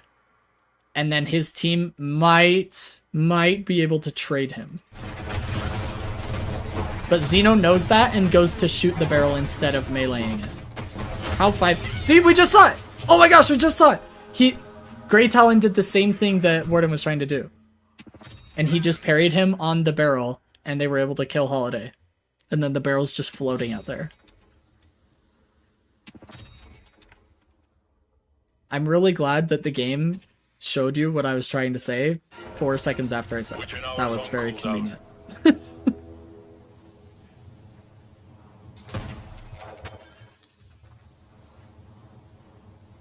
I personally would say that in terms of like cost efficient ways of dealing with Holiday, Slowing Bullets and Slowing Hex are definitely going to be the most common. But in my experience, Knockdown is actually one of the most effective because it doesn't just slow her dash distance, it just completely negates an entire bounce pad usage. Just knocks her out of the freaking air. But it's easier to counter because she can just counterspell it or dispel magic. Which she can use dispel magic on Slowing Hex, but it's a more expensive trade, if that makes sense. So like dispel magic for counterspell is a net 0 trade, but dispel magic for Slowing Hex is a net 1600 negative trade for the person using it, if that makes sense. Because they're countering a 1600 item with 3200, if that makes sense. Have I said that makes sense? I don't think I have. I'm kind of worried about it. Oh, we actually get afflicted there. That's so unfortunate. Woo! Great Tom's owning. Oh, we're so dead. There's like no way we get out, right? Dying in New York. Not holding W, by the way, that whole time. W movement. Still got it. Our yellow walker has been defeated.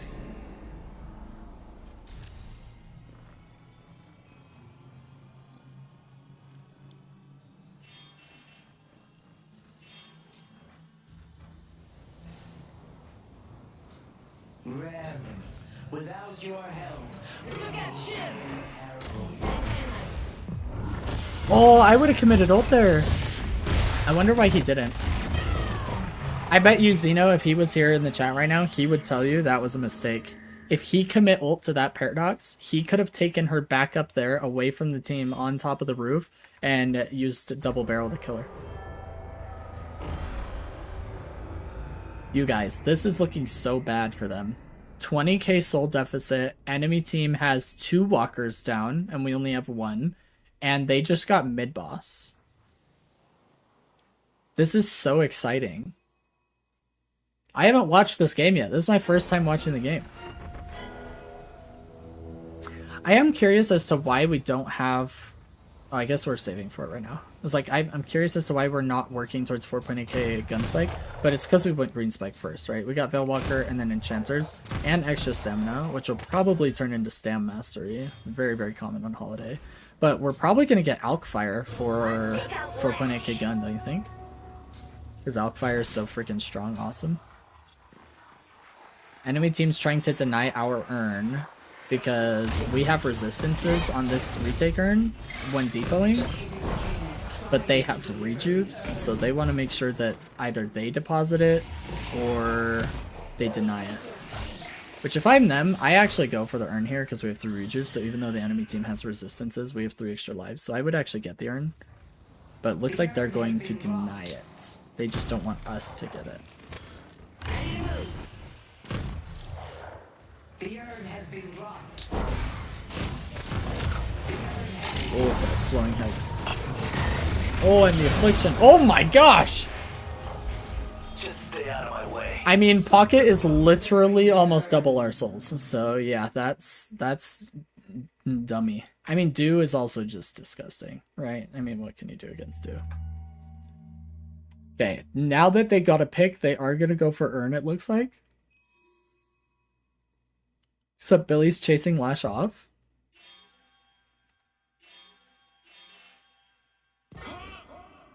We get another pick. So, alright, so melee creeps do get another pick on our Venator. And now they're going to be able to depot the Urn for free because they have 3 rejuves. But look at our smart team trading Blue Walker for Urn.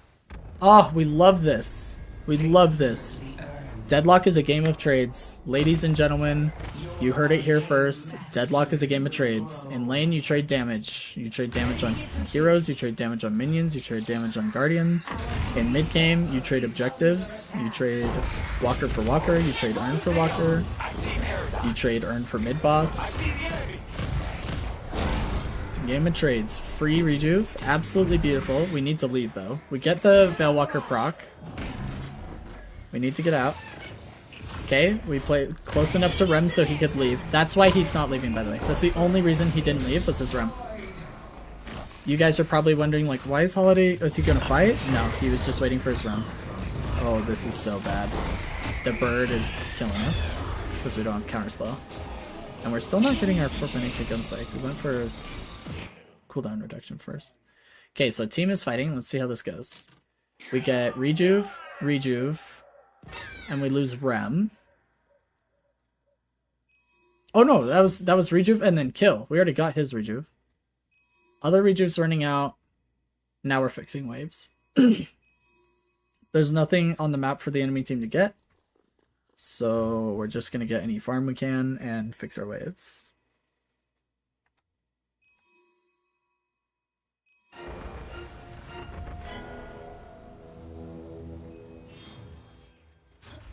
Important things that the enemy team, not the enemy team, that our team is keeping in mind, that FPS Lounge are keeping in mind, is that Earn is up in 2 minutes. So until then, we are just farming. And mid-boss isn't up for another 2 minutes around the same time. So we're going to try and farm. And then we're going to look for picks. Do you guys know why he's crouching, by the way? Do you know why this is 5 head?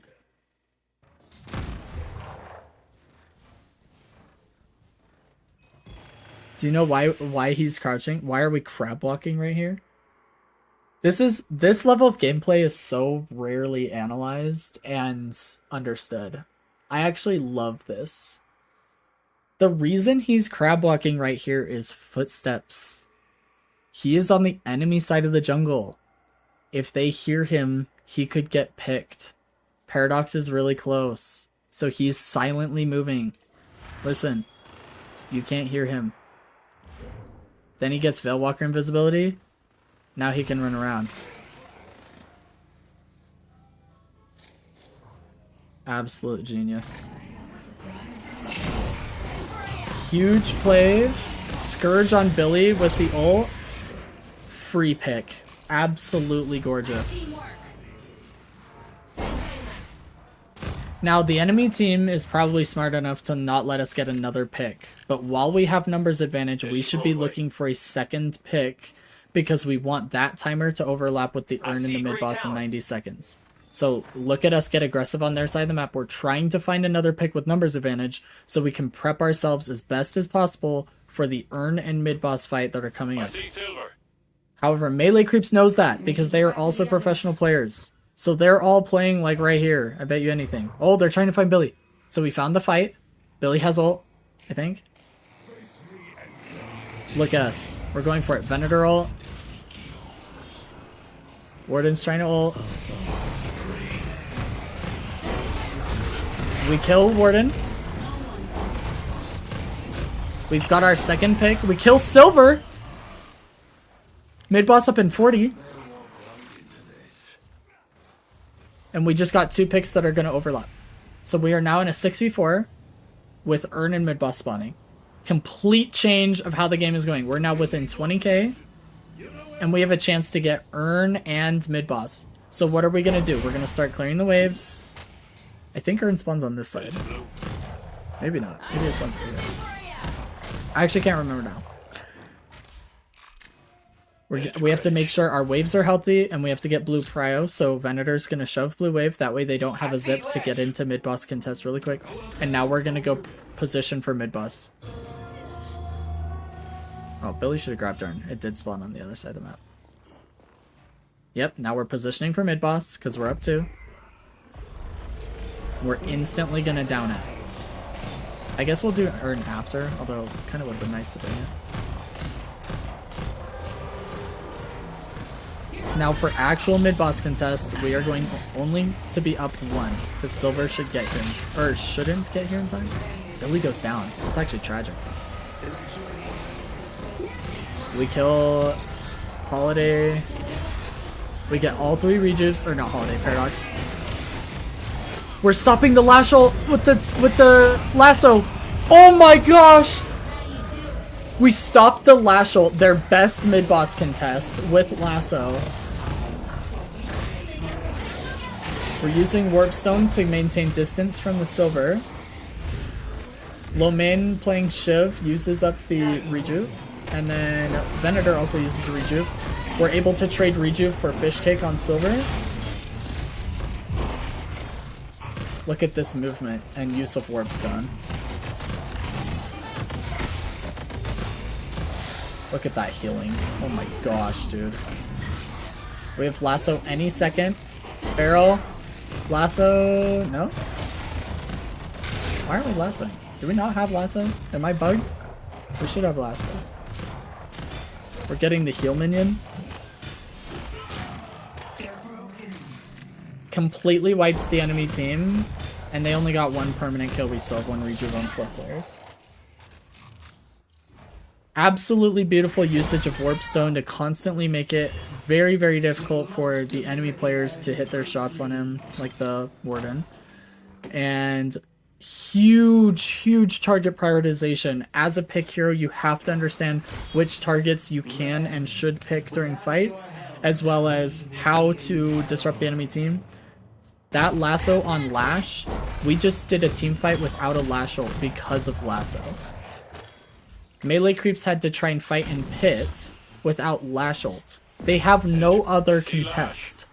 They have pit fight capability, right? They have Paradox. I mean, Paradox is actually a contest, so I'll give them that. But they have Warden ult, they have Grayton ult, and they have Pocket ult. Those are all good fights in the pit.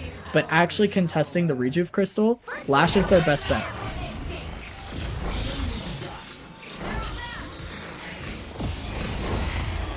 Huge pick on the Paradox. His team is ready to take advantage of the lasso.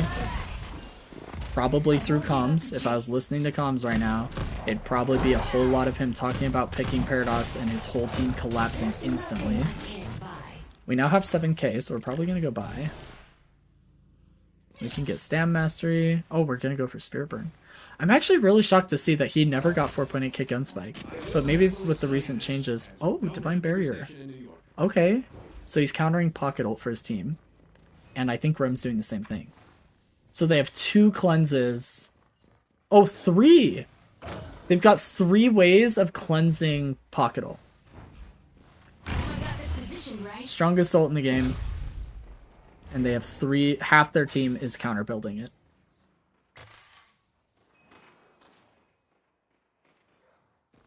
The pick hero, the support player, and one of the front lines. It's a good way to split it up. I guess Holidays just be played like full spirit now, huh? Like no gun spike. At least not in the builds that Xeno's using. So we don't really have any potential to push here. The one rejuve isn't enough to try and siege base. We could potentially lose against the resistances that they get in base and whatnot. So what we're doing is we're trying to steal as much farm on the enemy side of the map to starve them, as well as to widen the gap. Because this is the first time in the game that we've had like a significant lead, right? We've been getting our booty cheeks kicked since 14 minutes in, and we now have a lead. It's only like 9k, but we want to make sure that that lead just gets wider. The best way to do that is to utilize the rejuve to steal farm on the enemy side of the map, and then we're going to capitalize on both bridge buffs here in 20 seconds. So once our team has both bridge buffs and we have the 10k soul lead, 9k soul lead, whatever it is, then we can look for random picks with Holiday ult, you know, however we need to, Billy ult even. Unfortunately, a team fight breaks out around the time that we should be trying to potentially get bridge buffs, so we're gonna have to move over there. Look at him, look at the Lash. He's looking for Lash for lasso. Do you see that? Dang, how does he get caught there? That's actually crazy. That's actually crazy. He warp stone around the corner. He barely got that green circle off. So because he got like solo Lash ulted, his team is able to trade him 3 for 1. Looks like Shiv should go down here. Oh, actually he got out. Okay, he's not going to die to bloodletting. I thought he might. Let's fast forward here and just watch the team fight. Pocket resets. The entire fight resets. Urn spawns. We're back in it. Okay. Enemy team is denying Urn because they know that we are stronger now. Oh no, Billy's getting caught out. We're trying to get to Billy. He's popping ult and we're trying to get to him. Oh my gosh! Oh my gosh! Oh, the absolute masterclass. You guys, should we just rewatch that sequence of events in like 0.25 speed? Okay. The beauty of VOD reviews. The urn has been dropped. Okay, you're coming into a game. Billy Chain latches onto Lash. We recognize this. Throw a barrel. We lasso. Somebody cursed him. We lasso him. He gets completely hate crimes, by the way. We throw a barrel at our feet. This kills Lash. We now reposition because we have to find out where everybody is. We've been looking at the ground this whole fight. We cleanse Pocket Ult. We're no longer afflicted. We're looking at our team, okay? We're trying to find out. There's comms going on, by the way. But we have to find out who is where. Do we have any more kill potential? Urn is on their side of the map, so we can't pick up Urn right now. Let's go back to normal speed. Now we're backing out. We don't want to give them any trades. Billy is calming that he has to reset, right? So Billy's resetting right now. We try to use Remmel on an overextended, who was that? Silver? Grayton? I couldn't see. I think it's Silver. Shiv is in a very aggressive position. Here comes the Silver ult. We're going back in. Let's go back to half speed. I actually want to analyze this slowly so you guys can see. So Billy's on Warden. We're helping our Billy with the Warden kill. Constantly trying to stay in the air. Pay attention to our position. Constantly looking down at enemies. This is how we play Holiday. We use Warp Stone to get back in the air because we don't have another jump pad. Using barrels as much as we can. We use a Guardian Ward on our teammate. We're looking for a target to lasso. We're going to move in and potentially lasso this Warden or just finish the kill with the barrel, whatever comes first. We lasso the Warden. Team kills Warden. Go back to regular speed. Mid boss is up. And we are 5v4. 5v2, sorry. Unbelievable chain of events. Crab Shack says Shiv movement on the survive a minute ago. I missed your message, but yeah, that's. We're gonna use our 2 for the stun. He just utilized Warp Stone to instantly activate Bounce Pad Stomp Stun. I don't know if you guys know that tech, but you get a stun from Bounce Pad, but if you Warp Stone into the ground, it's quicker than double dashing, and it doesn't cost that half stamina that it normally does. So he's able to instantly activate the stun by using Warp Stone. Very, very good Holiday tech. We're taking advantage of our excellent movement to get across the map. And we get a free Urn. Enemy team cannot possibly contest this Urn because we have 3 rejuves, and if they lose the fight on Urn, which they most likely would with 3 rejuves, we take their entire base for free. So they have to give this Urn, and this is going to give our team an opportunity to potentially start buying a full, tier 4 item. The urn is ours. Yep, we just got enough souls between Urn, that camp, and probably one other camp. Get a tier 4 item. So now we can get like Spirit Burn or something is probably going to be what he goes for next, I imagine. We'll see. Paradox is missing. Maybe a crippling headshot. Oh, Curse! I forgot he ran Curse.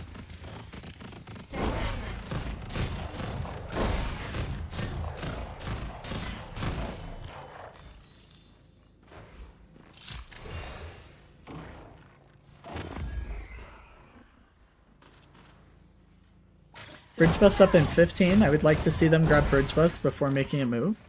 We're stealing some farm on the enemy side of the map while we have rejuves.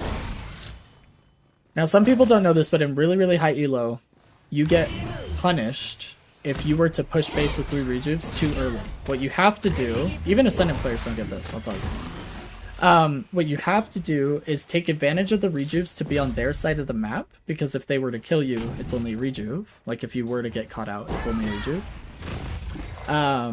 Which also gives your team time to rotate over, because it's not just you're dead and gone and they're trying to trade you. The only time you can start pushing an objective, like if there was a walker up or start pushing their base, is if you're able to get a pick or force them back, like we are right now. So we force them back far enough that we can actually start taking the base guardians from a safe distance. But usually you want to make sure you take their farm first. That way if you have to back out, they still don't have any farm that they can try and grab to get back into the game. So you take advantage of rejuves to steal farm first, then you push objectives after you get picks, or force them back like they just start positioning back, like they are right now.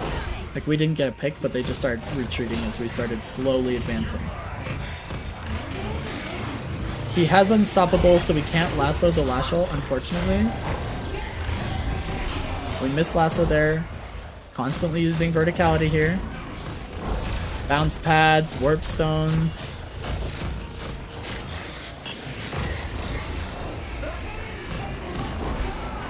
We instantly get Guardian Word from our Rem on the pocket ult.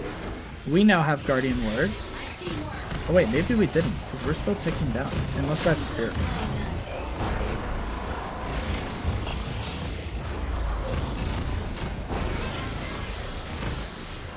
And that's game. Good game. Unbelievable comeback.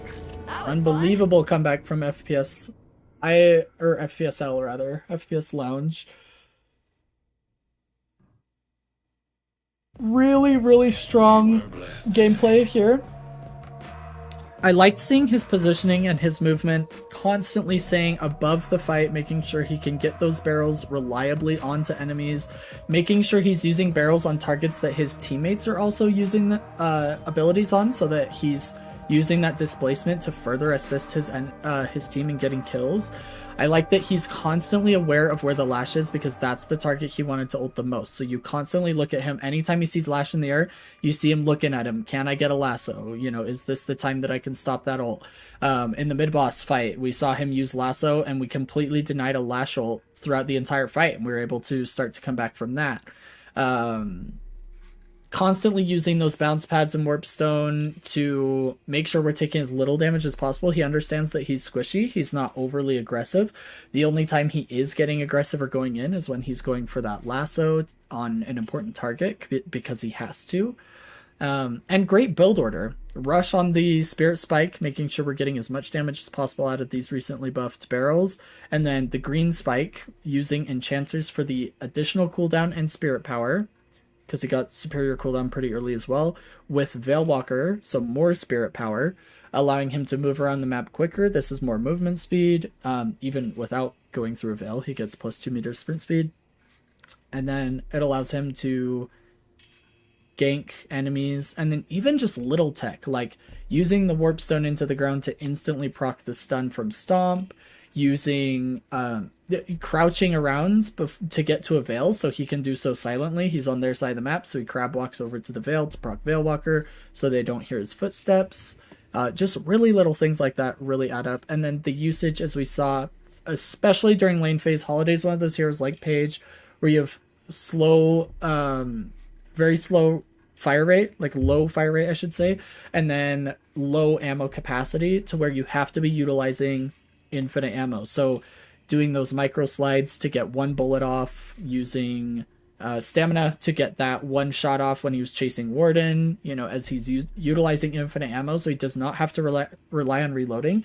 And then the other problem is, if people see your reloading animation, they'll parry because they think you might melee, because a lot of people, while they're reloading, will try and get a melee off for damage, and then you get parried on that. So at a high level, they're anticipating all those steps.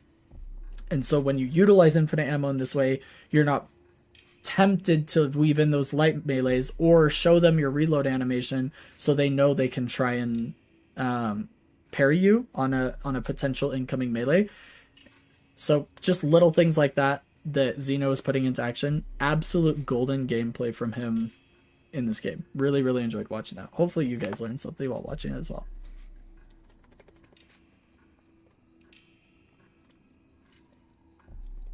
We're going to hop right back into the game. This time we're going to be doing a Rem Pro VOD review. So this is average in FPSL's game against melee creeps. And let's go ahead and look at it from his perspective. So same game, different hero being an absolute Chad. I'm helpful. We're going to pay attention especially to how he's healing and using shields on teammates, how he's pushing minion waves, how he's stealing enemy centers or trying to, and when he's using Pillow to peel or secure kills, his positioning as a support player, etc. I'm really excited to see him play this game because Average had an absolutely phenomenal run game.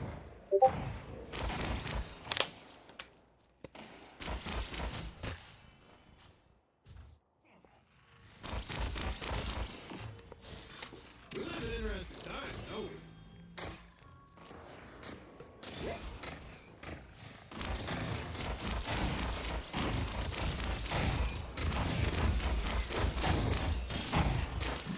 Look at him save that last bullet for the orb.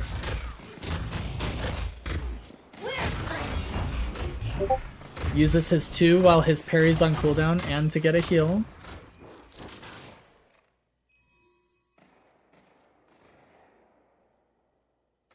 I don't know what this is. I think this is chilling. You know, whatever that is.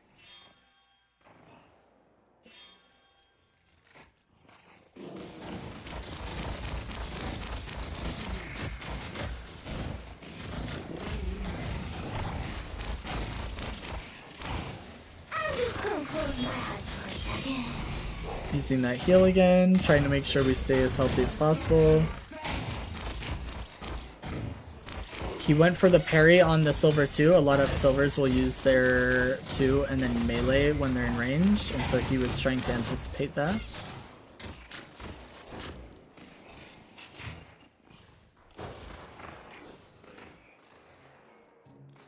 Stay 2 steps ahead of death, my friend. Be sure to calm to your teammate when you're backing to store so he knows. I'm sure he did. He's checking minimap and clock after every wave, right? He's the support player on this team. So him, even pick heroes should be doing it, I would say, but it's more on the support, right? So him and Holiday are going to be paying attention to minimap and clock way more often than the other heroes. Okay? Oh my gosh, that was a risky heavy melee. Thank you. That was so close. There's a helper on the heal minion, makes it as annoying as possible for them to get that heal. Would like to see him do it a little bit earlier in the wave, but gonna do just a couple of boxes in between waves. That's it. I mean, it's just little things that add up. It's a game of trades, right? Did I get more boxes than the enemy team in lane phase? Did I get more golden statues? Did I do more damage in our engagements? Did I poke their guardian more than they did in mine? Did I get bridge buffs instead of them? Whatever it is. Like, was I 5 seconds quicker on getting my sinners, so I'll be 5 seconds quicker the next time, you know, and maybe it's 5 seconds every single time because I'm just quicker than them. Eventually I'm going to be getting a sinners, 1 whole extra sinners in the game. Just how he's trading these is really big. Look at him utilize that stamina and that infinite. Oh, nice little jump there. Gonna do some boxes probably. Yep. It's gonna go all the way back here and grab a couple of boxes. Use his helpers to grab those boxes. Grab a golden statue. Glaze our teammate because he just got first blood. We know that's the rule. Now we're doing a very extensive box route here. This is a moment where you calm to your Shiv.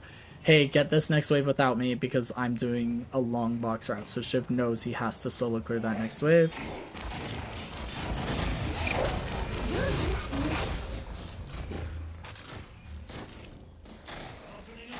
Lash is missing.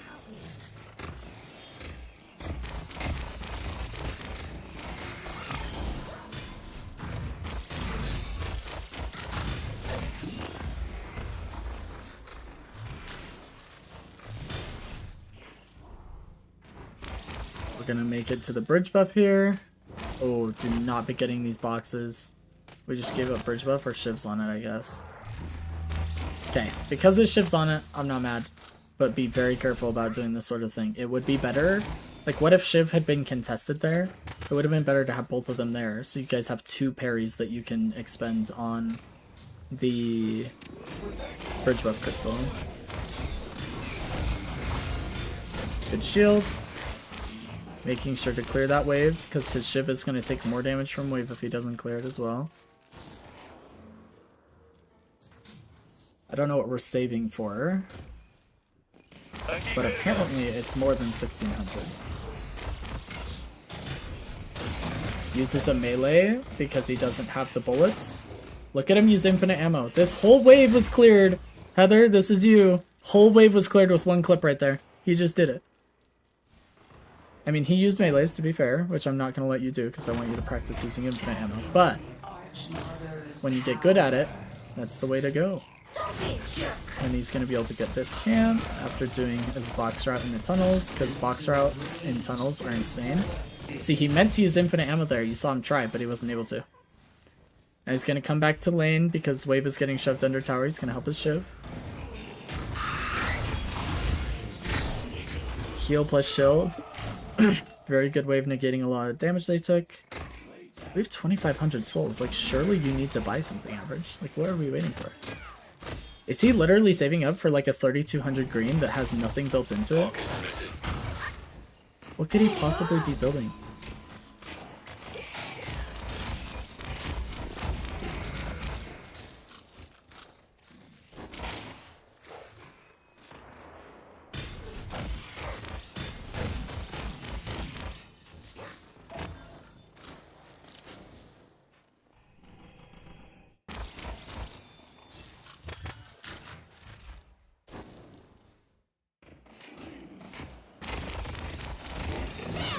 Healing Nova or Rescue? Those build from Healing Rate. Why wouldn't he build Healing Rate? That's what I'm perplexed about. Like, what could he possibly be saving for that doesn't have anything that builds into it?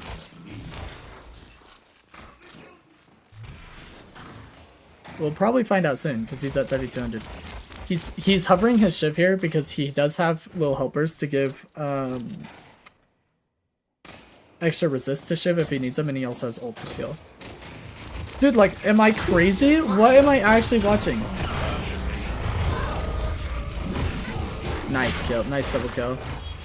Then we're going to hop into Shiv because Silver focused us, and now Silver gets absolutely no value out of ult. We negated all the damage she did to her, so positive trade for us. And we traded a kill for nothing. Now we're going to go do Sinners. Watch. He's going to be at the Sinners 8 minutes, and he's going to try and steal it. He's actually going to play near it. Nice. Okay. Then he's going to get his own Sinners.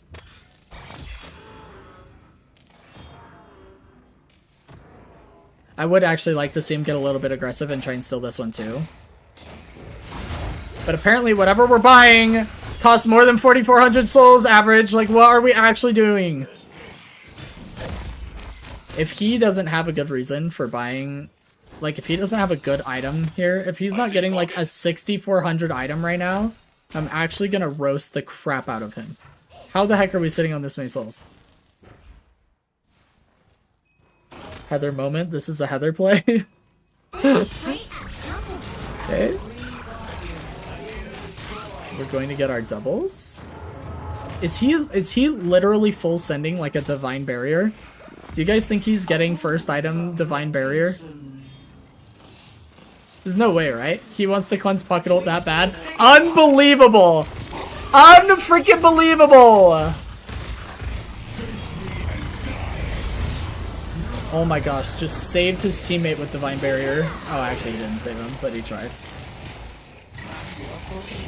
I've got to say, I think this is the first time in my entire Deadlock career I've seen a second item divine barrier. That is wild. They want to stop pocket ult so badly. He got divine barrier second item. They're getting the horns out, baby. Don't blame me, blame the pro. Listen, I'm not saying it's a bad play, but against an Eternus pocket is not a bad play. In your guys' elo, this is actually so troll. I guarantee you this is just throwing your games. But the reason is because he knows that Do is gonna ult max. What?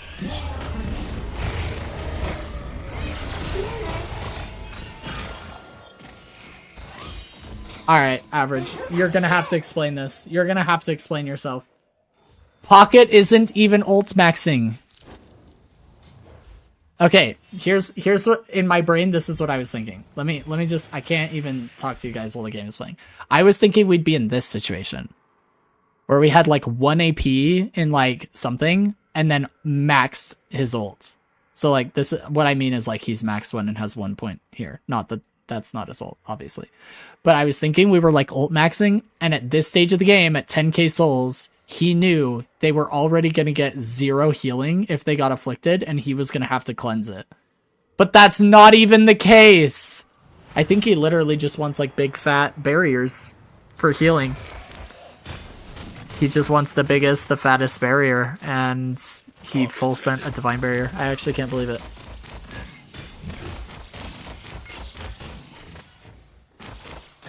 Look at him utilize infinite ammo, you guys. Everybody does it. I need you guys to be Eternus on the infinite ammo.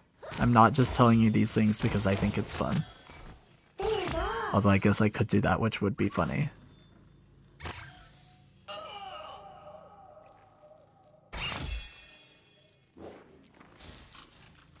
Here's your chance to shape your destiny.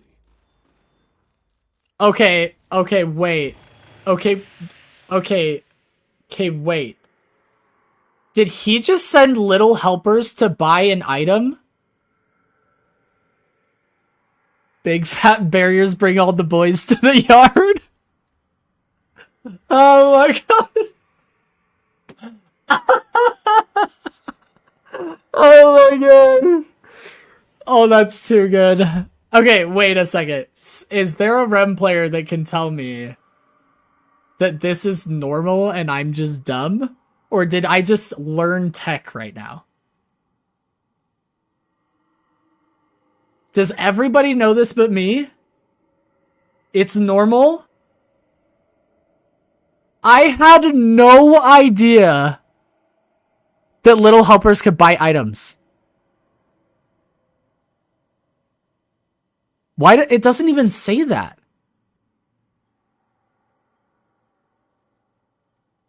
You guys. Oh my gosh, this is revolutionary tech. I had no idea this was a thing. That is crazy. Oh my gosh. I mean, to be fair, I've played like 2 games of Rem, and this is our first Pro VOD review of Rem, so I don't really see him played at a high level like firsthand. So my teammates are probably doing this all the time, and I just don't know. But that is actually insane.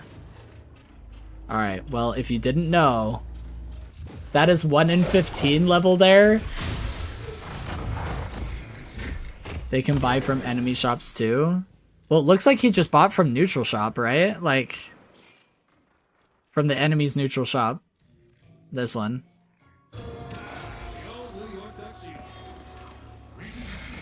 Okay, Heather, I need you to chill out. I went 1 in 15. It happened. Leave me alone.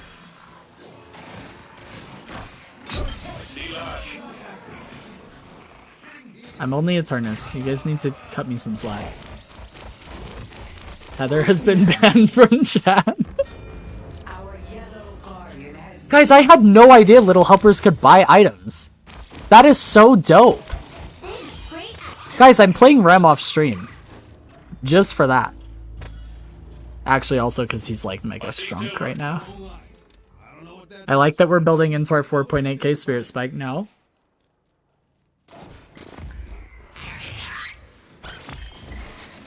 There's just so much to learn about this game. You can hit high Eternus and still learn basic garbage. I'm proving it right now. That's so crazy to me. I had no idea.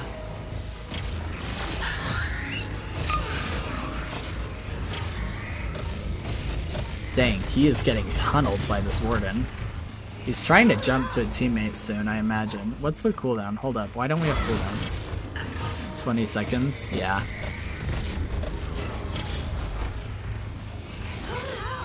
He uses his little helpers on a teammate, gives them resists, advantage in the fight. He's gonna use Divine Barrier on somebody, I'm certain of it. He's probably looking for Holiday, yep. And then he has heal and 2 for Holiday. Actually his whole team, because he'll just jump around. 1 teammate. 2 teammates. That's everybody that's here, so that's it. Holiday goes down. Oh! Poppers! Oh, Poppers is on shift. Wait, who's? Lo main's on Billy. I thought Lo main was on Shiv because Lo main's like the best Shiv in the world, in my opinion. Oh dang, we lost both our teammates and then we lost our. That's how we lost our fight. Oh, it's so sad. So this is the point in the game where we lost our fight. It actually was really well played by average on Rem. Healing our teammate.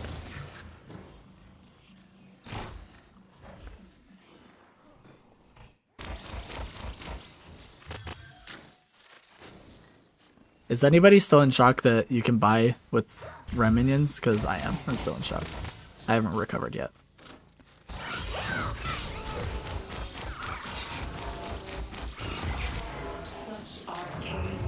It's nice to upgrade, put 1 AP into little helpers so you get the second one, so you can just throw them on doubles, and one helper goes to one sinners and one to the other, and you take sinners with both your little helpers just from 1 AP. It's also the best way to steal doubles. Really nice. You like that? I got some other stuff that fell off the truck. Bridge buffs? Are we really not there? He's trying to get there, but Silver's already there, unfortunately. I see Ward. Dang, they both turned their melees because they thought the other one was gonna parry, and then Venator just got it. That's actually awesome turnout for our team to get the bridge buff there. Constantly stealing sinners. Well played. Second item, Divine Barrier, is wild. And they didn't even lose lane for it. How do you not lose lane after spending literally... How much did you spend? 2,400 in lane? Monster rounds and Guardian Ward? That's crazy.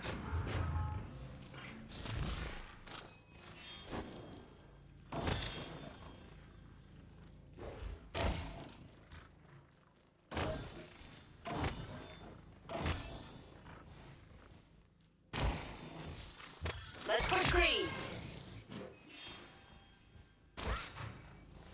Constantly getting golden statue buffs in boxes with little helpers and from all those sinners. My friend's survival is paramount. Spirit shielding, okay. This is primarily so he doesn't feel obligated to use any sort of shields on himself. He'll just get them naturally, and then he can save Divine Barrier for teammates for the half CD. And the fact that they have enough Spirit Burst, like between Lash and Pocket primarily, that it will like proc off one ability and then ideally negate the second one, right? Like Ground Strike procs it and then it'll completely absorb the Flog, or Cloak will proc it and then it'll completely absorb the Satchel, that sort of a thing. It's really nice against 2-button burst heroes like that. I'm convinced this Rem is throwing 6,400 item per second by and stealing your sinners. Dude, this is crazy work. Okay, I would be okay with Divine Barrier's second item if Pocket was ult maxing, but Do wasn't ult maxing. He probably is now. He's like working on it, but he got Flying Cloak maxed first, which is actually really normal to see from Do. And then he's getting ult. But like, cleansing Affliction that isn't preventing healing this early in the game is like nonsense, unless I'm crazy. Like maybe I need some other Eternus player to give me some extra perspective, but he literally out heals the entire Pocket ult with his tag along. But it preventing healing, yeah, you want to cleanse that bad boy. It's like it must just be he just wants fat 600 absorbs on his teammates. I mean that's and prep for when Pocket does get ult. But yeah, that's wild. That's wild to me. The Venator fights with fervor.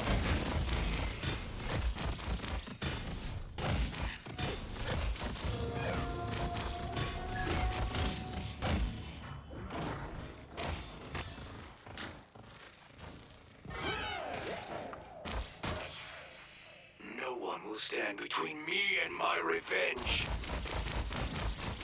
Stop them from delivering the urn. So we're trying to clear wave and prep for a potential urn fight, right? That's what we're doing over here. And then I see Pocket. I'm gonna buy really fast, so we're as prepared as possible for the urn fight that may be coming. We're probably gonna go back over and clear another wave. Yep. Because we do not want them to have lane prio if we're gonna try and fight the urn, which I think we do try and fight the urn. Has been dropped. They're trying to deliver the earned.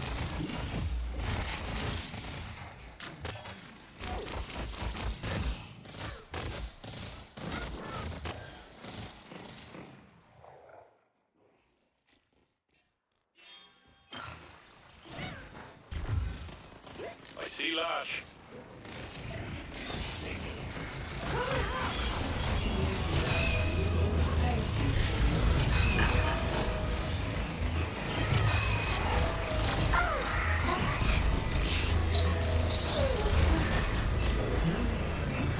Oh my gosh, the fact that he didn't get grabbed by Lash is insane to me there.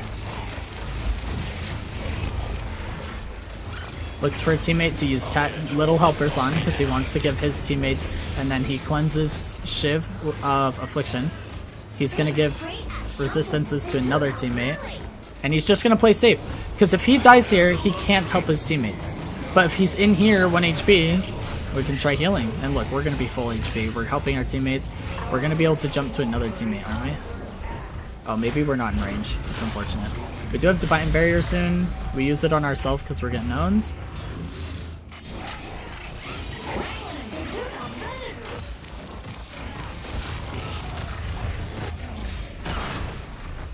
We're gonna die here for sure, right? Yeah. Oh my gosh, his movement. Oh, that was actually a really good try from Average. But his movement actually kept him alive way longer than he should have been alive, which is crazy. I'm a Rem main now. I will just buy Divine Barrier and steal all Sinners. You guys are... This is a very niche scenario that I don't even agree with. You can't take this game for gospel. What are we doing? It's a pro VOD review to learn that even an Eternus Deadlock coach doesn't know that you can buy with Lil Helpers. It's not for you guys to buy Divine Barrier second item every single game. What are we doing right now? And own walls. That I approve of, actually. That dominating walls is definitely approved. Heather, next VOD review better be Rem, by the way. Just throwing it out there. And you better be infinite ammoing everything because you've been doing our training. Let's go blue!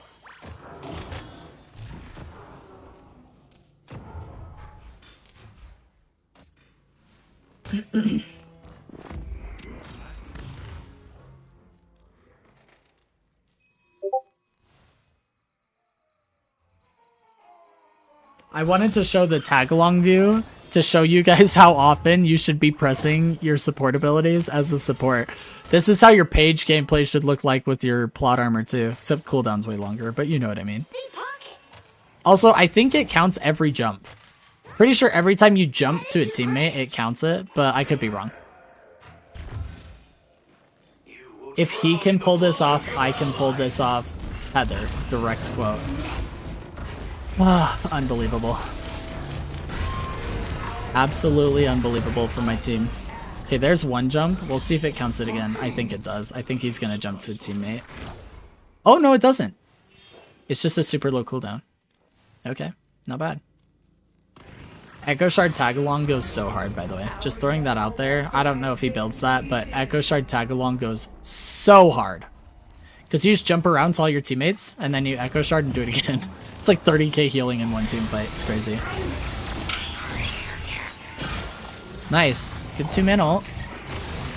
Delaying the Lash ult a little bit. Killing our teammates.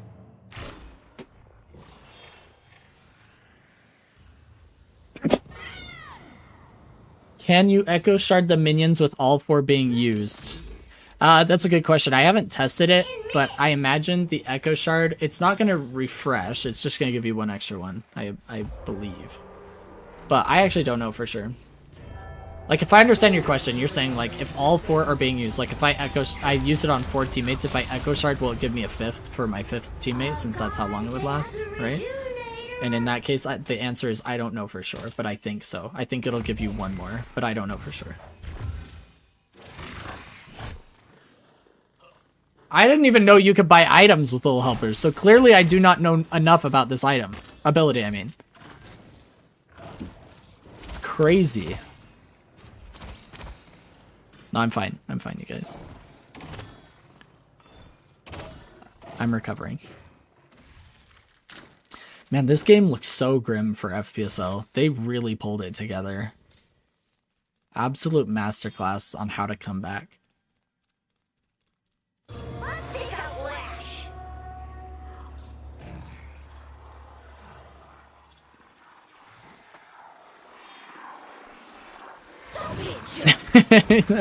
That is me right now. Like, how do I get to high Eternus without learning that Rem buys minions with little helpers? It's not like people say it, though, you know? Like, I have Rem players all the time that are probably doing it, like I said. But it's not like they're saying, yo, I'm gonna buy from shop with my little helpers, right? He's just like, yo, give me a second, I'm buying or whatever. But it's probably because he's looking at the store. You know what I mean? Anyway, in my defense. I'm trying to defend my honor. I'm only Eternus. I only go 1 in 15 with Pocket, okay? Just stay out of my way. Huge. Okay, would have been better if he used Divine Barrier in Tagalong. So if he had a Tagalong first, then he gets that increased barrier. Right? Unless they change that. Barrier effectiveness 35%. Yeah, so he would have gotten a larger Divine Barrier. But the reason he used Divine Barrier first is because of the cage that was on Shiv, which was silencing him, I think, if Warden maxed it. Oh, Warden didn't max it. So now I really agree with what I was saying. He definitely should have healed first, Tagalong, and then Barrier.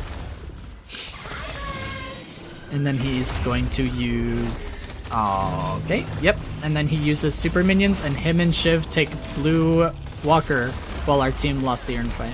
And this is a positive trade for us. Us getting the second slot and allowing us to scale so we're not slot locked behind like this this soul deficit that we're in.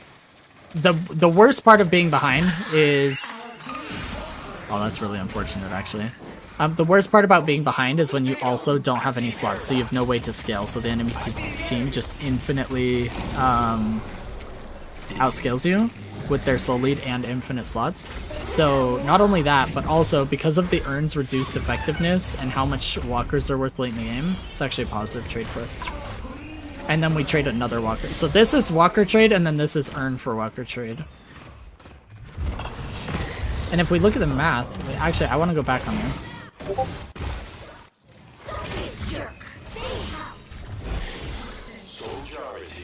Okay, so prior to Urn Depot, we're 12k souls behind.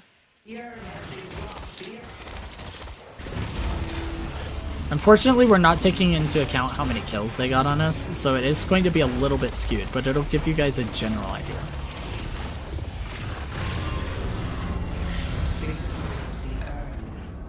Unfortunately, the kills are going to play a pretty big part here, because they get a lot.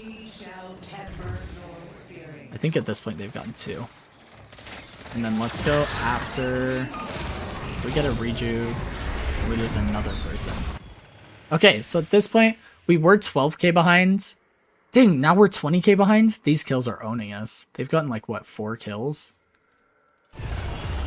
And then they get Walker, so it's going to be even wider of a gap. Dang, in terms of souls, because of how many people we lost, it was actually a net loss trade for us. But in terms of slots, it was a net positive, because now we can scale just as much as they can. There's no slots locked. That's brutal, though. Look, they got another kill. I think this is kill 5, and then this would be like kill 6. Jeez. We traded like 6 kills, so they get up to almost a 30k soul lead. That's brutal.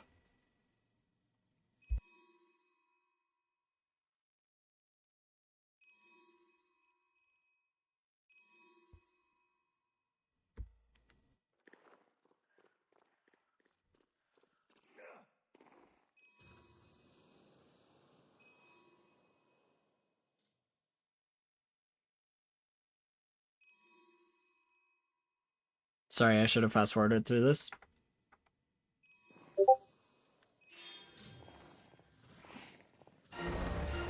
I have a friend messaging me on Discord about another game because we've been theory crafting together and nerding out.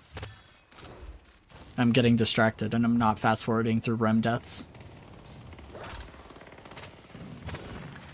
They do have some things.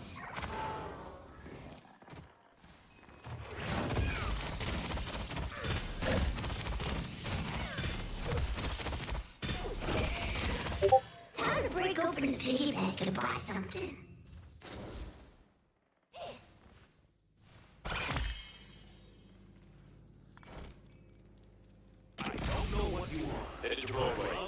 Guys, look, he just used little helpers to buy something. I see great And he power. does Echo Shard tag along. W. That's tech right there, in case you guys didn't know. Just, oh, by the way, huge brain tech. Little known fact, you know. You can actually use little helper to buy items in the shop. Also, when you're stealing enemy doubles, don't kill the minion. Just steal doubles, like what he did. Because then it won't respawn. The retimer won't start, until they kill that minion. So always do that.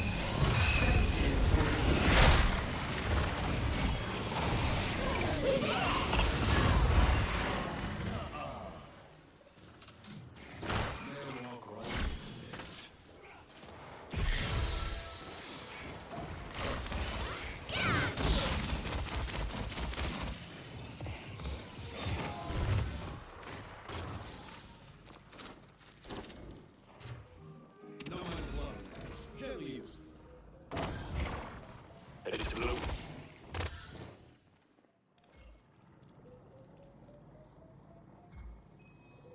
Headed to grayish. I'm glad I could blow your mind, Heather. I see land.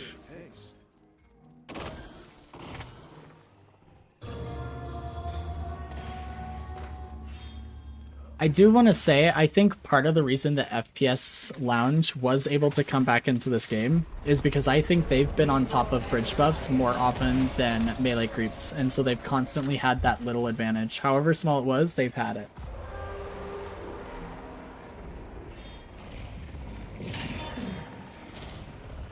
They took our Billy. Guys, my sandwich from Tropical Smoothie Cafe got here.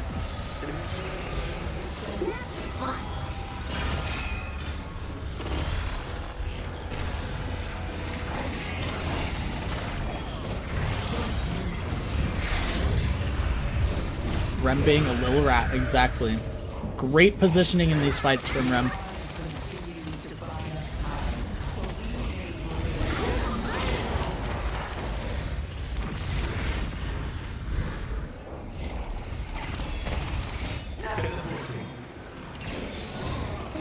Look at him go in, give his team resistances, and then back up. Now he's healing a teammate.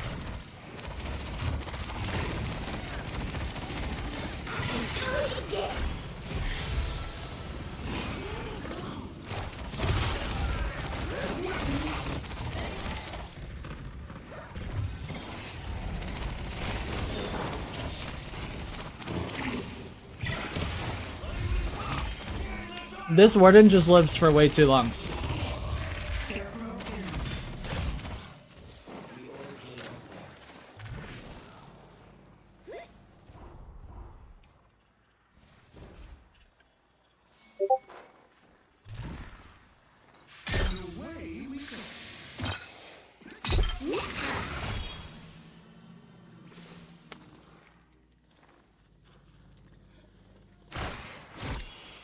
Rem, without your help, we would be in peril. Just topping all our teammates, making sure that if the earn fight isn't free for whatever reason and melee creeps decides to throw and try and fight a 4v6 with one rejuve on our team, that we're all healthy. And if he absolutely needs his 2 in a minute, that's what Echo Shard is for. So might as well top your team with tag along. Echo Shard it if you need it.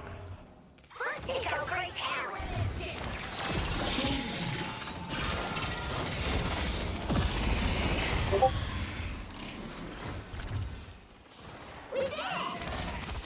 Beautifully done getting these staggered deaths. Now that we got another staggered kill, I'd like to see him kill one of those minions, just not both.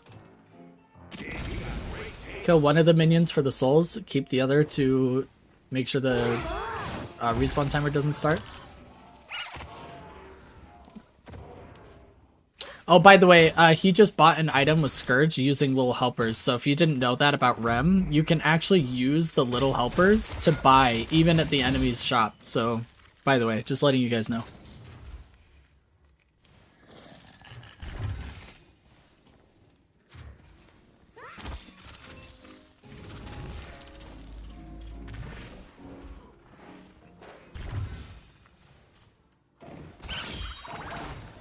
New tech unlocked. I know, you're welcome.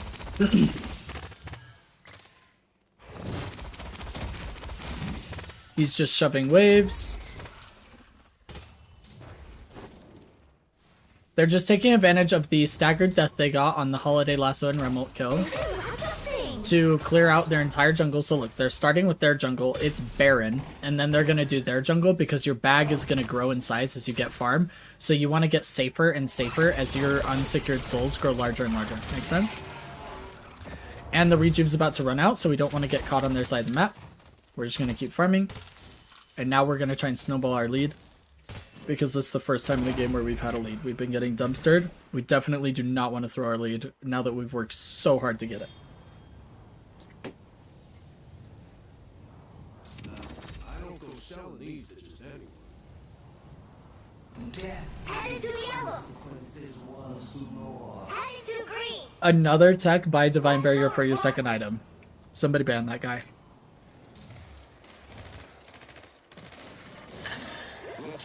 Dang, look at that freaking Paradox ult. Huge tag along healing coming in. We're gonna Echo Shard and do it again.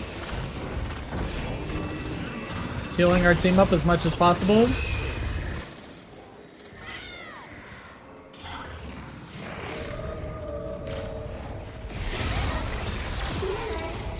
I am gonna go back because I don't have cooldowns. Okay. Come at me all you want. The result's gonna be the same.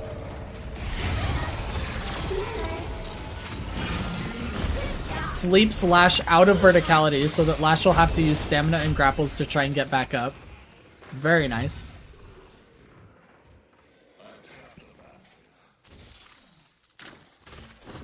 Kept pretty much his whole team alive.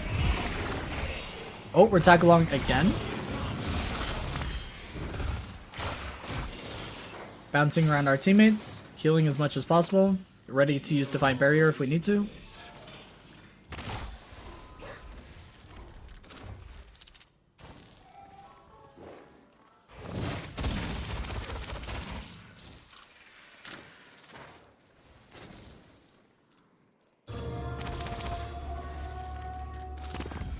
Let the ley lines pour. 4 people bought Scourge. I know it'll help me. Scourge is so strong, dude. Highly underutilized item. It's also an item that you can buy on Dynamo. Spirit jar is here. The hidden king is It's better on front lines, but you can buy it on Dynamo because it'll give you the debuff resist and the spirit resist when it's on you, but it also just adds damage to your ult. Big boss has arrived. You can use the overlay if you want to take a look at the shop, but also I'll just hover over it for a second. Love that item on my Mo. Yeah, it's a great item on pretty much anything. So as Rem, you notice in fights, you're mostly just bouncing around your teammates with heals.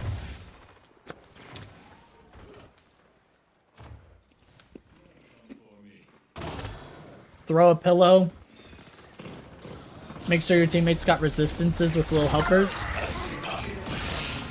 Ult somebody.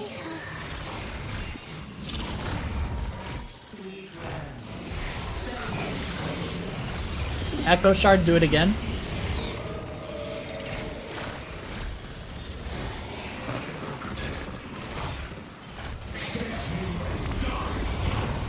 He has bounced around the entire team twice.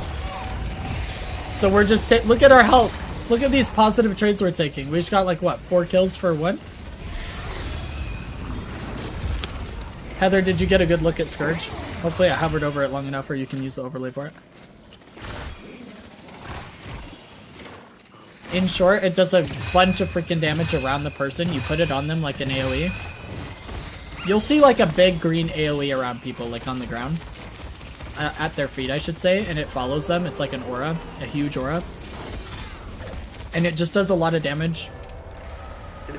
And gives spirit resist and debuff resist to the target that the aura's on. That green aura right there that's around Billy, that's the Scourge aura.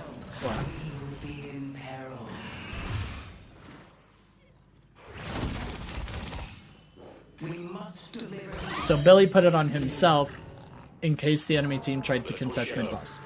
Great at shuffleboard.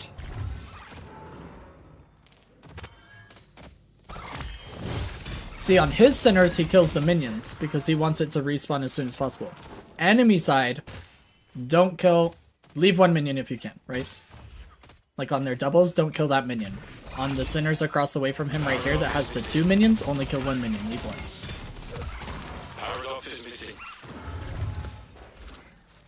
I'm not sure if you knew this, but Rem's pillow does cooldown reduction when it hits something. I did know that. Another cool trick with Rem is that you can actually buy items from the store with little helpers. Also very good.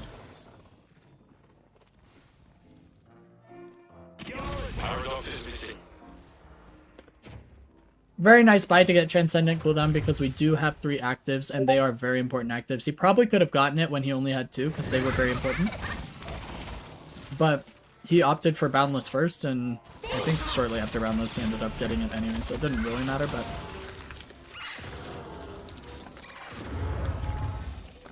Yeah, using Rem Pillow in the fights so he can constantly get the... Look at all those freaking golden statue buffs he's getting. Unbelievable. Bridge buffs, beautiful. FPSL has been so diligent about bridge buffs. I try and tell you guys to be there all the time, and look at this. They were able to come back from what felt like an unwinnable game at about 25 minutes. It felt like melee creeps had already won. And this was the finals match, right? Like, this is for all the marbles. And their consistency on bridge buffs is one of the elements that made them just come back into this game. They do lots of things. But yeah, tag along, bouncing around your teammates in fights, giving them the resistances from little helpers, and then using the pillow to reduce cooldown and slow the enemy. And then Echo Shard, do it again. That's basically the spiel on how to support his Rem. And then ult bad guys.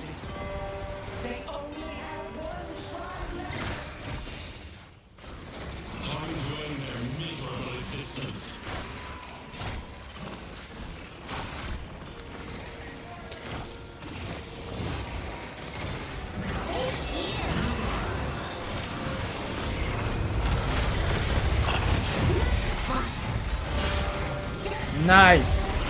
Nice! You got all 3 kills.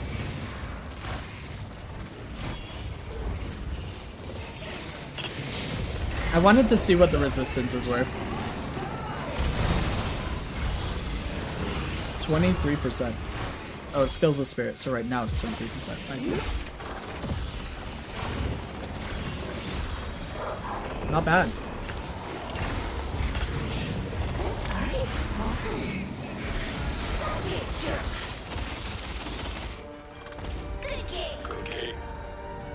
Unbelievable. I feel like this Pro VOD review is fairly simple. But it is important to note that they are implementing all the things that I talk about with you guys all the time. Infinite ammo, bridge buffs, minimap and clock, centers, timings, and the importance of centers. Stealing enemy farm, when you're stealing enemy farm, leaving a minion. Little things like that. But then the general playstyle around Rem and build order is very nice to see. It's also nice to see that, you know, how important tag along is and healing and jumping around team. So yeah, Average had an amazing game. 90k healing is absolute insanity. Next highest was what, 24? Yeah. Very good game from FPSL. Absolutely loved it. Did you guys learn anything? Because I definitely learned something while watching that.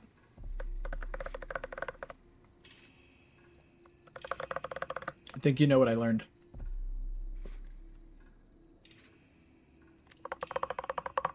It's also just good to review the things that we learn, or to see that the pro players are doing the things that we're trying to improve upon, because it further reinforces the idea in our brain that that is a good thing to be improving on, or a good thing to be practicing, because you're seeing how important it is in these games. Very well done.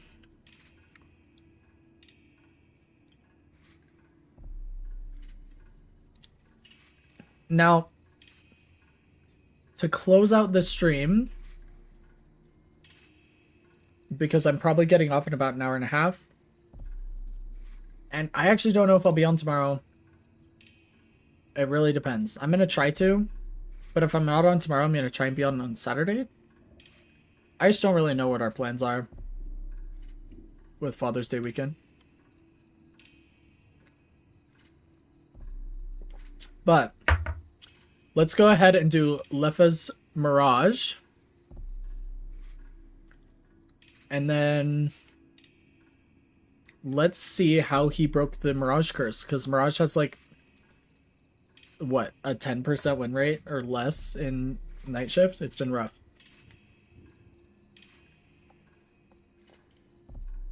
He had just as many assists as average. He was the lowest damage dealer on the team, but he still outdamaged 3 of their teammates. And we're going to see how he built, because this is looking really interesting. We've got Echo Shard most likely on Tornado. Oh, and Butte upon Dust Devil. Okay, it tells me right there. He built Scourge as well. He built E-Shift, and he built Spirit Resil. So a lot of defensive items coming out of Lefa here. I'm curious to see how he plays it. So this will be Lefa's Mirage Pro VOD review. Let's take a look at it through his perspective. Oh, it knew I wanted to watch him. Look. See? Now, we already watched this lane phase from Holiday's perspective, but I want to see how Lefa played it.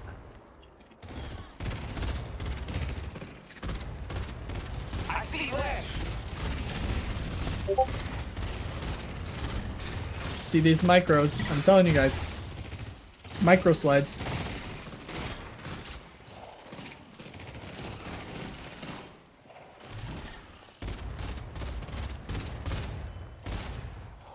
I should start looking at red. Times, don't we?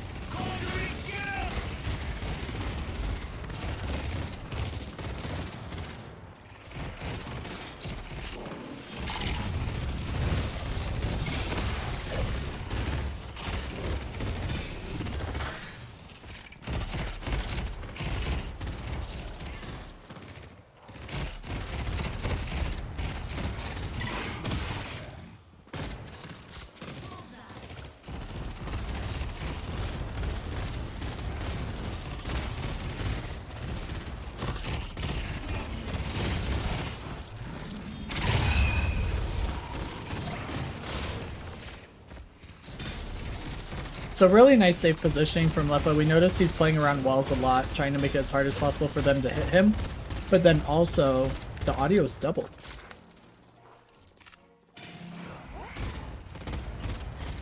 Huh? Wait a second. Is this true? One second. Alright, let me check. Nope, that disabled it for me too.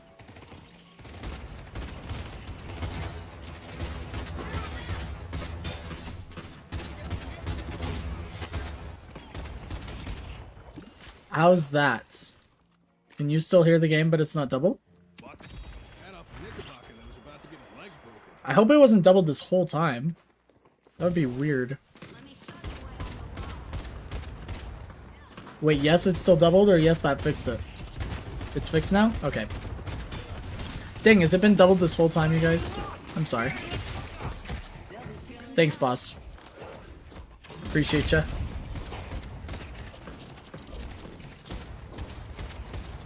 I don't know, I just got here. Well, welcome in, Boss Sauce. It's been a while since I've seen you. How you doing?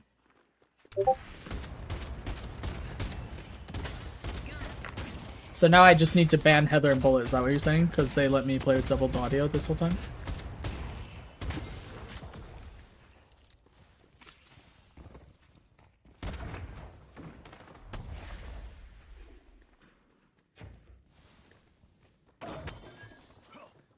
Actually, Bullet said it earlier? Oh, did I miss that message? Alright, don't ban Bullet. I see pocket. Just ban Heather. You've been fine, but just a bit busy. Hopefully everything's going well for you.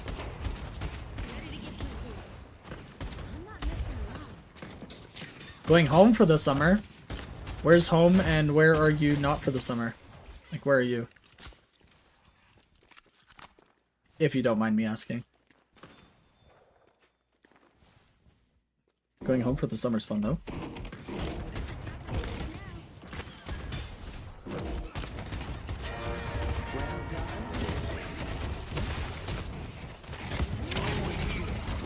It's just a different city in California that's 2 hours away? I see.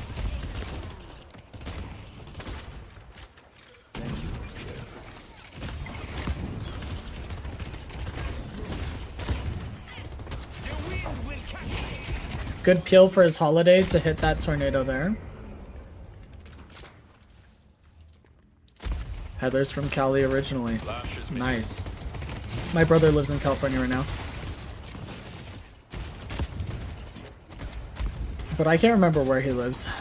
Last time I checked, he was in like Daly City near San Fran or whatever, but now I don't know where he moved. Maybe he's still there. I should probably ask him. Stay safe out there. I just know he lives in California and he always calls it California Standard Time when he's talking about the time difference.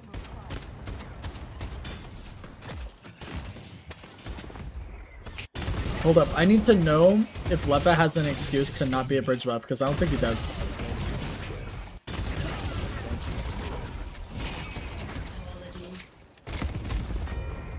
So we should clear this wave and then go bridge buff.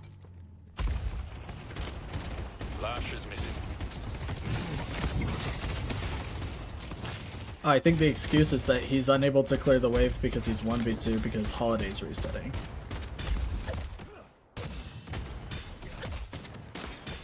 He does shoot at and ping, or I don't know if he pings, but he probably comms that Warden was on that bridge buff. Okay, so he does have an excuse. When you're forced to 1v2 the lane, you gotta protect your Guardian. Your teammate was resetting. He's fine. Sacramento is where you're from?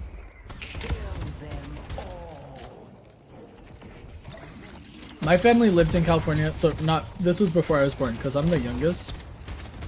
But before I was born, my family lived in Fresno for like 15 years. I don't know how long exactly, but very long time.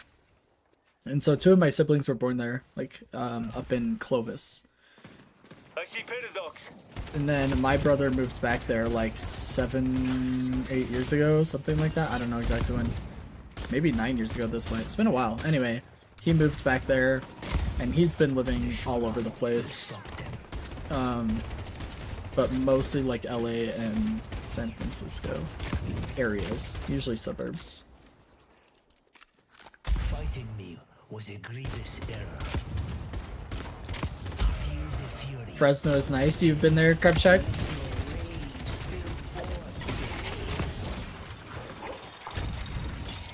Oh, nice movement to get out of the cage. We have Tornado. There it is. Nice. Heavy melee on the ult channel, forcing a late parry and then heavy melee to kill, shut down the ult. Very well played from Lefa here. Good use of the tornado too. Nice kill on Saya.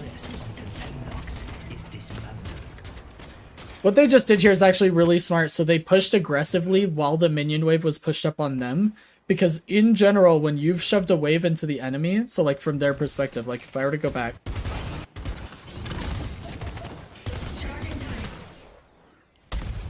I think I went back too far. Or not far enough. Hold on. No, this is it. Okay. So, Morton dies here. Okay. So, because we've got wave pushing up, we stay aggressive. Look, so Paradox stays aggressive because he's low, but he stays with his lash because he has a wave. Okay? What Lefa does that's very smart here is he pushes in front of the wave and starts to fight him because they don't expect it. They expect them to clear the wave first, okay? And this is like, I've even had Ascendant players get this wrong. I had an Ascendant player tell me one time, he's like, bro, why are you pushing the waves behind you? And I was like, because I killed both of them. They overextended while they were low because they thought that the wave was a wall, and I pushed past the wall and got a double kill. And he was like, he said that before I got the double kill, but he was like, bro, there's a wave behind us, we can't push. And I don't even think I responded. And I just killed both of them, and then I backed up. And I was like, clearly, you have a lot to learn. But this is something that even high-rated players get wrong. And that's why he gets caught off. That's all I'm getting at. And then he gets punished for it. Beautiful.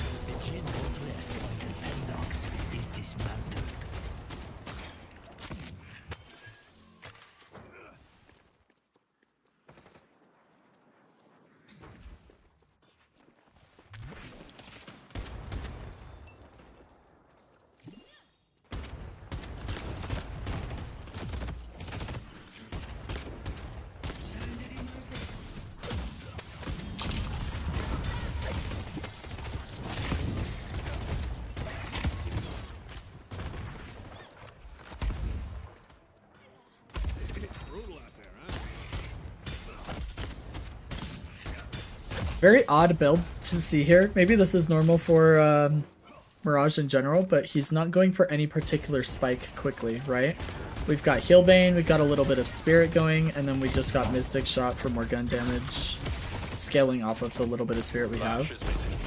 It's very interesting.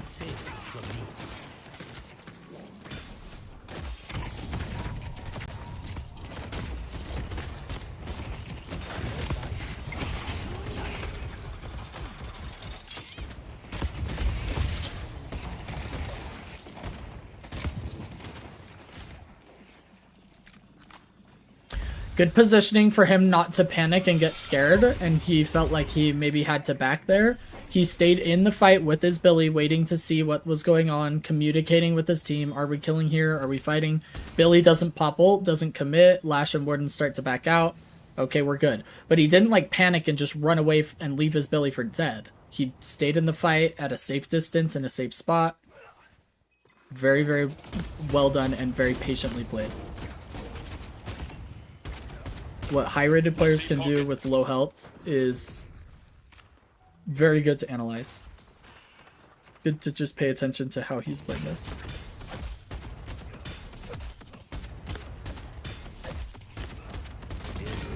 Our Green Guardian has been destroyed.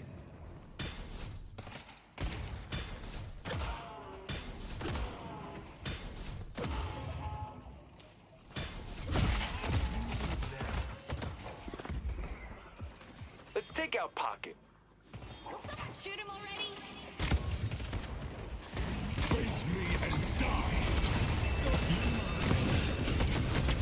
Oh, he gets cursed by the Grey Talon trap, so he can't Tornado. That's really sad. So we are going to lose our Guardian, and Billy and Rem are going to do their best to hold it, but I think we end up losing this fight. Maybe not. We've shoved Lash and Warden way far back, and we get 2 kills. They're getting the horns now, baby. Nice. I see Paradox. Our Green Walker is under attack. He's going to try and make it to bridge buffs a little bit late because he had to clear a wave on Walker. Fortunately, nobody was there. Another example of FPSL just constantly on top of bridge buffs this game.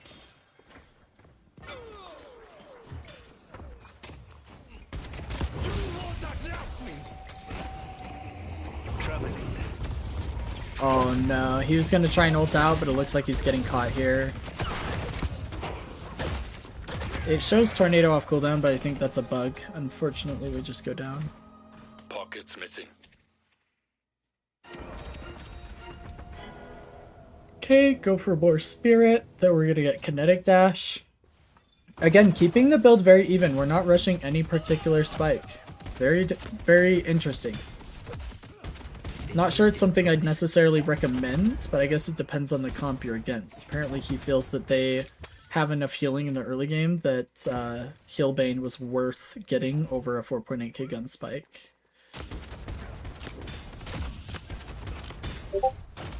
Doesn't feel like their healing is super oppressive though. Not yet anyway. I think Healbane is a great buy, even into this enemy team comp. I just feel like I would have rushed a 4.8k gun spike earlier, but I also don't play a ton of Mirage, so take that with a grain of salt.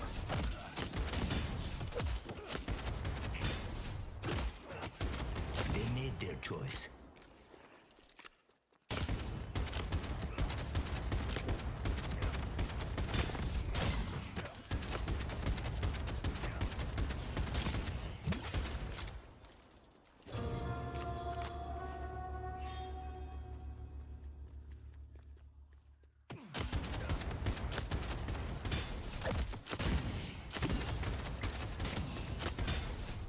I see Lash.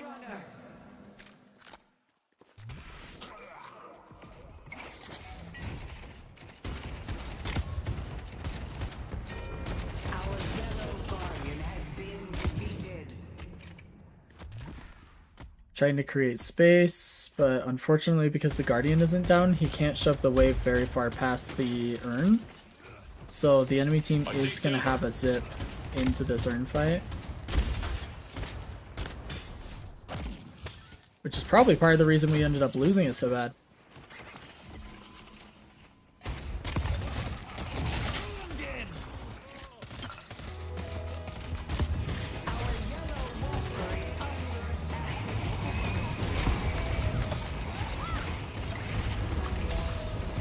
Good positioning though, he's trying to play on the edge, not taking too much damage, not tanking this whole Warden ult, but he is going to be in close enough to be able to make sure he's getting these marks up, the scaling. He can use Tornado if he needs to. Able to get a kill on the Warden from that lasso. Huge. Teleporting. And then he has to ult over to blue to save the Walker. I don't think he does though, right? We lose blue Walker. I thought.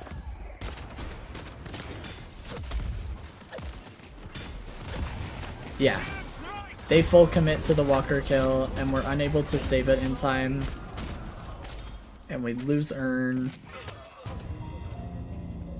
They delivered the urn.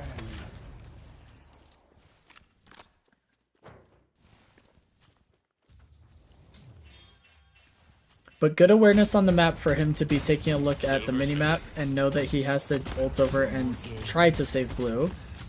It could also have been comms from his support.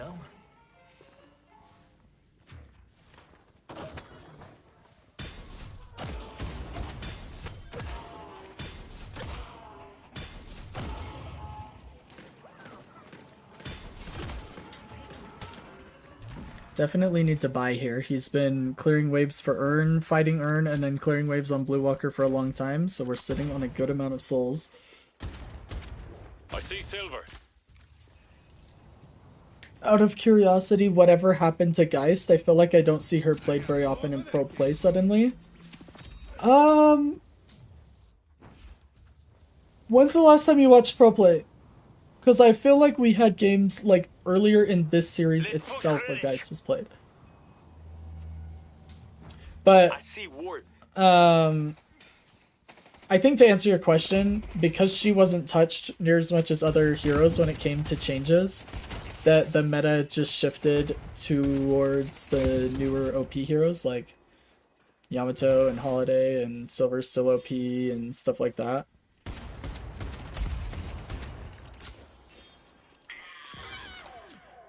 There was one game with Geist in the last night shift and she got stomped. Well, that's unfortunate.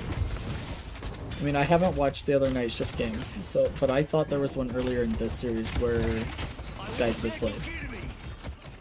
I could be wrong.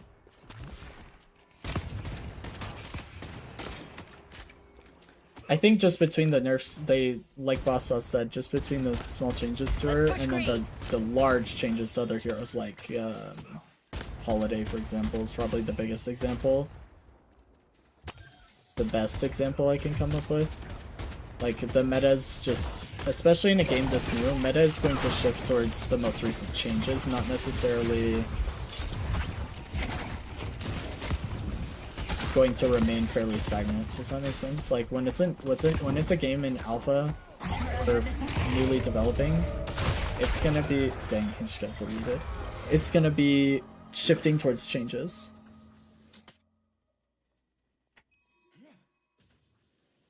Her survivability got gutted by the T4 lifesteal item nerfs. She's no longer able to play like a quasi frontline anymore. She's basically just a off carry like Warden, but she doesn't do it near as well as any of the other off carries. Like Mirage and Warden are just better off carries, so you're not seeing her played as much in pro play for that reason, I would say.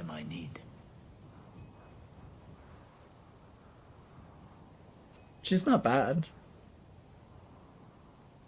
I wouldn't say she's terrible. She's not in a strong spot, but she's not terrible.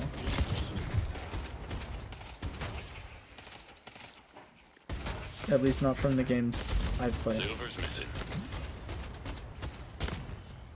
I see Silver. See pocket. Let's take out Lash. She's just not good in pro plays, all you're saying? Yeah, well, I mean, she never really has been. She's one of those, like, Yamato heroes where she's like a matchmaking demon, where, like, her kit doesn't provide a whole lot of value to her team. So when it comes to organized gameplay, there are just other heroes that are gonna do it better.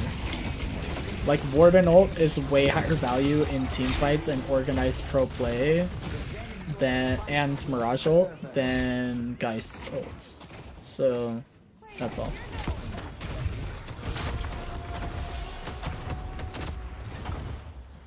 She was perma second pick during gun release. I don't remember that. I mean, it's probably true. I just don't remember. Stand between me and my revenge. She's been up and down in terms of strength, and then if a hero is OP enough, they'll be played in pro play regardless of their kit. Like, we saw Yamato being picked like over the last few weeks because of her insane buffs, but it doesn't mean that their kit is naturally going to do well in pro play. You can probably take that to the bank when this game gets 100x its player base. Instead of 100,000 people, when there's 10 million and the skill ceiling is doubled, you're gonna see heroes like that disappear in pro play more than likely because they do not provide enough. And the heroes that are gonna come out will most certainly have more team synergy. Like, we're gonna see more Dynamo ults, more Lash ults, more Pocket ults, you know, more team value and less single target value like Yamato and guys. It's gonna be really hard to see them in pro play for that reason. Unless they get buffed in other ways, like unless they get buffed as off carries and they do like significant gun damage like a Wraith or No Furnace or Haze or whatever. Even Mirage is a good example. But Mirage does have the global ult that helps a lot.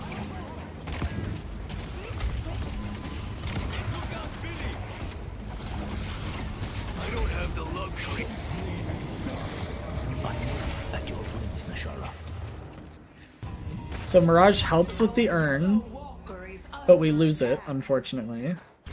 And he decides to just split push because their entire team is over there. So he's like, okay, fine. If we're struggling to win the urn and may not be able to, I can ult across the entire map and get the walker. Oh, but he dies. So close. Unfortunately, they rotate off and kill him before he's able to finish it, but it was a good attempt. Good attempt to try and trade the walker there. I think this is where MLC got mid-boss? Maybe not. 10 hours on cooldown.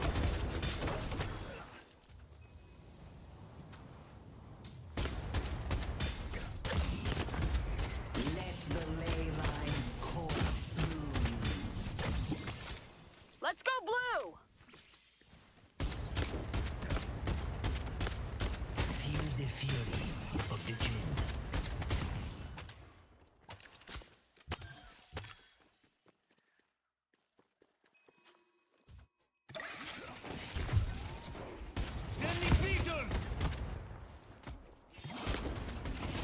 Lefa's doing a good job of playing this slow. He knows that his team is behind and that he's behind, so he's just taking advantage of solo lane farm, clearing waves. Unfortunately, it looks like he's getting caught out here. Oh, his tornado just ran out of time, didn't it?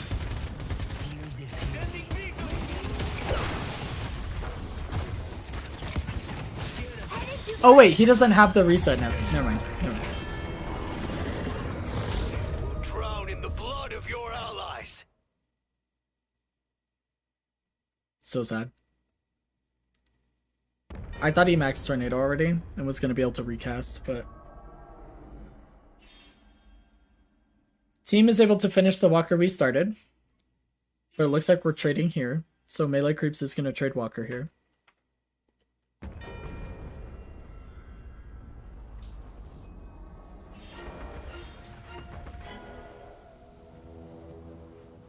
We have to make sure our waves stay shoved.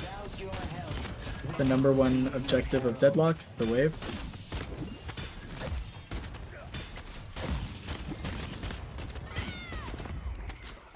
Unfortunately, our team dies in a fight. We're just gonna shove the wave.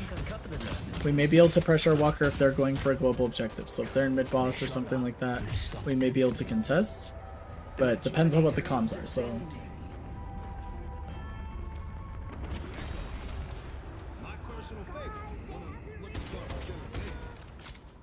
He buys now while it's safe to use the neutral shop, so he doesn't have to back to buy. He stays close for Rem to tag along. Good teamwork there.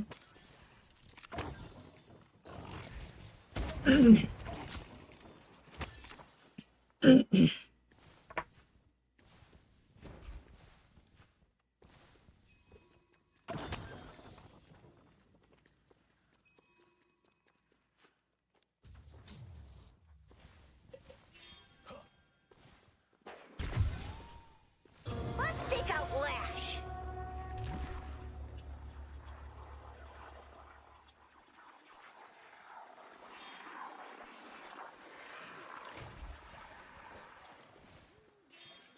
The Hidden King is trying to deliver the urn.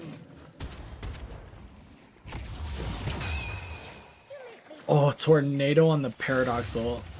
Absolutely goated. Pops tornado as soon as he gets hit with Carbine, because he knows that professional Paradoxes will just chuck that ult for the pick. And he's able to negate the ultimate. Very strong. That's anticipation, not reaction. He knows what can happen in that scenario, and he's waiting to press tornado. He gets hit with Carbine, and he's ready for it. He doesn't have to react to it. Otherwise, he would have been too late. Potentially too late. Them from delivering the urn. Rem, the urn has been dropped. Big mistake, pal. Soldier is here. They're trying The calm might be to split push while they're doing Urn. Since they have rejuves, we don't really want to team fight it, but if we can trade the Walker, that would be icing on the cake. Was a grievous error. Now, after seeing this match played like 3 times in a row, I'm like 99% sure this is where we get the double Walker kill, and we trade Urn and our Walker. But we also die, like 6 of us die. I'm becoming someone I didn't want. Pretty sure we give them 6 kills here, which is bad. But we do our best to negate that by getting to objectives.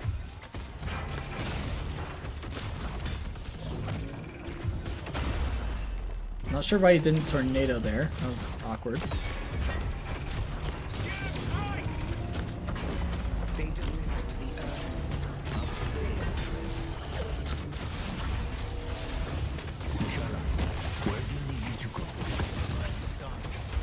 Echo Shards Tornado, trying to get a little bit of damage, see if they can get rejuves since he does have team to help, but he's getting to a safer position here.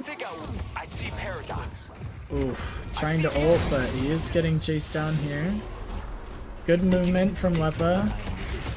Trying to get ult off, they just can't seem to get away from Pocket.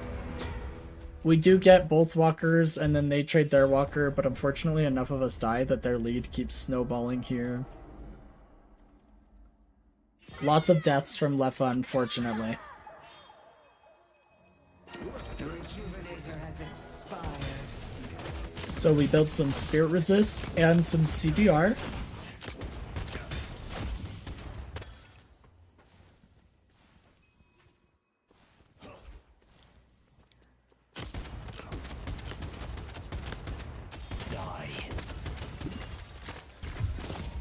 The mother will strengthen you. It's really good to pay attention to his decision making when it comes to farming, because he's just trying to scale, right? His team is behind, and he's one of the carries that's going to try and bring him in.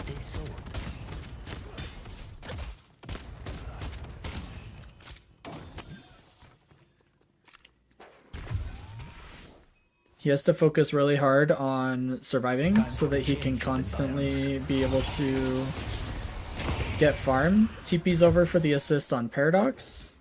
Thank you for your aid. Clear the wave.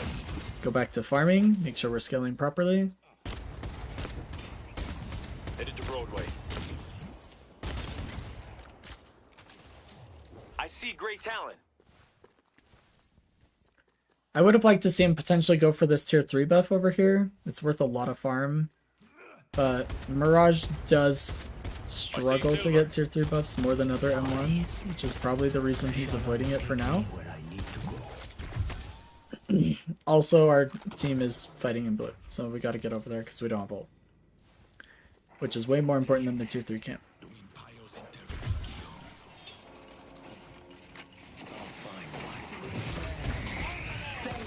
Oh, nice Scarab hit for what it's worth. Using Tornado. Teammate uses Scourge on him. He Echo Sharded Tornado but fights over, so we're backing out here. Steal farm. Well, we have numbers advantage. Bridge buffs in 25 seconds. Like 10k souls off of a 3200 item, if that's what we're looking to buy. Bridge buffs in 15. Headed to Greenwich. Gets up on bridge buff early, make sure he can control the jump pads, make sure he can try to secure this for his team. Talks to his team about who gets it, they tell him to take it. And now we're going to go for a mid-boss because we are going to be up one person by the time we start it. And up 2 people by the time we start it, and up 1 person by the time we end it. I think. Actually, I think Silver spawns right before we finish mid-boss, right? Yeah.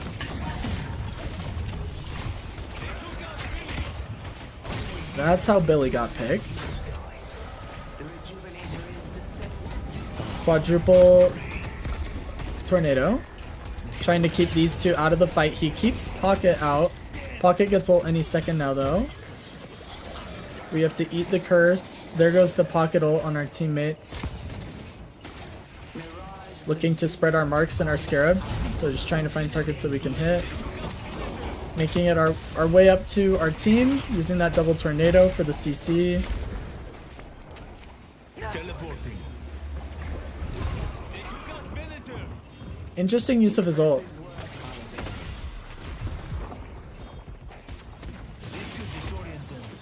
I'm curious as to why he used it that way.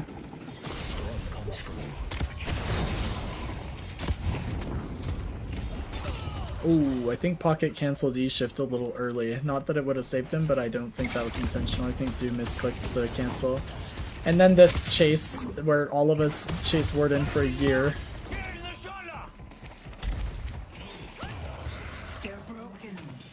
Well done. We all play our parts.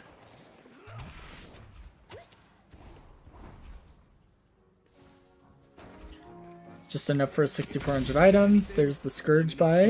Must deliver the urn safely. Scourge really strong on Mirage in this type of build, not only because the enemy team has a lot of spirit damage that he's trying to negate, which is why he has Spirit Resil, and this will just stack with that, even though it is stacking diminishingly, but also because the ult build, or the tornado build rather, keeps him on top of targets for a long time, making it dang near impossible for them to get out, and so Scourge is just taking damage for free.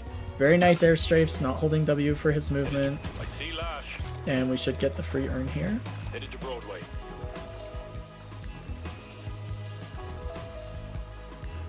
And then we're gonna look to group up with our team because we have that one rejuve still farm on their side of the map. We're gonna look for picks here. This is where we pick Paradox. We're gonna ult over to the blue fight. Paradox goes down. Now that we have that 70-second staggered death, we basically have 70 seconds where the enemy team is gonna be too scared to push out of their base for fear of getting picked. So we just still farm. All the farm we can.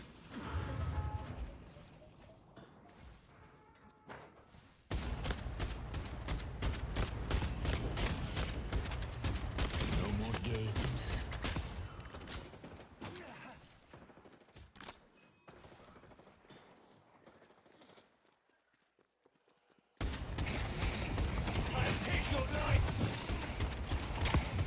Maintaining a safe distance from pocket ult.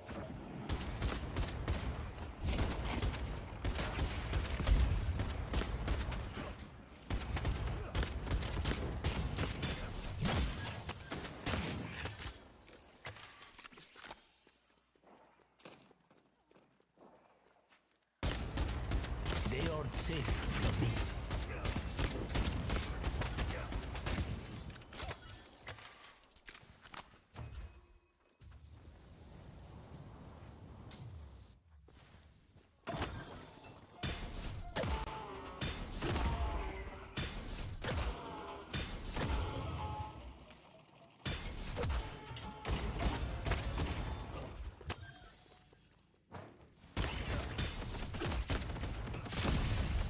This is just the beginning.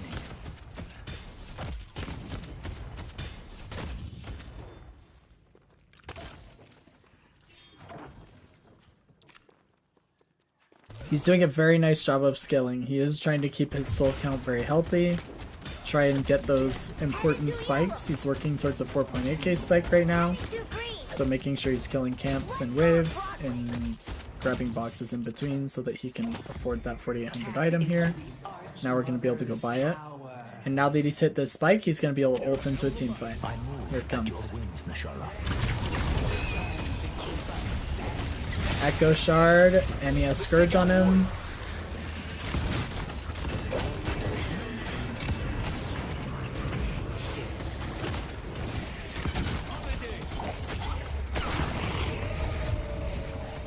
Trying to separate himself from the silver.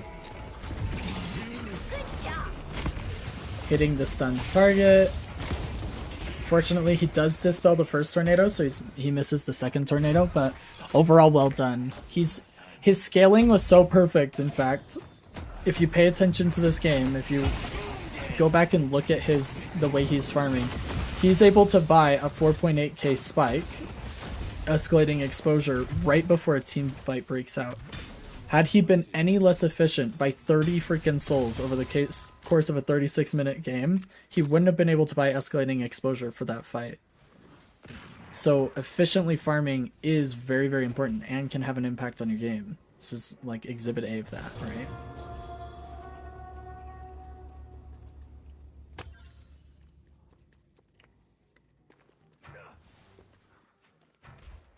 Chain gang's almost ready.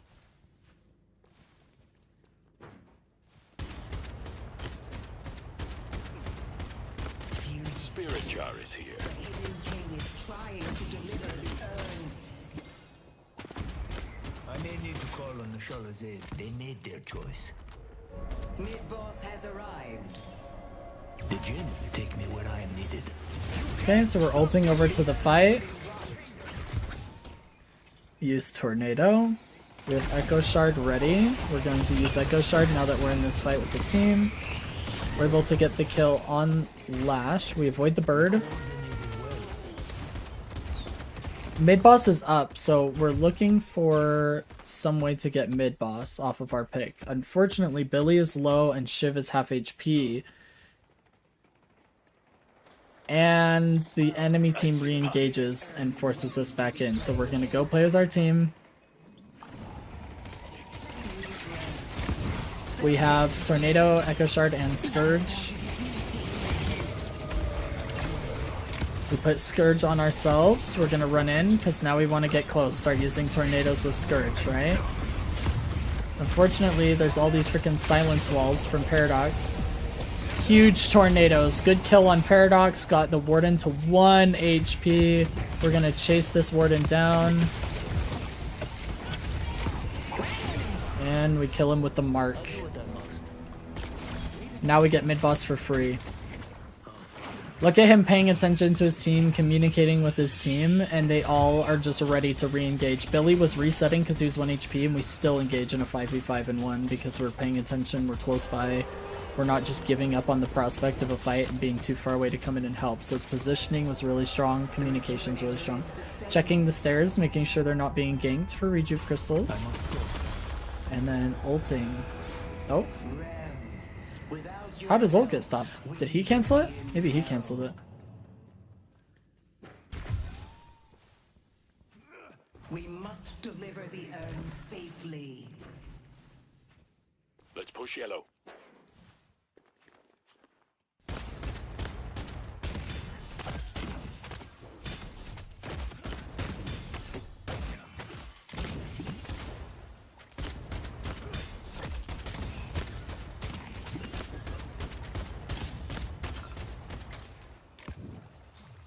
Now that we have Rejuves and Soul Lead, we get Urn for free. We're going to widen the gap and secure the win.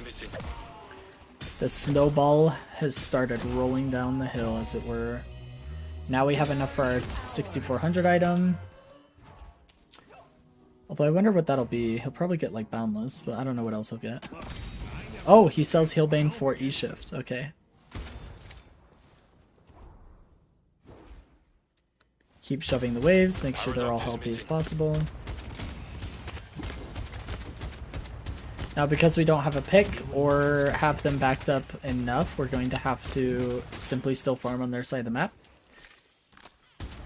If we can start pressuring them back with waves, then we can start getting base guardians even in a 6v6, but ideally we do not want to just fight 6v6. We want to make sure all the waves are as shoved as possible, so they're being pressured on all 3 base guardians before we push. Nice job stealing souls. Oh my gosh, another tornado on the Paradox ult. Very, very nice.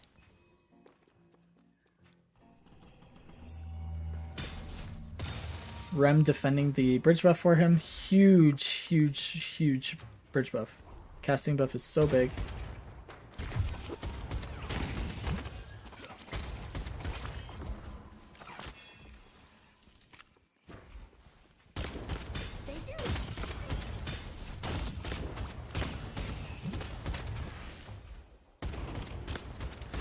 See? Okay, what did I just say? We have no picks. When are we going to push? When they're being pressured on all 3 base guardians. This is when you can pressure base guardians if you don't have a pick. This scenario. Not a single wave behind their base guardians. Everything's pushed up. Because now we're starting to slowly open their base. Now they have to back up behind shrines. Shrines are the next thing they play behind. So we can start hitting shrine.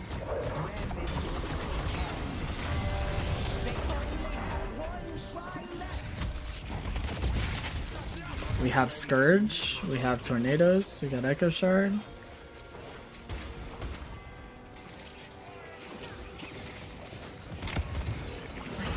They're perfectly executing this base. Nice work to use Tornado and E-Shift to avoid that. And then the double Tornado after Lash lands. We get 3 kills instantly.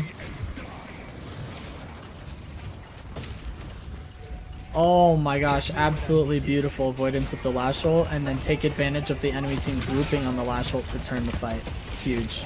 We haven't even used the Rejuve yet. There goes Warden. Good dash down to avoid Great Talon damage. And GG. E-shift on the Affliction. Beautifully done. Good game. Very well done from Leffa. I mean, he's properly scaling throughout the entire game, making sure he's hitting spikes on time, making sure that he's getting waves pushed up, teleporting across the map to cover split pushes to the best of his ability, using his ult to get into fights even while scaling, so properly scaling on the side lane solo and then ulting into the fight when it's occurring, ulting behind the enemy.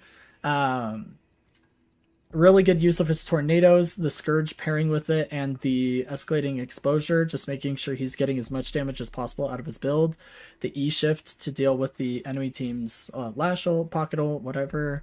Really liked his build order in general. I thought it was interesting that he wasn't rushing a spike, though. So in early game, you know, I would have built differently personally, but it may come down to preference. Maybe Leffa would be able to expand on that. But ultimately, I think it was a very good game to see how the pros are playing Mirage in a game that actually wins, because Mirage rarely wins in these games. But the way that he's playing with his team in these fights and providing that double tornado CC in the middle of these fights just applies so much pressure to the enemy team that we were able to clutch the victory, even though the first 25 minutes we were behind. Really well played by Leffa. Love to see it. Oh, man. You guys. Those are some awesome freaking games. We're going to have to do more Pro VOD reviews the next time we're on stream, for sure. No more sleeping. Yeah, in case you guys didn't know, you can buy items in the store with Little Helpers.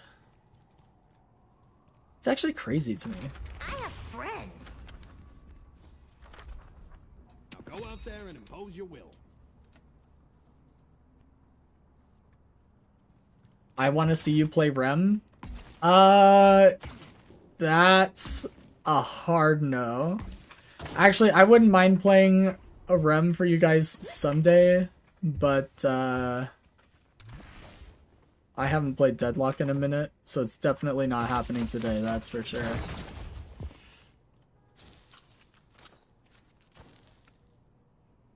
How? Oh, it's minus 5 second cooldown on pillow hit. I was gonna ask how much, because it doesn't change. Minus 5 second cooldown on pillow hit. Interesting. You could do it in Discord and stream it there. I could do it there for sure. Probably not today though. Well, definitely not today. I might do it sometime though, Heather. That sounds like it could be fun to just hop in the Discord and do a little stream for you guys necessarily. But I'm so rusty on Deadlock. It's been like a week since I played. It's rough out there. Alrighty. And talk to us about why you're 1 in 15. Heather, why you gotta bring that up right now? Why you gotta remind me? Oh my gosh. So bad. Learning Pocket in Eternus is just not the play, I gotta tell you. Although I am getting much better. I will say that. Like, it's getting better, for sure. I took a break from Learning Pocket because I felt like I was getting better and I was like satisfied, and then I just started playing other heroes. Like yesterday I played 2 games, I think. Yeah. The Drifter match went terribly. The Haze match went pretty okay. But I was playing a lot of Pocket, and then I started switching it up. Like, I played a little Page. Oh, no, Page? This was because Pocket got stolen from me, I think. So it gave me Page as, like, my second. Then I played Venator, Grey Talon. That one's on purpose, Page. But, yeah, I mean, unbelievable. I think if you just didn't do mid-boss and didn't worry about bridge buffs, it would have been more. I don't think that's how it works, Heather. I think you are not learning anything from coaching, I gotta say. It's kind of feeling like maybe you're not listening to me. Have you seen the show Lucifer? Because what you're doing is what Lucifer does, and it's funny, because, like, Lucifer goes to therapy. I don't know if you guys have seen it, but he, like, has this therapist that he talks to, and then every single time the therapist tells him something, he, like, completely interprets it the wrong way and twists it, and then goes and acts on the wrong advice that he interpreted from what his therapist was not saying. That's Heather, by the way. So basically, Heather's the devil. Long story short. I'm on the last season right now, so don't spoil it for me, but I just started season 6. Mrs. Morningstar, for sure. For sure. Heather is definitely Mrs. Morningstar. Heather Morningstar. For sure. Couldn't agree more with that take, actually. Okay. I don't have any more coaching to do because the one student never joined. I never saw him in the chat. Tucked. Ascendant 1 silver VOD review he wanted me to take a look at. He said mid-game macro and counter buying. And unfortunately, I never saw him in the chat. So, yeah, we're going to have to do his VOD review another time. My VOD is still there from like 3 weeks ago. I think yours died though, didn't it, boss?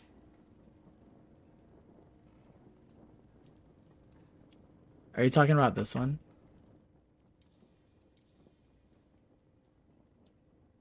Oh, wait. It's still replayable. I mean, I can't do it right now because we're getting off, but... Dang, it actually is. Well, unfortunately, Boss Sauce, with like... There's been like 3 patches since you posted that. I don't know how I missed you, though. Is it because you weren't in the stream the last time we did coaching? I don't know. Was it the earn issues? I think this was maybe the earn issues. That might have been it. Anyway, Boss Sauce, I would have you send me a more recent one with more recent updates because lots has changed.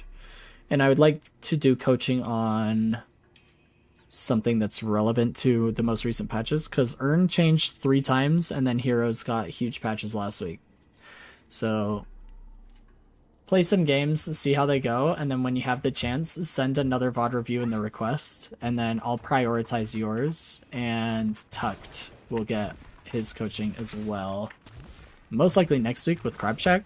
I might be able to do your guys' coaching on Saturday if you'll be here, but I find it hard to coach or do streaming on Saturday because I feel like people are doing their own thing, and this weekend is like a holiday, basically. So probably won't happen Saturday.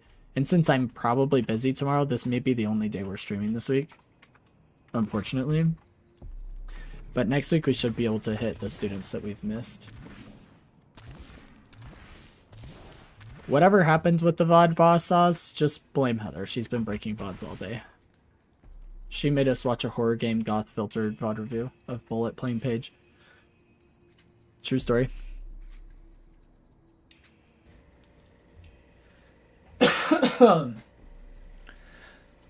Alright, I'm actually kind of glad that the stream is going to end like 35 minutes before I thought it would, because my throat is killing me. So, I'm going to head out. I hope you all have a wonderful week worth of games, or weekend rather, and I will most likely catch you all. I'll probably be streaming on Monday, but I'll try and keep you updated in the Discord. And thank you so much, Heather. I will try and rest up and feel better. And wish you all the best in your ranking up. And hopefully the coaching today was helpful. Whether it was your coaching or somebody else's coaching or a Pro VOD review, hopefully something helped. But thanks for being here, you guys. Really appreciate the support, the subs and the follows and subscriptions to the channels and everything like that. So thank you all. And you all have a good night. Take it easy.